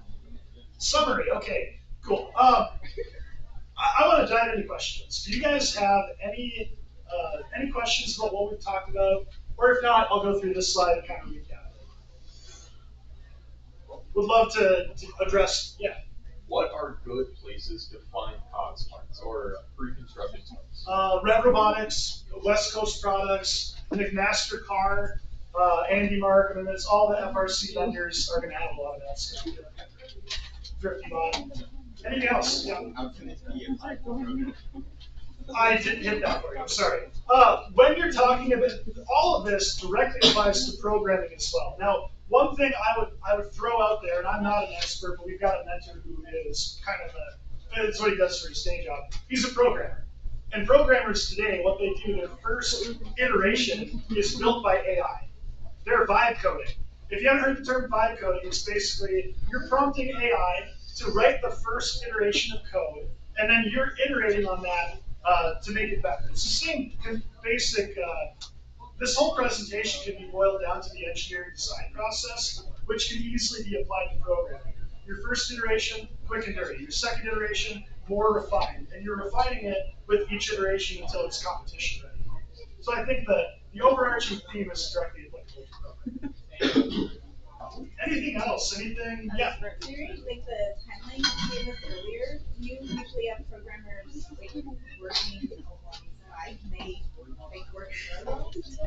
So programmers, their role changes a little bit throughout the year. On kickoff day, I tell them figure out every autonomous path we could possibly have and start building the foundation within Path Planner for those autonomous modes. Now, we might not use them, but it's good practice for them to do that. They're also the people who are facilitating the higher fidelity prototypes to actually run them. Right? We need a motor to spin at 70%. Programmers are on that. They're actively making that happen.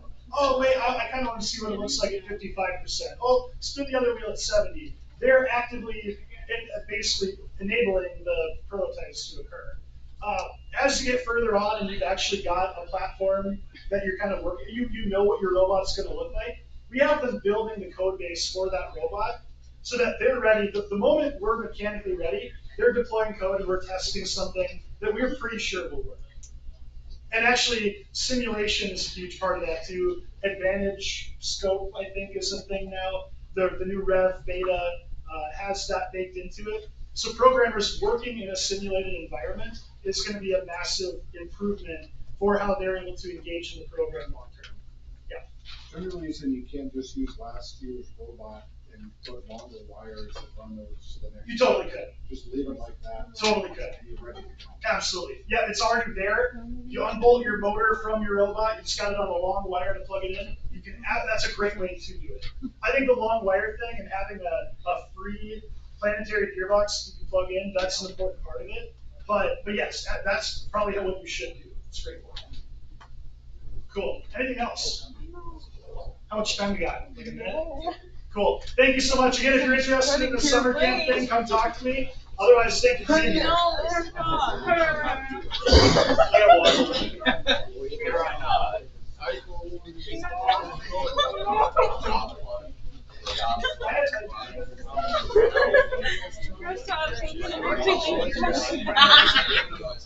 I did act like the other one. Oh my god. Oh my god. Yeah, so you see, I own that. That sounds so stupid. Are we coming back to the board? No? Open? I don't want to bring it down. Oh no. It sounds better than the other. I don't know, you want to get into the other one? Yeah.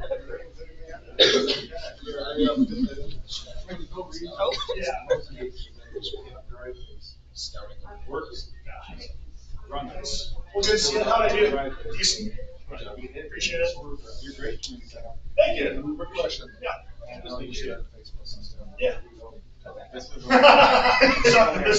You're not the first one, but I've heard that for a while. That's funny. But That's where they're recording it for YouTube. so we're one of those teams that doesn't charge. Yep. And is it even realistic? Yes. Yes. Easy server. It dropped yesterday. Literally, it came out yesterday. It's literally called Easy Server. Their entire goal is to make it as accessible as humanly possible. It's an older spec. Cheap. Yes.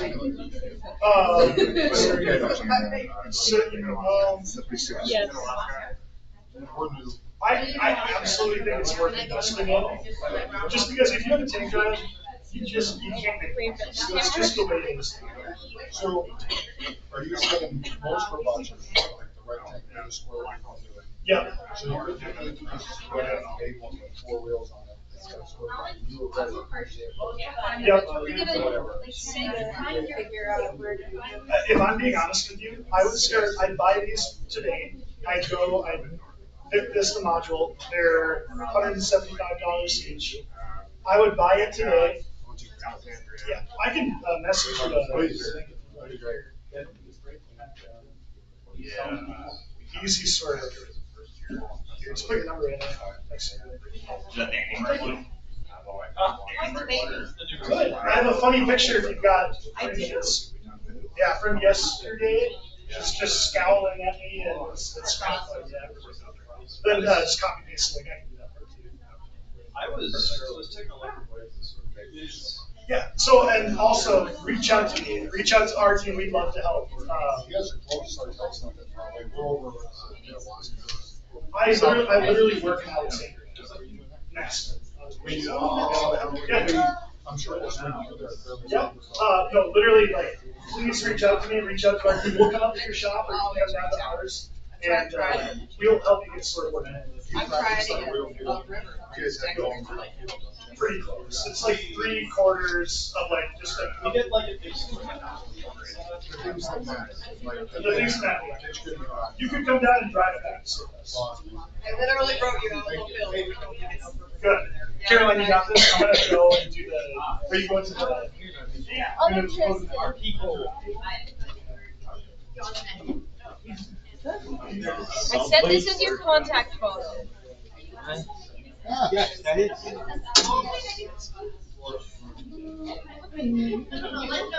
Guys, look, camera. Camera. Wave at it. Come on up. That's what's gonna go on your YouTube channel. Yes. I believe it is hung on.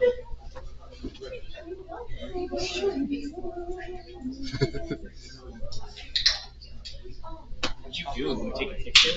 No. You know what I have to show them now? I don't even know. I don't even think it's recording. I know I'm below 20%.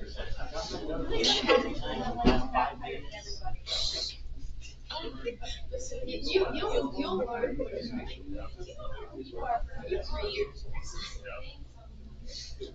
Like the last Turning time. on your phone is making me think you're hurry. I did with dog sort You mean you were on my list? I just thought that was just how we dressed. Yeah. I do about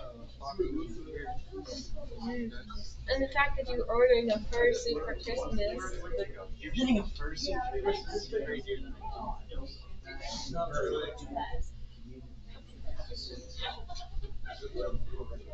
You know, it's all my house. Other friends. I'm not. No, seriously.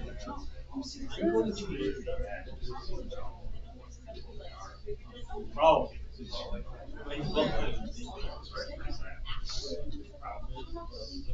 You mean how you make it think you have four on those fingers a lot?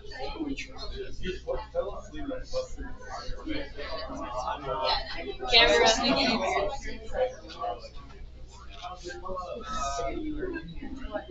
It's like my wife thinks are you like Miss Longhorn? You could say yes.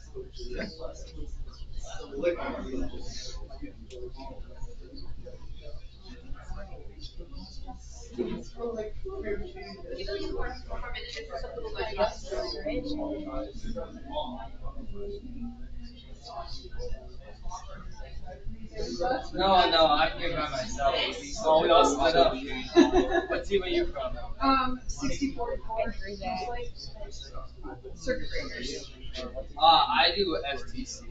I'm here. I'm kind of thinking about joining FRC.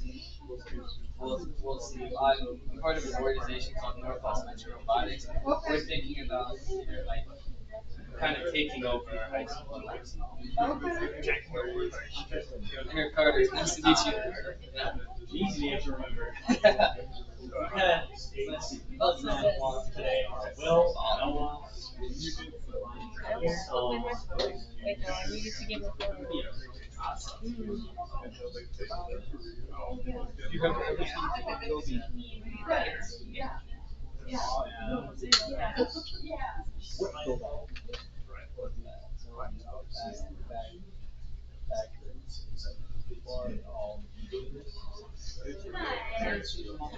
Hello. I get started now.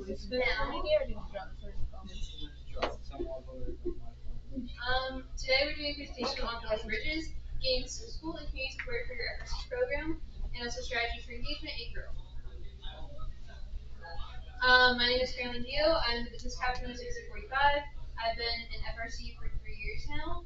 I was also a 2025 first Steepless finalist. My name is Evangeline Indy. I'm also on 645, obviously. I'm the media lead, and this is my second year. This will be my second year on FRC. Yeah, I know. So kind of some of the things we'll be going over today is addressing school and community support for FRC programs and how it is critical for your success, and also how you over a period of time. And kind of what we're covering is engaging with school administrators and kind of gaining support from your school, getting involved with parents and local organizations, showcasing the value of your program through storytelling and events. That's kind of similar if you were here for our presentation earlier today, and then also fostering long-term partnerships with the community.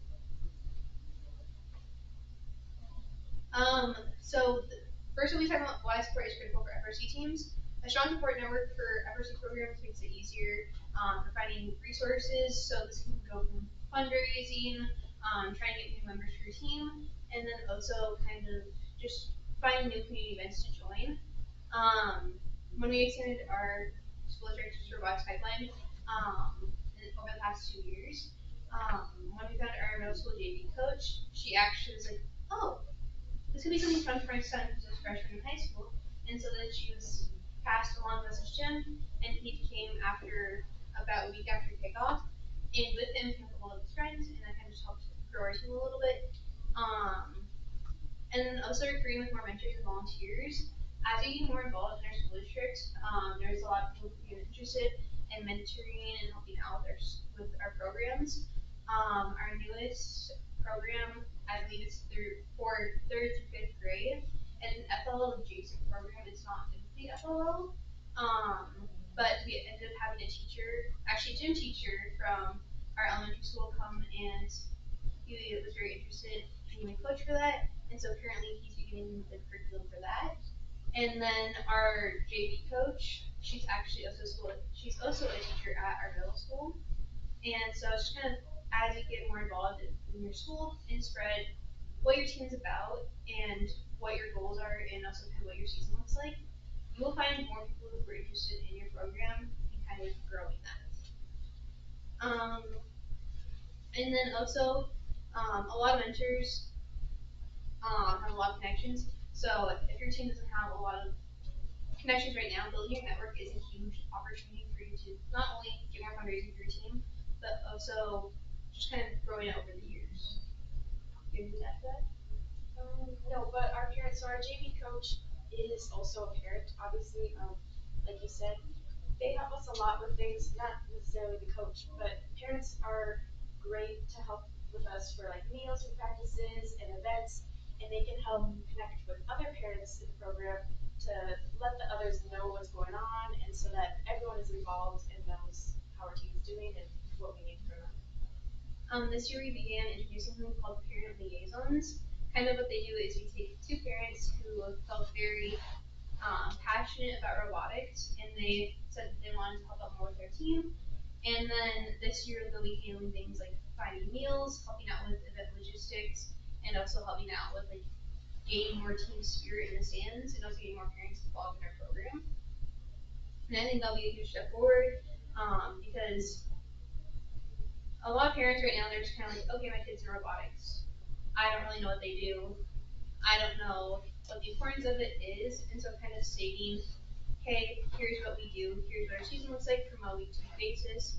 That's something that we'll also be implementing this year, is doing like weekly send out experience saying, here's our progress, here's everything we do. So kind of just like newsletters almost. And then just making people more, giving more people more knowledge about our program. Are you gonna expand that to, like, or would you expand that out to, like, we have a monthly school thing where they send out a newsletter, the secretaries send it out to all parents in the school, and different groups can send in things and say, hey, we're doing this thing, and we've been featured in there once or twice on what's going on. We keep our secretary informed on everything that we do. However, school only does around, I think it's a one semester newsletter or something like that, so we can't quite highlight that as much. But since our school is very involved in our program, they kind of just immediately include us in everything that they do. Okay. We'll touch a little more on that in the next couple of slides, but yeah. And then also our school provides us with like a lot of stuff. We have one of the most extensive spaces in like our entire school. We're provided with, I believe, 3 different classrooms, one of which acts as a half field. It's a room big enough where, yeah, you can put in half of a field, and that's very valuable for us because we can then work on our autos a lot more. And then also, we're allowed to access all of the machines at our school, so we have CNC router, plasma cutter, and then as the years go on and on, building those relationships with the shop teachers is also very important. Because then, for example, if we have a student that leaves the space messy and we don't notice it, the teachers feel comfortable enough reaching out to us rather than just going straight to our school administrator and being like, hey, robots didn't clean up after themselves. So just kind of like communicating with teachers and making sure, hey, we respect your space. We also want to acknowledge that it is your space. It is our responsibility to clean up after it, and that not only helps us keep a good relationship with them, but also gives us more respect and room to grow in the future as well. Yeah, they're more likely to lend it to us more often if we keep it clean. Keep it shape. Do you want to do this one? Yes. So understanding key stakeholders. So it's critical to identify and understand your key stakeholders so you can understand how to cater to them. Who are your key stakeholders? Some examples would be your school administrators, such as principals and superintendents, teachers and faculty, like STEM teachers that we talked about, and leaders in education. Parents, another big one, they support the kids. Yeah. And then local organizations and sponsors, like businesses and nonprofits that can sponsor you. One thing I'll say with school administrators is make sure you contact more people than less people. So what I mean by that is don't just contact one person. For example, if you have a larger school where there's a lot more people involved in the activities department, for example, at our school we have 3 people in charge of all the activities at the high school.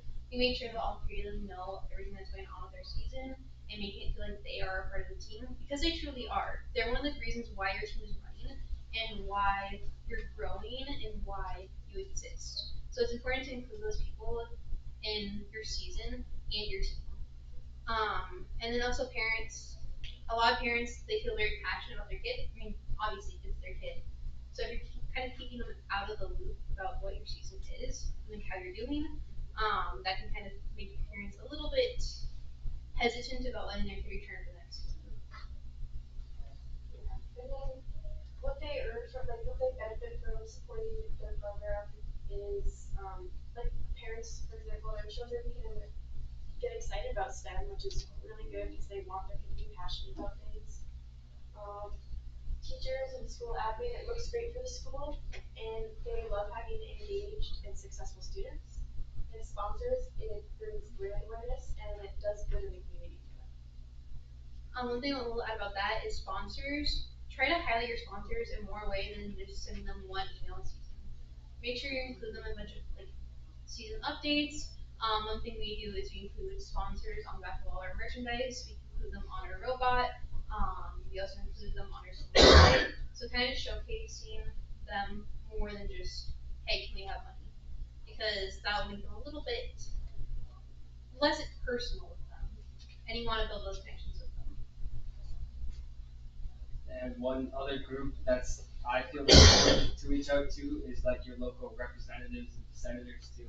I know I do a lot of advocacy stuff for FTC. We got a bill passed last year, but the relationships is definitely the most important part because even though this year's like a policy year and generally we don't do much with policy and we focus more on funding, it's still important to build up those relationships because like we're at the point with all of our representatives and senators where most of them we can go to them and tell them we have a bill and they don't even need to read most of the bill before they know they want to join it and want to co-author it. So it's just really good to start building that up sooner. If you have any questions, you can talk to me. I've been working a lot with Nicole on how to include FRC teams in it more, but definitely reach out to them and start building that relationship, even if it's just inviting them to your build space and giving them a quick tour. Even if you don't think you have enough like information, still just do it so you can start building that relationship. Do you know if FRC has a lobby day down at the Capitol?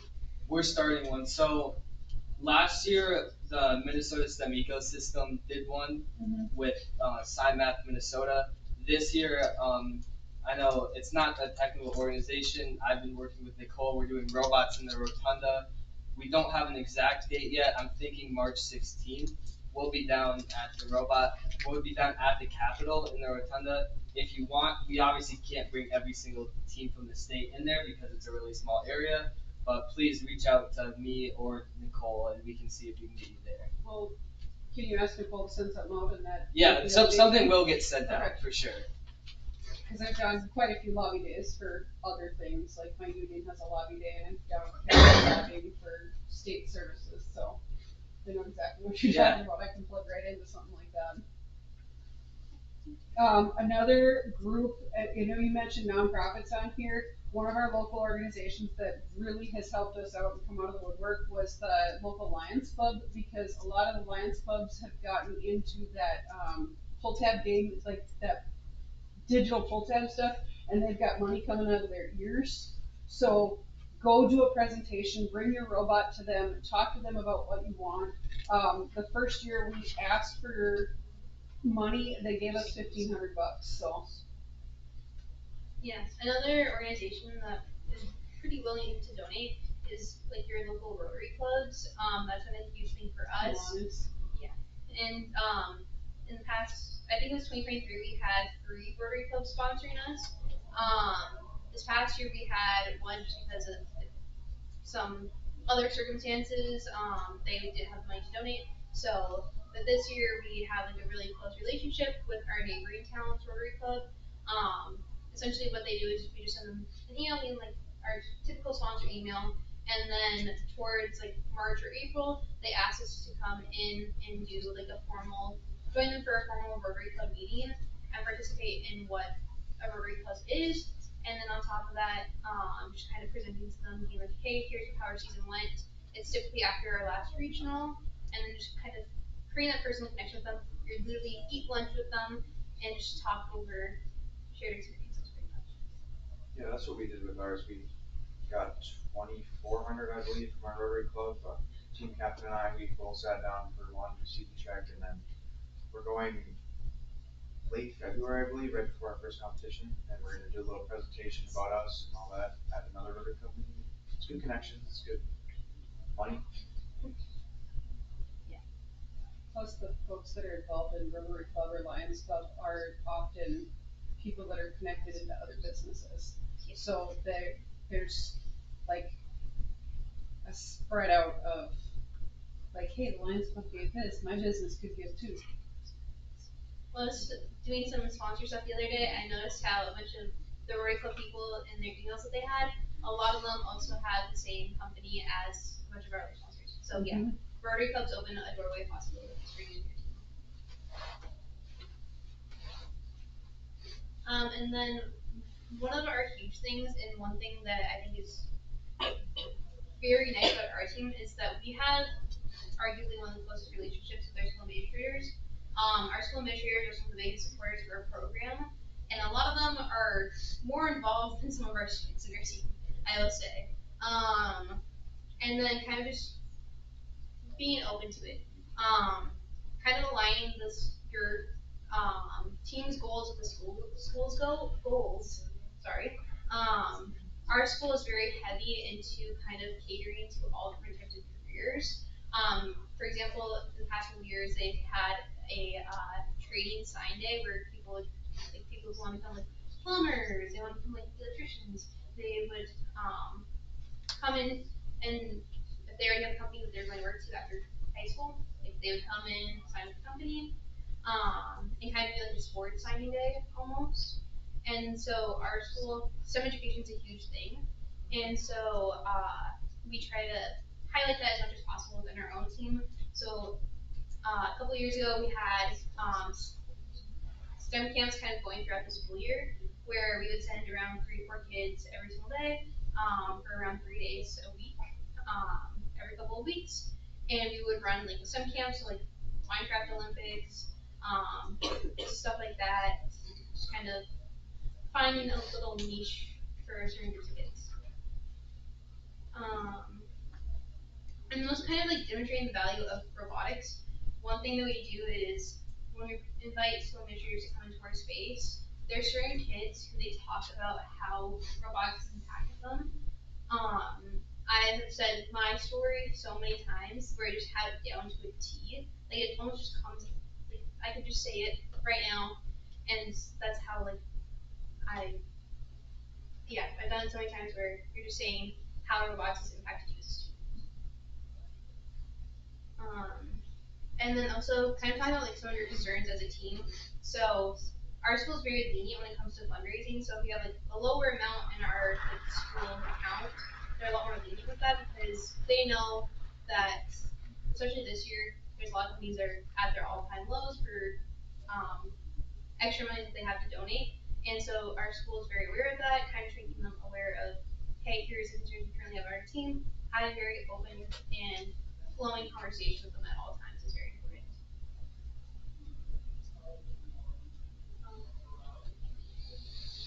Engaging teachers and faculty.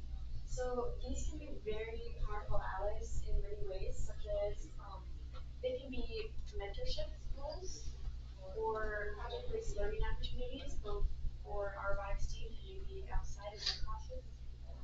Integrating FOC in classroom lessons or extracurricular activities, and we can recruit students from their classes to the robotics team and then get people to know about it in their classes, and then it will spark some inspiration in some students that makes them really want to join robotics, which is great for our future. Yeah, and showing FOC supports learning outcomes such as problem solving, teamwork, and innovation. Those are powerful skills that people in robotics learn. And offer opportunities for professional development, such as some of our sponsorships. Our students can go and work for them, which is a great output in their sponsorship. One thing I'd like to add about kind of coexisting with shop teachers is a couple of years ago we had a CNC router donated by one of our sponsors, and we didn't limit that to just the robotics team. We in fact put it in our wood shop, and so a bunch of different classes use that CNC router in their day-to-day classroom education, and so that was a huge stepping stone with teachers in that area.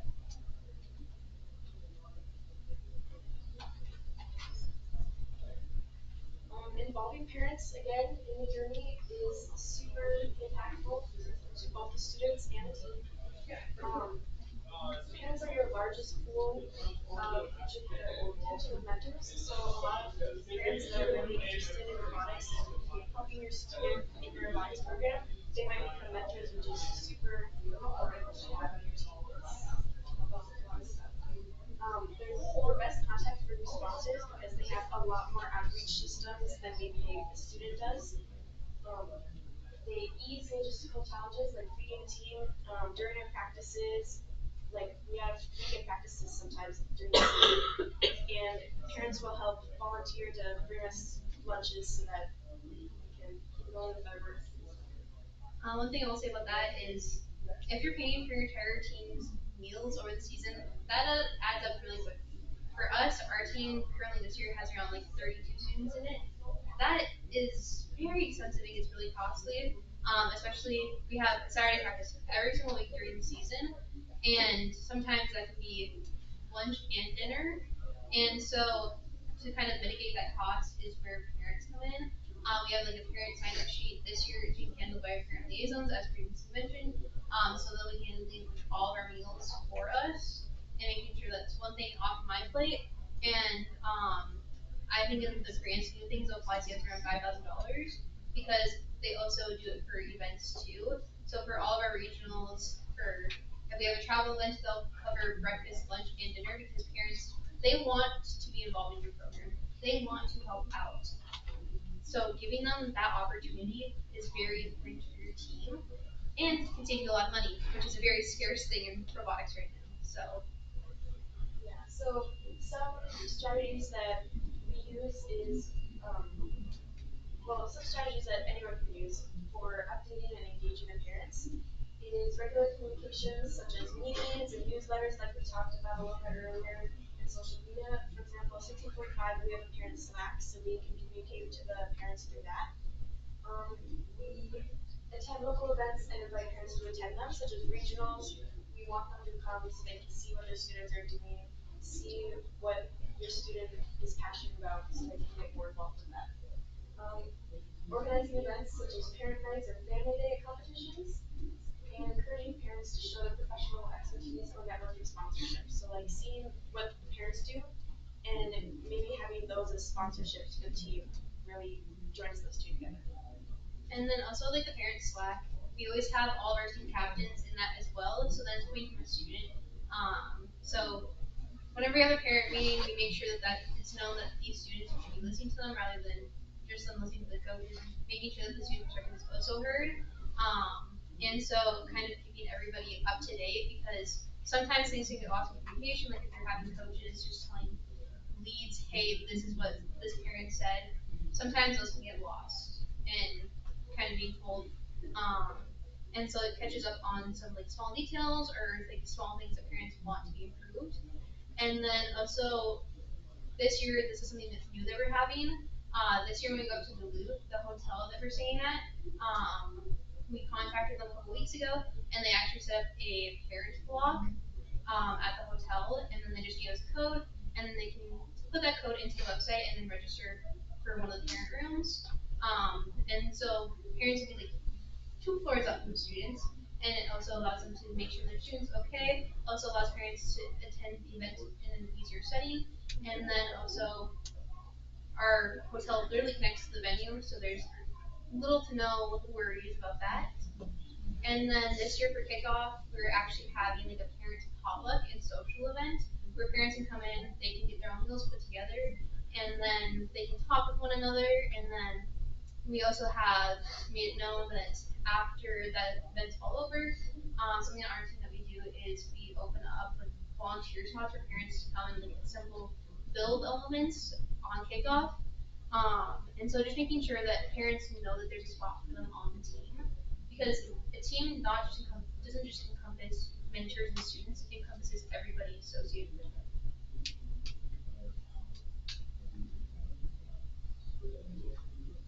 So engaging the local community too is also an important part of engaging your team.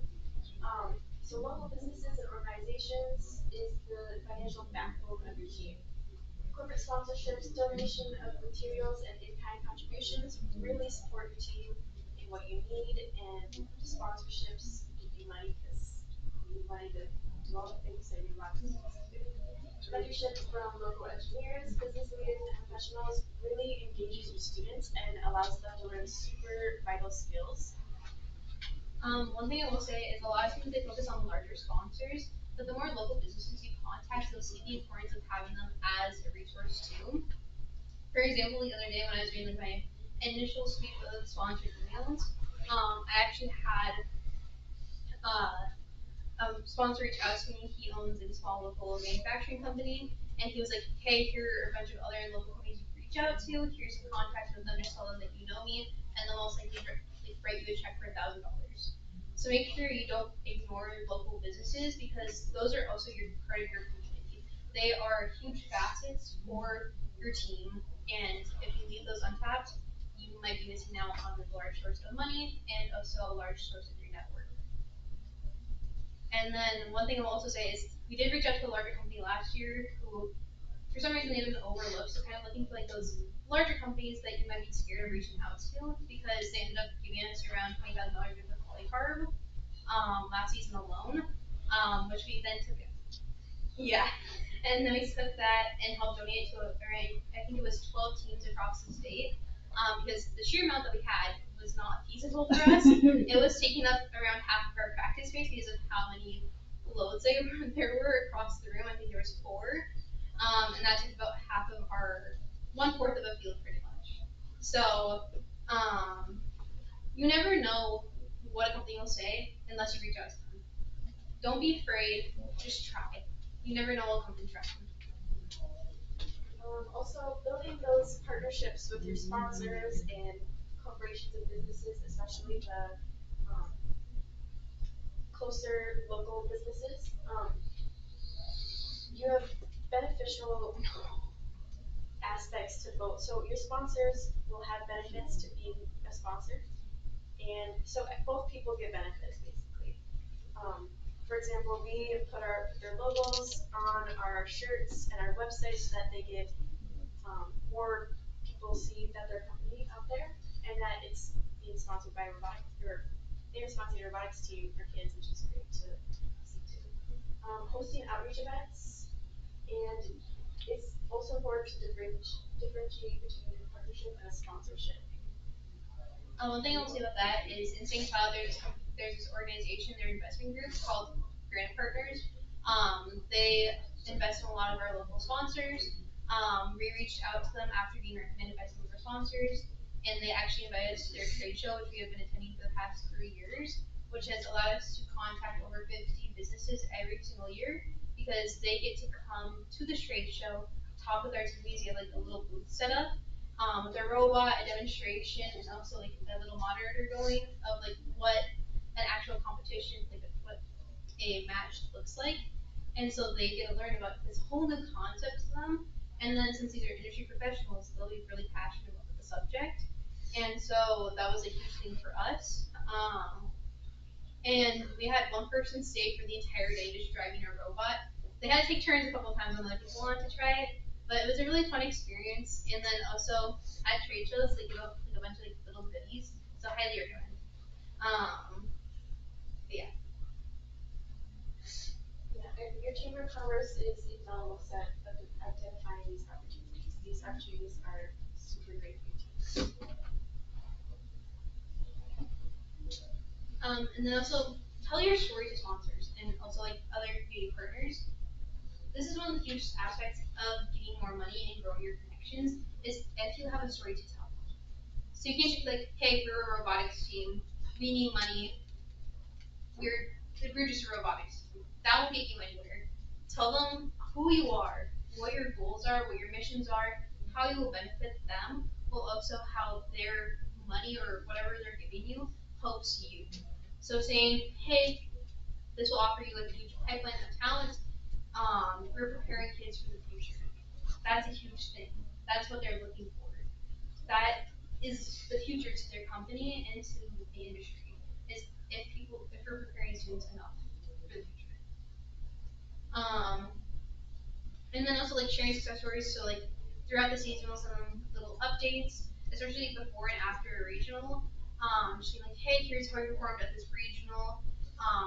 If you qualify for Worlds, definitely highlight that. We'll also ask you for more money. And also telling, once again, sharing the impact on individual students can sometimes be so powerful. I believe it was in 2023 we would be $2,000 from the company because of one student's impact in their story. That's how powerful this is. You just need to tell your story. How are you contacting the businesses to update them? Are you emailing? Are you sending a letter? Are you like throughout the season? We typically email them. A lot of companies get a lot of mail, so we don't really do that a lot. We just create like a little. This year we're more so switching to like a newsletter sort of thing. Because aesthetically it just looks better and then it's a little more clean than just an email where you're just getting a bunch of information out of them. But yeah, emails are primary way of doing it, and then whenever we have an event, you also invite them to take a sponsor tour, so they get that in-person view of robotics. Yeah, what we do is we have like during our competition and build seasons, we do a weekly press release, we send it out to every one of our sponsors and they're on the sponsors' parents and stuff and it shows some pictures of people doing stuff and says what we did for that week and it's a good way to keep them notified for like what we're actually doing with their money because it's otherwise it just seems like they're sending it out in the void. No, it's some robotics use, I don't know it's useful. It's all about building that personal connection with people. I think we covered most of that, but yeah, just make sure you have your story ready. For me, if we look back 3 years ago and at my first jumpstart presentation ever, I struggled a lot with that. I had like a huge fear of public speaking to the point where I literally was like trying to like I was like shaking while I was doing it. And now today I'm standing before you guys, not that stressed. So yeah, just kind of having like those stories to share with sponsors. They can A, get them to laugh, B, kind of see you more as like I don't want to say human, but like building that connection with them, making sure, hey, we're a person talking to one another, not just a person begging for money, pretty much. Personal connection too.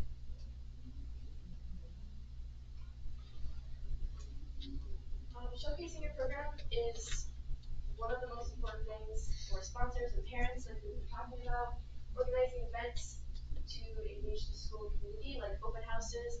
During our open houses, we had, or during the first day of school, at the high school, our ninth graders have an activity fair. And at the activity fair, they can go around and see different clubs. And we like to showcase our robot, and we drive it around for them. They can see how cool it is, and I think they can drive it sometimes. We can show them how cool our program is, which makes them really want to join our program because it looks so cool. Off season and week 0 competitions, showcasing those to the parents and their sponsors. Robot demonstrations like at the Granite Partners trade show or at the activity fair. School assemblies and STEM fairs. We have facilitated a career fair at our school, dozens of local companies in our network program. So that also gives the companies, the sponsors, and the students all groups. The career fair actually grew so much that it's now just run by the school and our activities director, is because we started off I think with 15 companies and we've grown to around like 30 or 40. And so the school is like, let's just take it off your shoulders and so now they run it. And this is like a huge success because I believe yeah, they offer a lot of jobs. A lot of people find their work for the summer through that day, and it's just a huge event. A lot of people go really early in the morning, like 7 a.m. to go get freebies from companies, talk about possible opportunities, and also see what there is to offer in the area. Yeah, and you want to practice to have these effective events. So you want to plan for them, have the logistics down, and clear communication to whoever it's going out to. The companies that are coming, the parents that are coming, the students that are seeing your robot, or anything like that. You want to have clear communication about what your team is, what it's doing there, and what they can do to support or anything like that on your team. Inviting your stakeholders and witnessing the impact firsthand. Again, like for example, we do sponsor tours during our competitions, so our sponsors can come and see us. Last year we did our impact speech in front of our sponsors so they could see an aspect of what our team was doing. Yeah, so just kind of like offering that. We don't really necessarily do the impact award presentation every single time, just if they have time and they want to hear it. Another thing that we like to do during the sponsor tours is having something that the sponsors can take, like physically take away from it. So handing out flyers. Last year we tried doing like little goodie boxes, so putting like team buttons, and also kind of like showing them like the different aspects of the FRC culture. These like buttons, there's like a little symbol for like what students. I know like there's some students at competitions where they're just wearing like the entire outfit of buttons, and then just kind of like sharing that inside piece of it with sponsors, and then also including like little goodies that have like your merch, like your logo on it, so there's a way for them to remember you and kind of just be like, oh yeah, I know them. Whenever they look at it.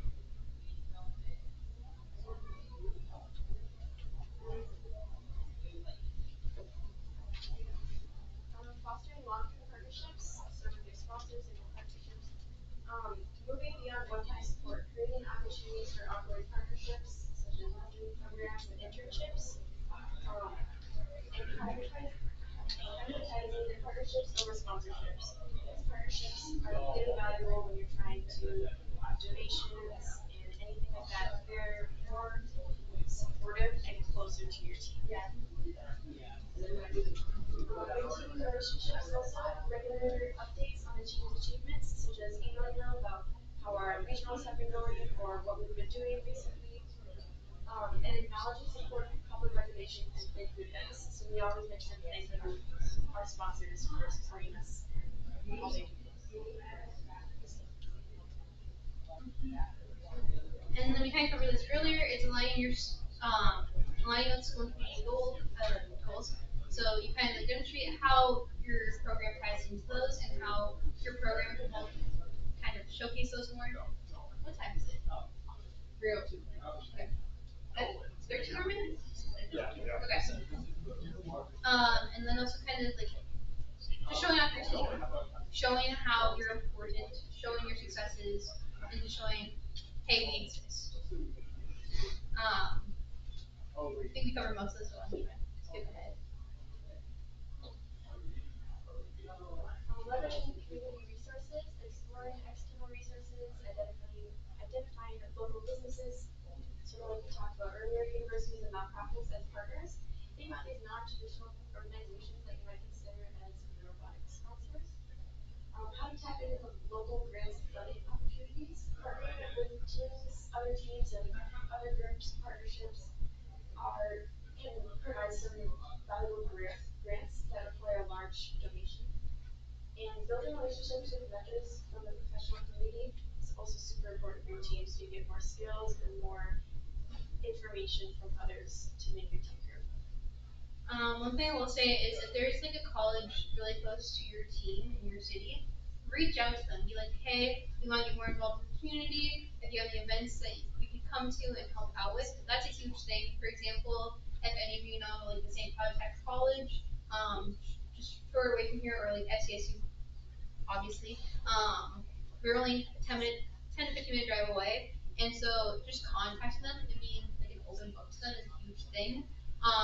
We get regularly invited to events by SATCC, and then they're also one of our closest community partners. And we were one of the first teams to find out about like, the grants they had last year. They're not doing it this year, if I remember correctly. But last year we were one of the first people to find out their grant, which I think ended up giving us $2,500 or somewhere around there.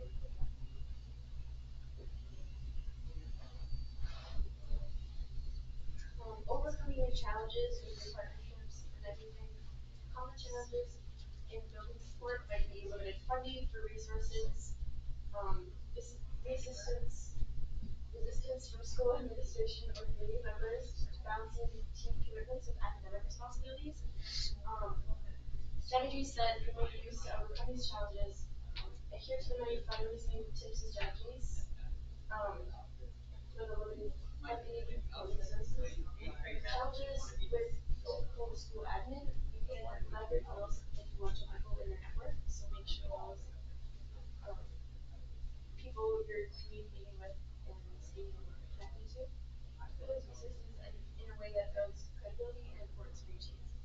And then balancing your life to school, you always want to make sure that school comes first. You don't want your grades to drop because that isn't prioritize school. Keep your time, manage your time effectively, and stay organized. One thing I've kind of like asked the group is, what are some of the challenges that your team has faced, and how have you overcome those? One thing I'll say for us is we struggle a lot with like talking with like people in our school and having like a more of a strained relationship with them. And the way we overcame that is by talking with them more fluently, and also kind of sharing more information about them. With them, for example, their school board, we always make sure they're informed of the things that are going on, and just keeping those relationships alive. You first, then. Our robotics team has dealt with the fact that no one in our school district cares about robotics in any way, no matter how much we market towards them. So, and we really haven't found a way to solve it yet. Have you been to a school board meeting yet? Start there. That's a good way, go in and just do a presentation, like ask to be put on the agenda for the school board and do a presentation on, where you started, where you're at, where you'd like to see yourself go. Try and make it a 5-minute elevator pitch or 3-minute if they do public comment for 3 minutes. And then practice it in front of your group before you go live in front of them and be prepared for some questions. Cause your school board members could also be involved in area businesses.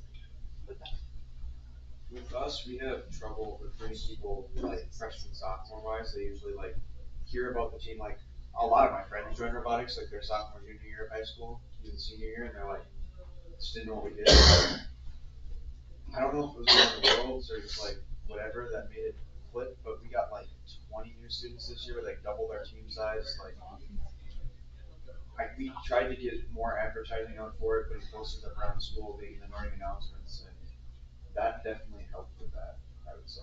Because I think we had like 2 freshmen last year, like just a ton of juniors. And one of the freshmen was my brother, so like he already knew about it. No, you guys do, don't you have like monthly kickoff things? Oh, right. That's per trimester? There's some big thing that the school does. It's recognition day. They recognize the clubs. And last recognition day, we brought out our robot. Our reckless driving truck and washer out. So that was fun. But that's something they pull, it's like an event that happens, the whole school attends it, and then It's usually each of the clubs get to have a 5-minute pitch. Well, the one thing is like the hard truth is that you can't just start marketing one year and immediately expect to see results. Like in order to build up a really strong program, it takes a significant amount of time. I mean, look at like Becker running this. Think about how much time, effort, like year it's put in. Like that's the perfect example. You can't just like obviously like start doing it now because it's more impactful than you think. But it's also like don't get discouraged when it doesn't work right away because you need to build up that trust first. And it's kind of a hard cycle because you want to be able to show results and impact, but you can't show impact without actually having it first.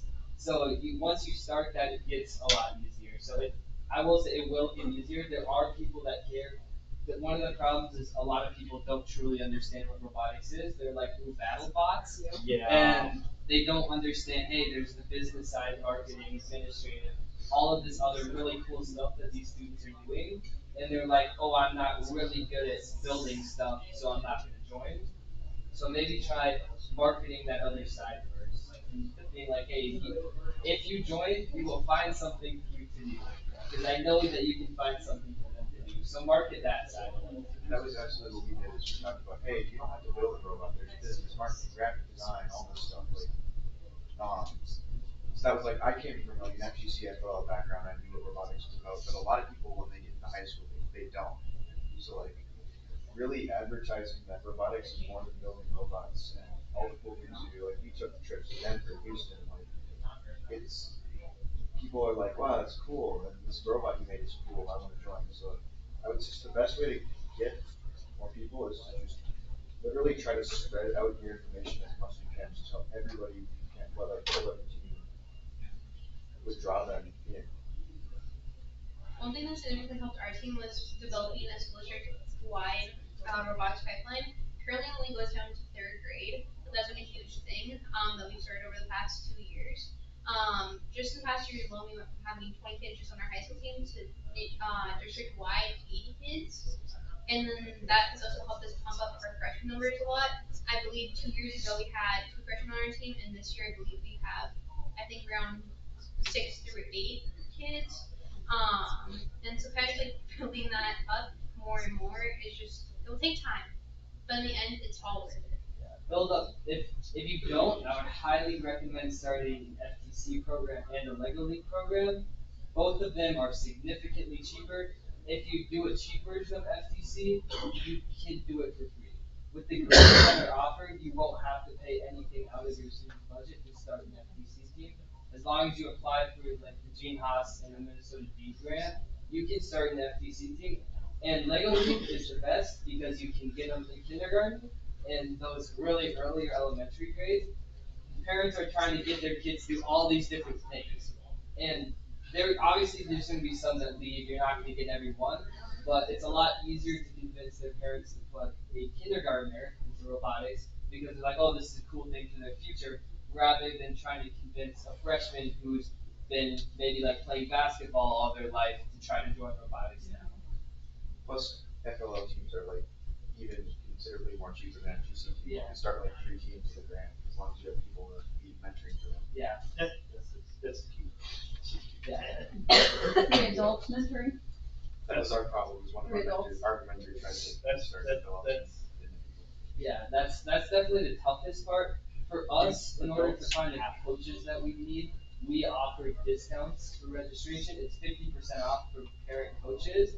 And then what we do is we have a couple mentors that are like our experts, and they're on our board. They're the ones that run it all. They know everything about it. They know the game every year. And we're a little bit lucky because we have the Minnesota head rep for Mega League in our program. So we use that, but again, it's that marketing of, hey, parents, you don't need to know everything. Come in, and like I said, obviously not everyone can offer the discount, but if you can, that's also a good incentive to get parent coaches. We have many different elementary schools in our district, so we're trying to expand our reach with like FLL teams. Like, I'll say there's like 5 elementary schools just for our high school, something like that. How much time do we have left? Long city. 3 minutes. Okay. I'm just gonna open it up to so like opening up to like questions and answers. Does anybody have any questions about kind of like building up community ties or anything like that? Or does anybody want to talk about anything in regards to that? So we're a tiny, tiny team. We're the 6044 circuit breakers out of Moose Lake, Minnesota. We're literally super tiny. I mean, Yeah, this is half the team right here. After all the seniors graduated, with me, him, a dude who always wears an orange hat, and Mason. And Yep. Him and Mason are graduating this year. So. But, and then orange hat kid dropped out. Orange hat kid? I know, but they don't know who orange hat is. Anyway, a success story that I have is there's a guy that does the vending inside the Department of Corrections and the Minnesota Sex Offender Program where I work. And I asked him for a $100 donation, and he said, sure. The caveat, I would like to come see what you do for building. And what these kids did is we were on a build day on a Saturday, so everybody was knee deep in 8 different projects. And he was able to go and talk with each one of them, and they were all, I mean, you could see how animated these guys are about stuff. Very animated, he's our angel sponsor is what we call him, because he bought us a jet drill press, because he saw us using the school's janky drill press that was like kind of crooked, and we were not getting good things in there. He got us a new cart.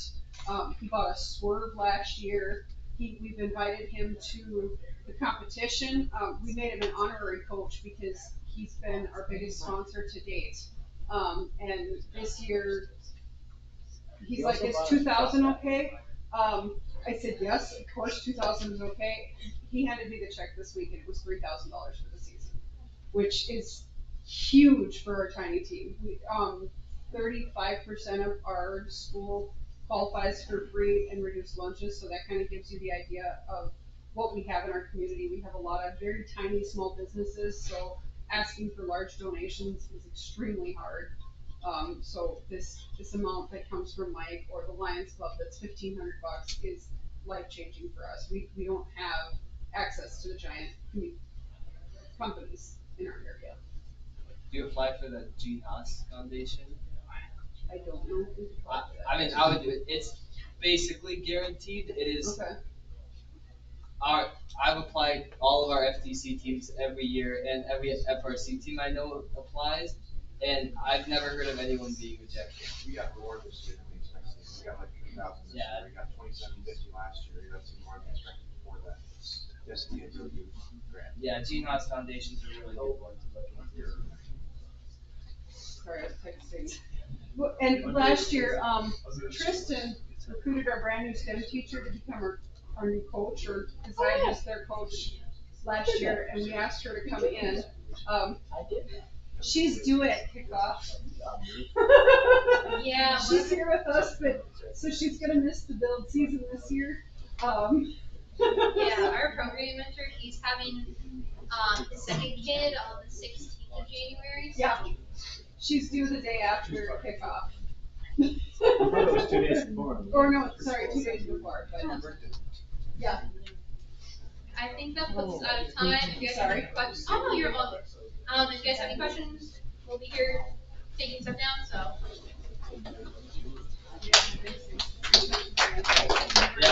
You guys did a great job. Sure. Oh, Yes. how you doing? Fred. That's Cheryl Cameron. Okay. She's on the first up with Okay. I don't know how far they are. Yeah. We're all under service. Like Like us? She also sponsors some teams. We're homeless. Okay. You live on the street. We beg some someone's street My mom is kind of homeless. And then, 12-year mentor. Okay. I got involved in our team 3 years ago. What? To hang out with them. That's what they do. Right. And then I sort of got addicted.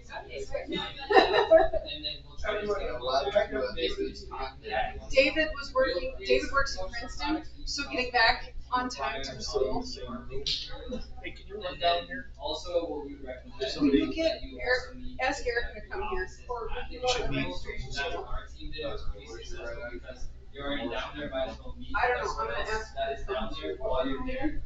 Wish yourself. That's kind of the Right plan for now. Yeah, We're wish still obviously finalizing it. It's gonna be like March 16th is like our like iffy day right now. Okay, thank you so much. Yeah, of course. I gotta go. I used to work at Game Fest. Okay. My wife, we kind of around, so she's Rockford. But are you your first week? Yeah, that was me. For kindergarten. You should have seen me my Well, I had to be at bed. I graduated in 01. Right, and currently with helping the river. Okay. Same. Where they're small. Stupid, small. Yeah. And No, people yeah, like under- you talk about robotics, they're like, oh, but looks, that's like legit response every time. Well, I should have, no, school gets the biggest recognize how beneficial the program, especially in the smaller communities, is. They're all trying to teach them how to be a nutrition plumber. They should be thinking that polls, they should be teaching them how. I was just gonna go see everybody out there. Yes. They're either the super smart kids that are all guaranteed getting full ride scholarships to U of M, or trade kids. That's the only options that they have out there. What, huh? Resources that are available that you have after you graduate high school, and sponsorships, scholarships.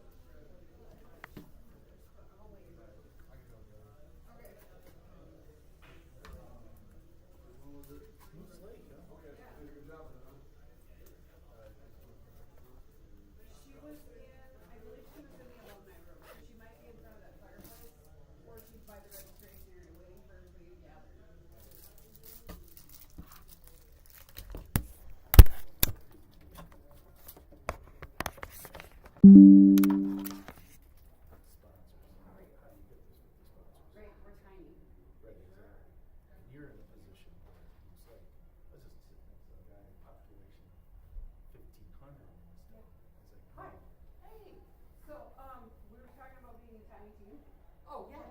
This is Erica, but, hi. Hey, how you doing? Nice to meet you.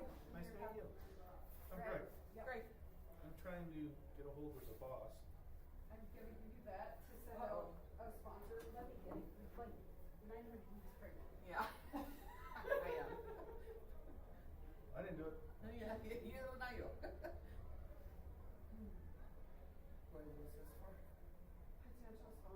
and help with, she's working on putting together a thing for rural small teams. Like us, under-sponsored or underserved teams, where we have the tiny community where asking for $100 is a big ask. Right. Right, exactly. It is, Yeah. like, I can't go to, Right. yeah. We should ask East She's Central for ignoring money. You think East Central would? East Central. the Oh, hospital. I was like, East Central is not gonna wanna give us money, but. No, ask the hospital for money. Yeah, East Central. Because they have the robotic surgery program. And that's kind of like her thing. She, I don't know, you probably never heard of them, First Upper Midwest, but you know, and that's one of the big Yeah, problems. sort of. Right, exactly, and that's their big We're part problem. of the They're ARC. changing- Yeah, they're changing that. First Upper Midwest is supposed to be statewide as opposed to Metro.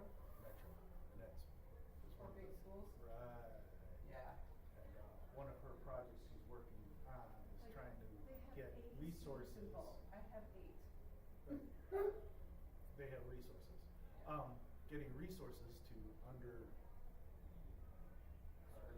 underserved, yeah, is the best way, underserved teams in rural areas, basically, which almost every single team to get away from Minneapolis Yeah. or St. Paul. Well, or even getting Yeah. from like, the St. Paul. ESCO team has I've seen them post for their annual budget. Their annual budget is $54,000.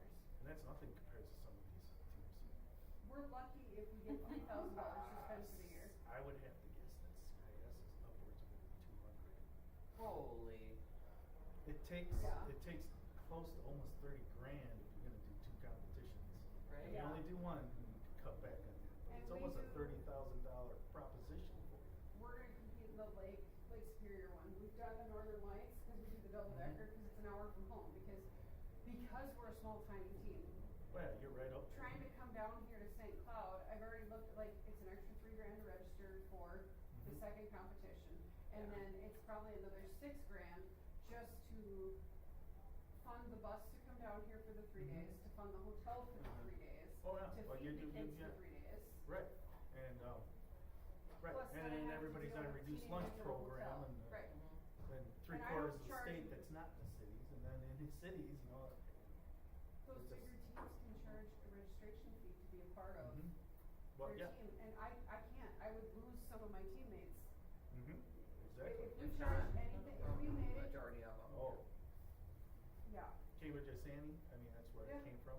Yeah, they're not in the middle of nowhere, but, you know, they drive right through there to get to the middle of nowhere. Yeah. They got some industries, and if it wasn't for team industries, the team probably would have folded years ago. Yeah. Right.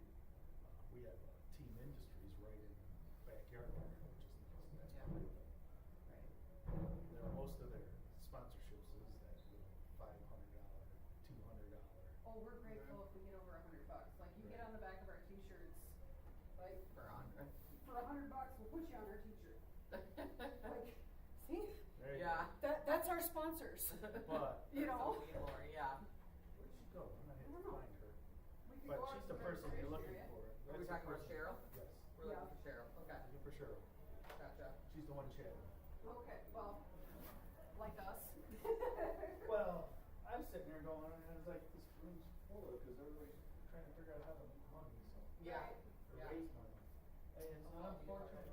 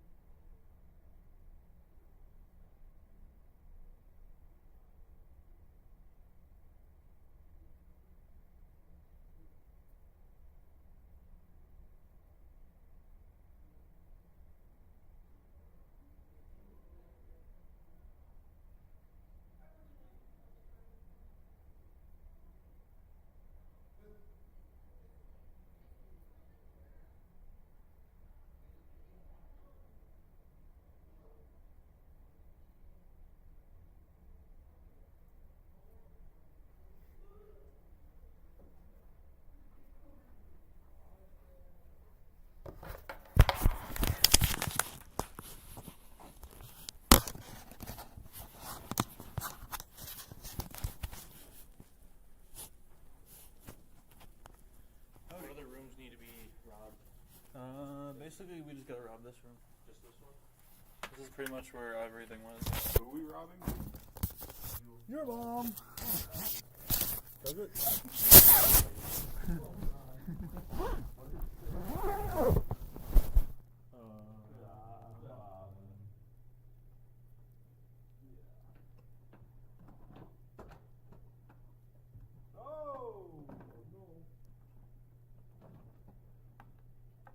Any specific way you like these units wrapped up? Like that. Just like that. Alright. I'll try. There's little Velcro strips laying around here. Yeah, I saw on the other one. I think I realized why I like being here sometimes. Why? We just turn into full degenerates when we're together. I wouldn't say degenerates. It's a great time. Maybe not you, Mitchell. No, I You just seem responsible. at work. I would say that's probably better. Oh, okay. Better representation of degenerates when we're. I know what you mean. I will explain after these. Oh. Oh, now I have to go. Yeah, exactly. Yeah. You thought you were gonna This get out wasn't of it? a choice. This was. You thought you were gonna get out of it? Okay, well it's almost 4 o'clock. Oh. Does that mean, hold on, let me explain. Does that mean that I'll be home by like 7? Then so, Or we're gonna close it down. and we're gonna be there for 10 hours? Yeah. Not 12? If anything, I will probably, there's a very real chance I might leave before you. So you can use me as a scapegoat.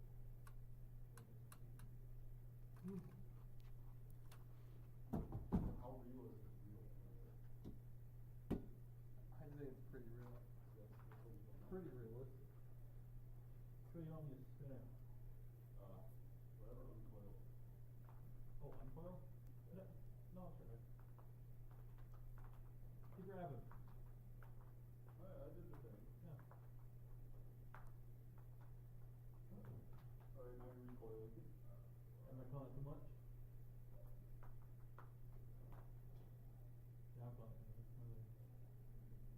Oregon? Too much. Oh, other way. What is going on? It's a double jump rope! Not the jump rope. Racing each other out there. Right. Or do you want me to put your camera so that it doesn't get lost?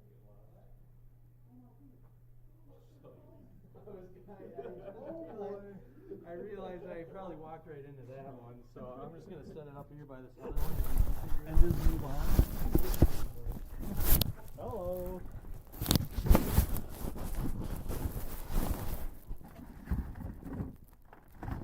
Logan, give me your expert opinion. While we're in parties. Okay. Believe it or not, it's cold outside. Yeah. It's not like they haven't had that happen before. That's fair, actually. We're asking high schoolers to take care of it.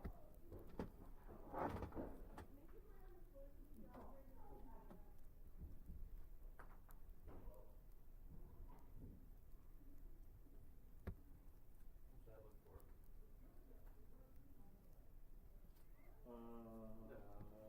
Can't do that to me. I'm gonna do like IT. I just do like caveman here, so it's like, what did I do wrong? Mitchell, you did a great job coiling that Cat 6K, whatever.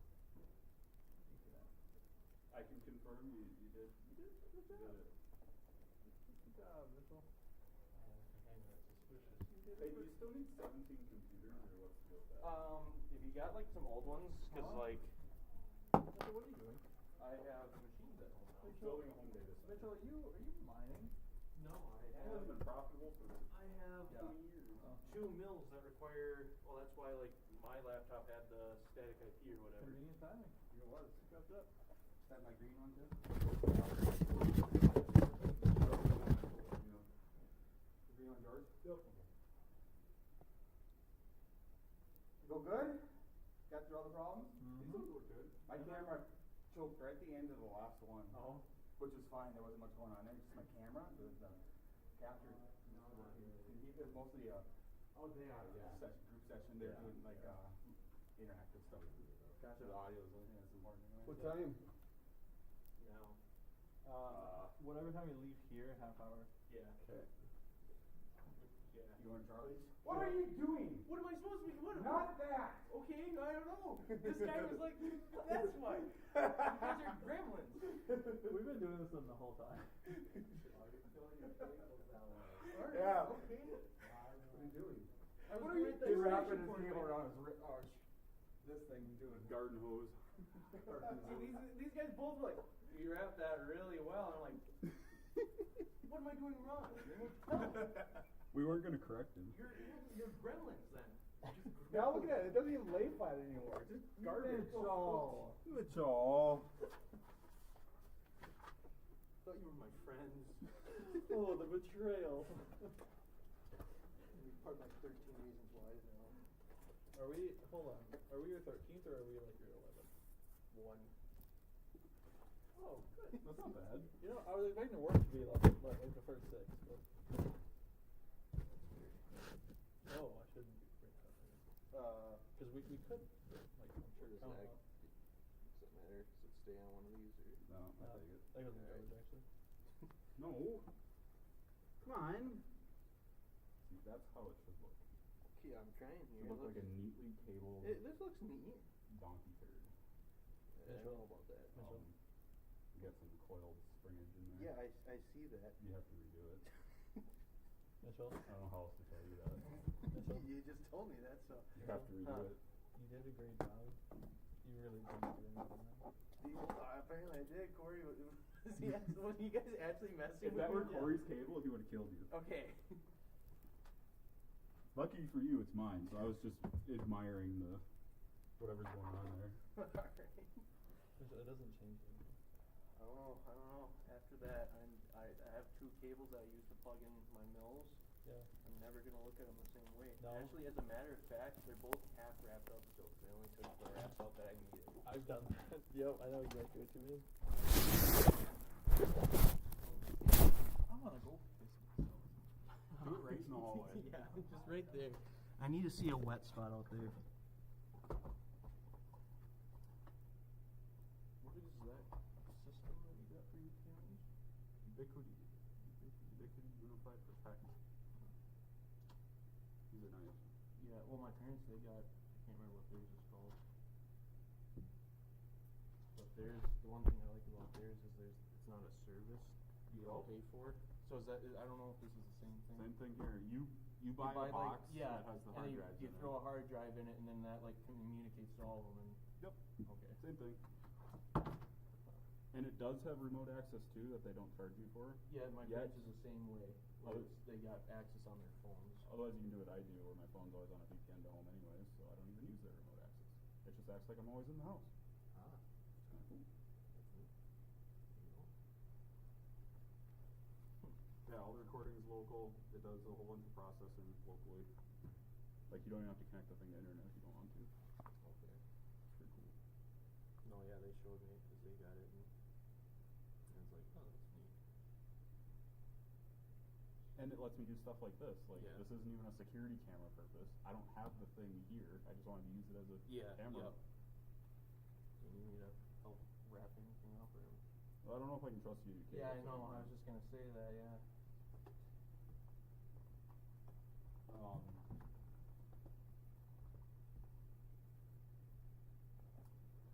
It's all cables. Yeah. Well, I guess do some cables. Here you go. Alright. That one goes into a loop about that big. Okay.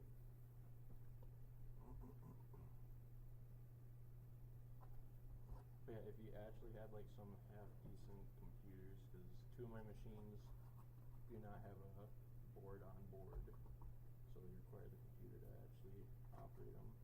Yeah, I went and got some ready. Like, I went through a few of them. Okay. I bought a power supply for once. I realized I didn't have one. Okay. They're not special. No, I mean they don't need to be, because it's literally just. Like, I wouldn't want to use it as a gaming computer. No, yeah. Huh? Huh? We're just talking about my mills. I have some like scrap computers that would be ideal for that. Yeah, like literally like Windows XP would work just fine, because it's. Well, you're getting Windows 11, whether you like it or not. Here's Either, stuff you get. yeah, no, that's fine either way. So my work just did the whole transfer of that 5 brand new computers and get rid of all the old ones. Yeah. And I'm about to take like 15 laptops home. That's slick.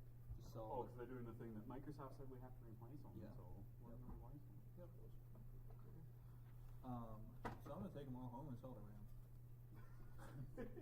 So what's going on with RAM right now? Is it just the so DDR is like is where memory. Yep. Yeah. Memory. Yep. It's the same memory that like AI data centers use. Oh. So they're buying all of it.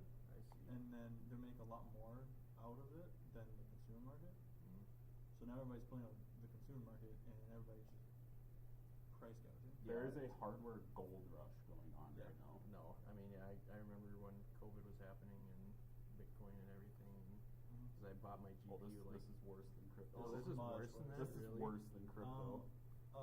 Let's say like 32 gigs of DDR4 RAM. Yeah. That you normally could buy for like 30, 40 bucks. Yeah, no, I think now I it's got like 200. Because I was gonna say I upgraded my laptop for like maybe $40. Yeah, that now would have been like $200. That $40 would be $200-300 right now. Yeah. That is insane. Why? In the last 120 days alone, the entire market on average is up 240%. Yep. Yeah, that's rough. And it's still like every day. Currently, the average is another $1.90 a day. That's so even today. Still going up. Jeez.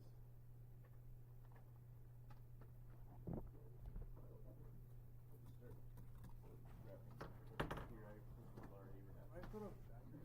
Yes. You're going to Beckley. I'm going with the boys. Means I gotta drive. Sleep with your parents? Yeah. Why would I do that? If you really wanted, you could crash at my place, but the cat might. The cat might maul you. Yeah. Actually, I don't think so. That cat avoids Yeah, the she hell out avoids of people. everybody. Mauled by the cat. He's actually really nice. Yeah. He hit it right on the nose with a few different. Mitchell, you're wrapping around. Here, go ahead and wrap it. Look at you guys go. I had a lot of crap. You got more stuff out. No, we didn't. Corey's about packed up. Corey didn't have as much stuff out. Corey was only managing. You still got like several little. Who's all this? That's all my This, stuff. this is all yours too, Logan? No. That's all my stuff. That's that other guy. The other guy. Whole bag, Ethernet cables. Someone get prepared. I think he's still packing kind of light too. Me too. I brought the arsenal. I think you should bring like Well, he does have his own backpack full. He's got his stuff, too. backpack. He's got a duffel bag. Duffel bag of Ethernet Multiple cables. computers, every cable under the sun. That still wasn't enough for me to borrow mine. So No, I still needed another laptop. OBS doesn't play nicely on the same computer. Ethernet, USB. I'll stand here and watch you work. Where's well packed Well, I got up. yelled at for wrapping the cord wrong, so I'm done. Yeah, you gotta watch that. Then Corey's got the rest of the pack outs done. Oh, my AI camera. The oak.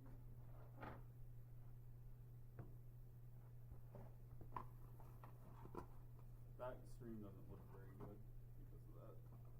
It doesn't. Did you watch it back? It looks pretty bad. Did you watch it back? Well, that'll be the last one we spent. I'm sure will be. The first stream in this room did not work, however it was recorded, so I can put it on the YouTube later. Joe? It was Joe's there. That was 7020. his worked. It was FTC. So. Yeah. Yeah. Exactly. I have it. Scratch it. If you want to upload it to YouTube, I have I it. don't like that session here. Andy's gonna be the first one Corey's gonna do. Gotta go. Andy's up so you can start ticking away. We gotta go delete all the 1 minute started streams. You gotcha. Yeah, and I learned the hard way today that a YouTube stream that's scheduled, if you start the stream and end it to test it, you have to go reschedule a new stream. Yeah, it doesn't change the key, so that's good. Does it record over it then? No, the other one just goes into your videos as like a 1 minute video or whatever. video of Europe? Yeah, like that. Do we ever establish when that was? 2020 or 2019? It was 2020 or 21. He had blonde hair, long mullet. That was yeah, that was definitely. I was like, every time I look, I was like, oh, that's right. That happened. Yeah, that definitely. I once in a while I screenshot and send it to him just to remind him. And he goes, "Where'd you get that from?" I'm like, "Still on YouTube." It's on the YouTube channel. Remember the test you were doing, just walking around the classroom and sitting at your desk?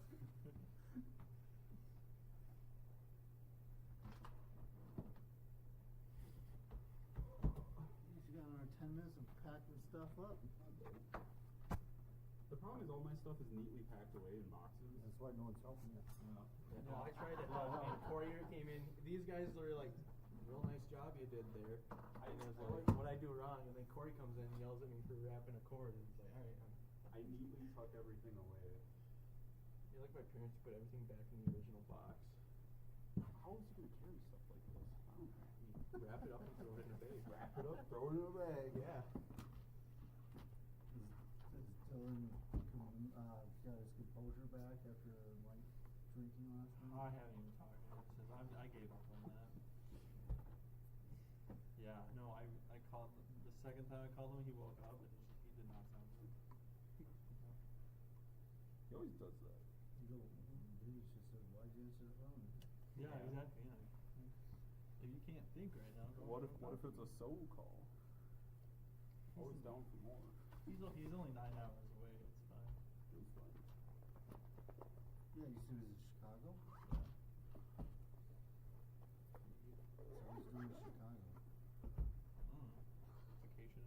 Vacation? Yes, the only place I want to No go. one really Chicago. knows. Yeah, exactly. Vacation in Chicago? No.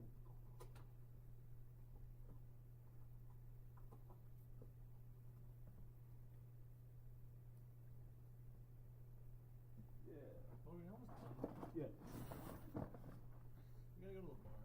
You gotta go to the bar. I don't know, Alex is bringing students back. What the heck's he bringing students back for? I mean, Charlie's is like right across from the school. You coming to Charlie's? That's on your way. No, it's not on the way. Yeah, It's it the is. opposite way. That's on your way. You go to Rollies 10 back 94. there. On the way out of town. It's my way. He didn't get a chance to talk to Ryan. He really went out the back door. He's done. He went sprinting out of there. I didn't see him. All of a sudden, he's gone. Yeah, he was like one of the first people actually to book it out of there. It seemed like. Yeah. He's the so furthest far to from the go door. too. You Right? know? Yeah. God, 10 minutes. Not like Yeah. Denville. They gotta go all the way back. Right. That sucks. Yeah. That's why it's nice to post things. We can put it where we want it. Yeah. Put it where they want. Oh, boy, Mitchell, you get him. Did you guys look at the computer stations? Make sure no one wrote down like a password. I already grabbed 2. Even if they did, it's not gonna do any difference. Well, I grabbed 2 that they were the admin Wi-Fi password. Yeah, that probably shouldn't be left out. Yeah. But it won't let us do this again. What does it say? What does it say? It was the password. Yep. Yeah. I'll check this other one over here. That's how you not get invited back. I'm not gonna lie, no one here at St. Jose would probably actually do anything with that. It'd be someone I would. Okay, well in a civilized school, There we go. they would care. In school, that it would matter if people knew it for more than like 2 years. In a school that pays attention to anything going on. Yeah. That too. The NDSU had actual dedicated like classroom technology people, and they would go to a room after something like this to clean it up and check things. If they saw that an organization left Wi-Fi admin passwords on the desk, you would not be able to use that room again. Understandable. Where do you guys park? In the ramp? I went to the ramp. That's where Corey told me to go. I'm surprised because no one. I parked in V lot. It's free on weekends. No, for the. You know where the education building is? No. I don't know where I am right now. That's actually fair. So you know the road you turned on. You took a right. I came from Sartell. Well, okay, I'm saying. You probably turned on 9th Avenue, right? You probably drove here. You turned. You had to have turned on to. I'm not even going there. No, I genuinely have no clue, but this is really funny. I'm sorry, Mitchell. Mitchell, I checked those 2 rooms. Yep. God, I brought a water. You did. The other way. Oh, the V-Lot. Yeah, and it's free on weekends. It's a long ways away. You don't even need a permit. How'd you walk that far? I did further than that every day. This is why I love this backpack. What other backpack can you fit 4 laptops? That's actually awesome. Mitchell, sorry, Logan, how much was is that LTT? Yeah. $250. Yeah, I think. However, it's the kind of bag you buy once in your life. Yeah. And you kind of just have it forever. So I have this one, right? This thing was like $100. It's nice. Yeah. But I think I might get one of those for Christmas. Mitchell! I told you I'm done. Why'd you do that? I didn't do anything. Mitchell! There was one more! Mitchell, why didn't you tell him?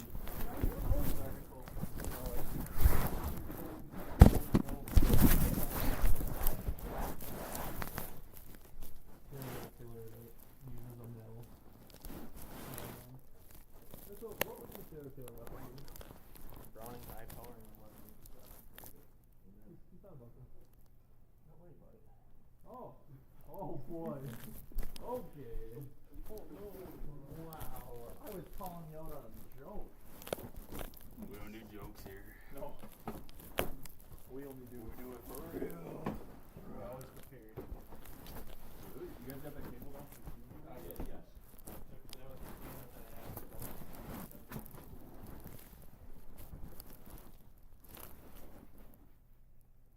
Wow, it was like wearing 100 pounds. And now you're going to carry another 100 pounds. Whoa.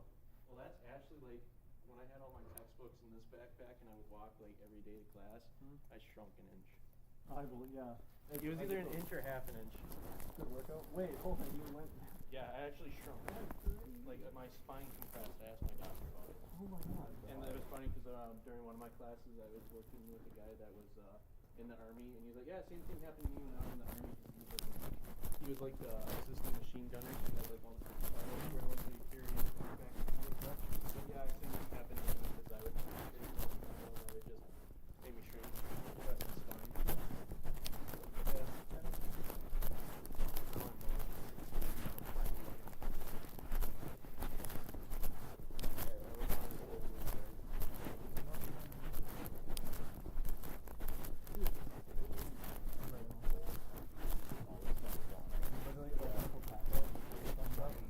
Honestly, it'd be really easy to do the elevators right there. So.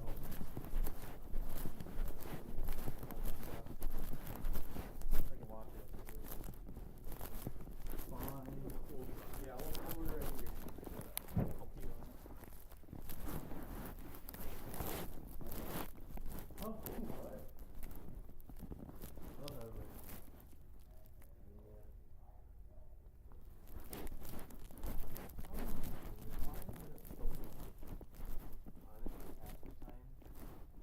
Oh, this is outside. This looks like it's actually old, just from the picture.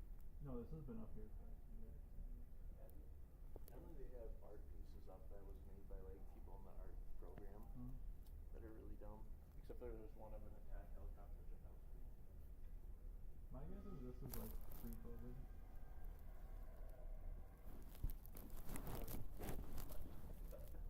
So what? Yeah. What did you thought? You thought it was just all making sense? No, I told you. It's like Oh, that's good. Yeah. I'll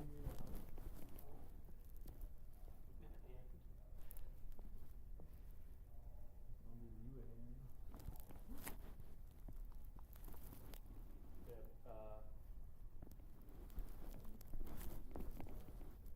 that one road, if you go the road that way, because there's one that's this way that you turn down to probably get to the parking ramp. You went to the next road, right behind the education building, there's like a dirt lot. It's free on the weekends. How much does that pay to park in the parking lot? Probably like $15, I think, $14. No wonder it's so. Yeah. That's why I always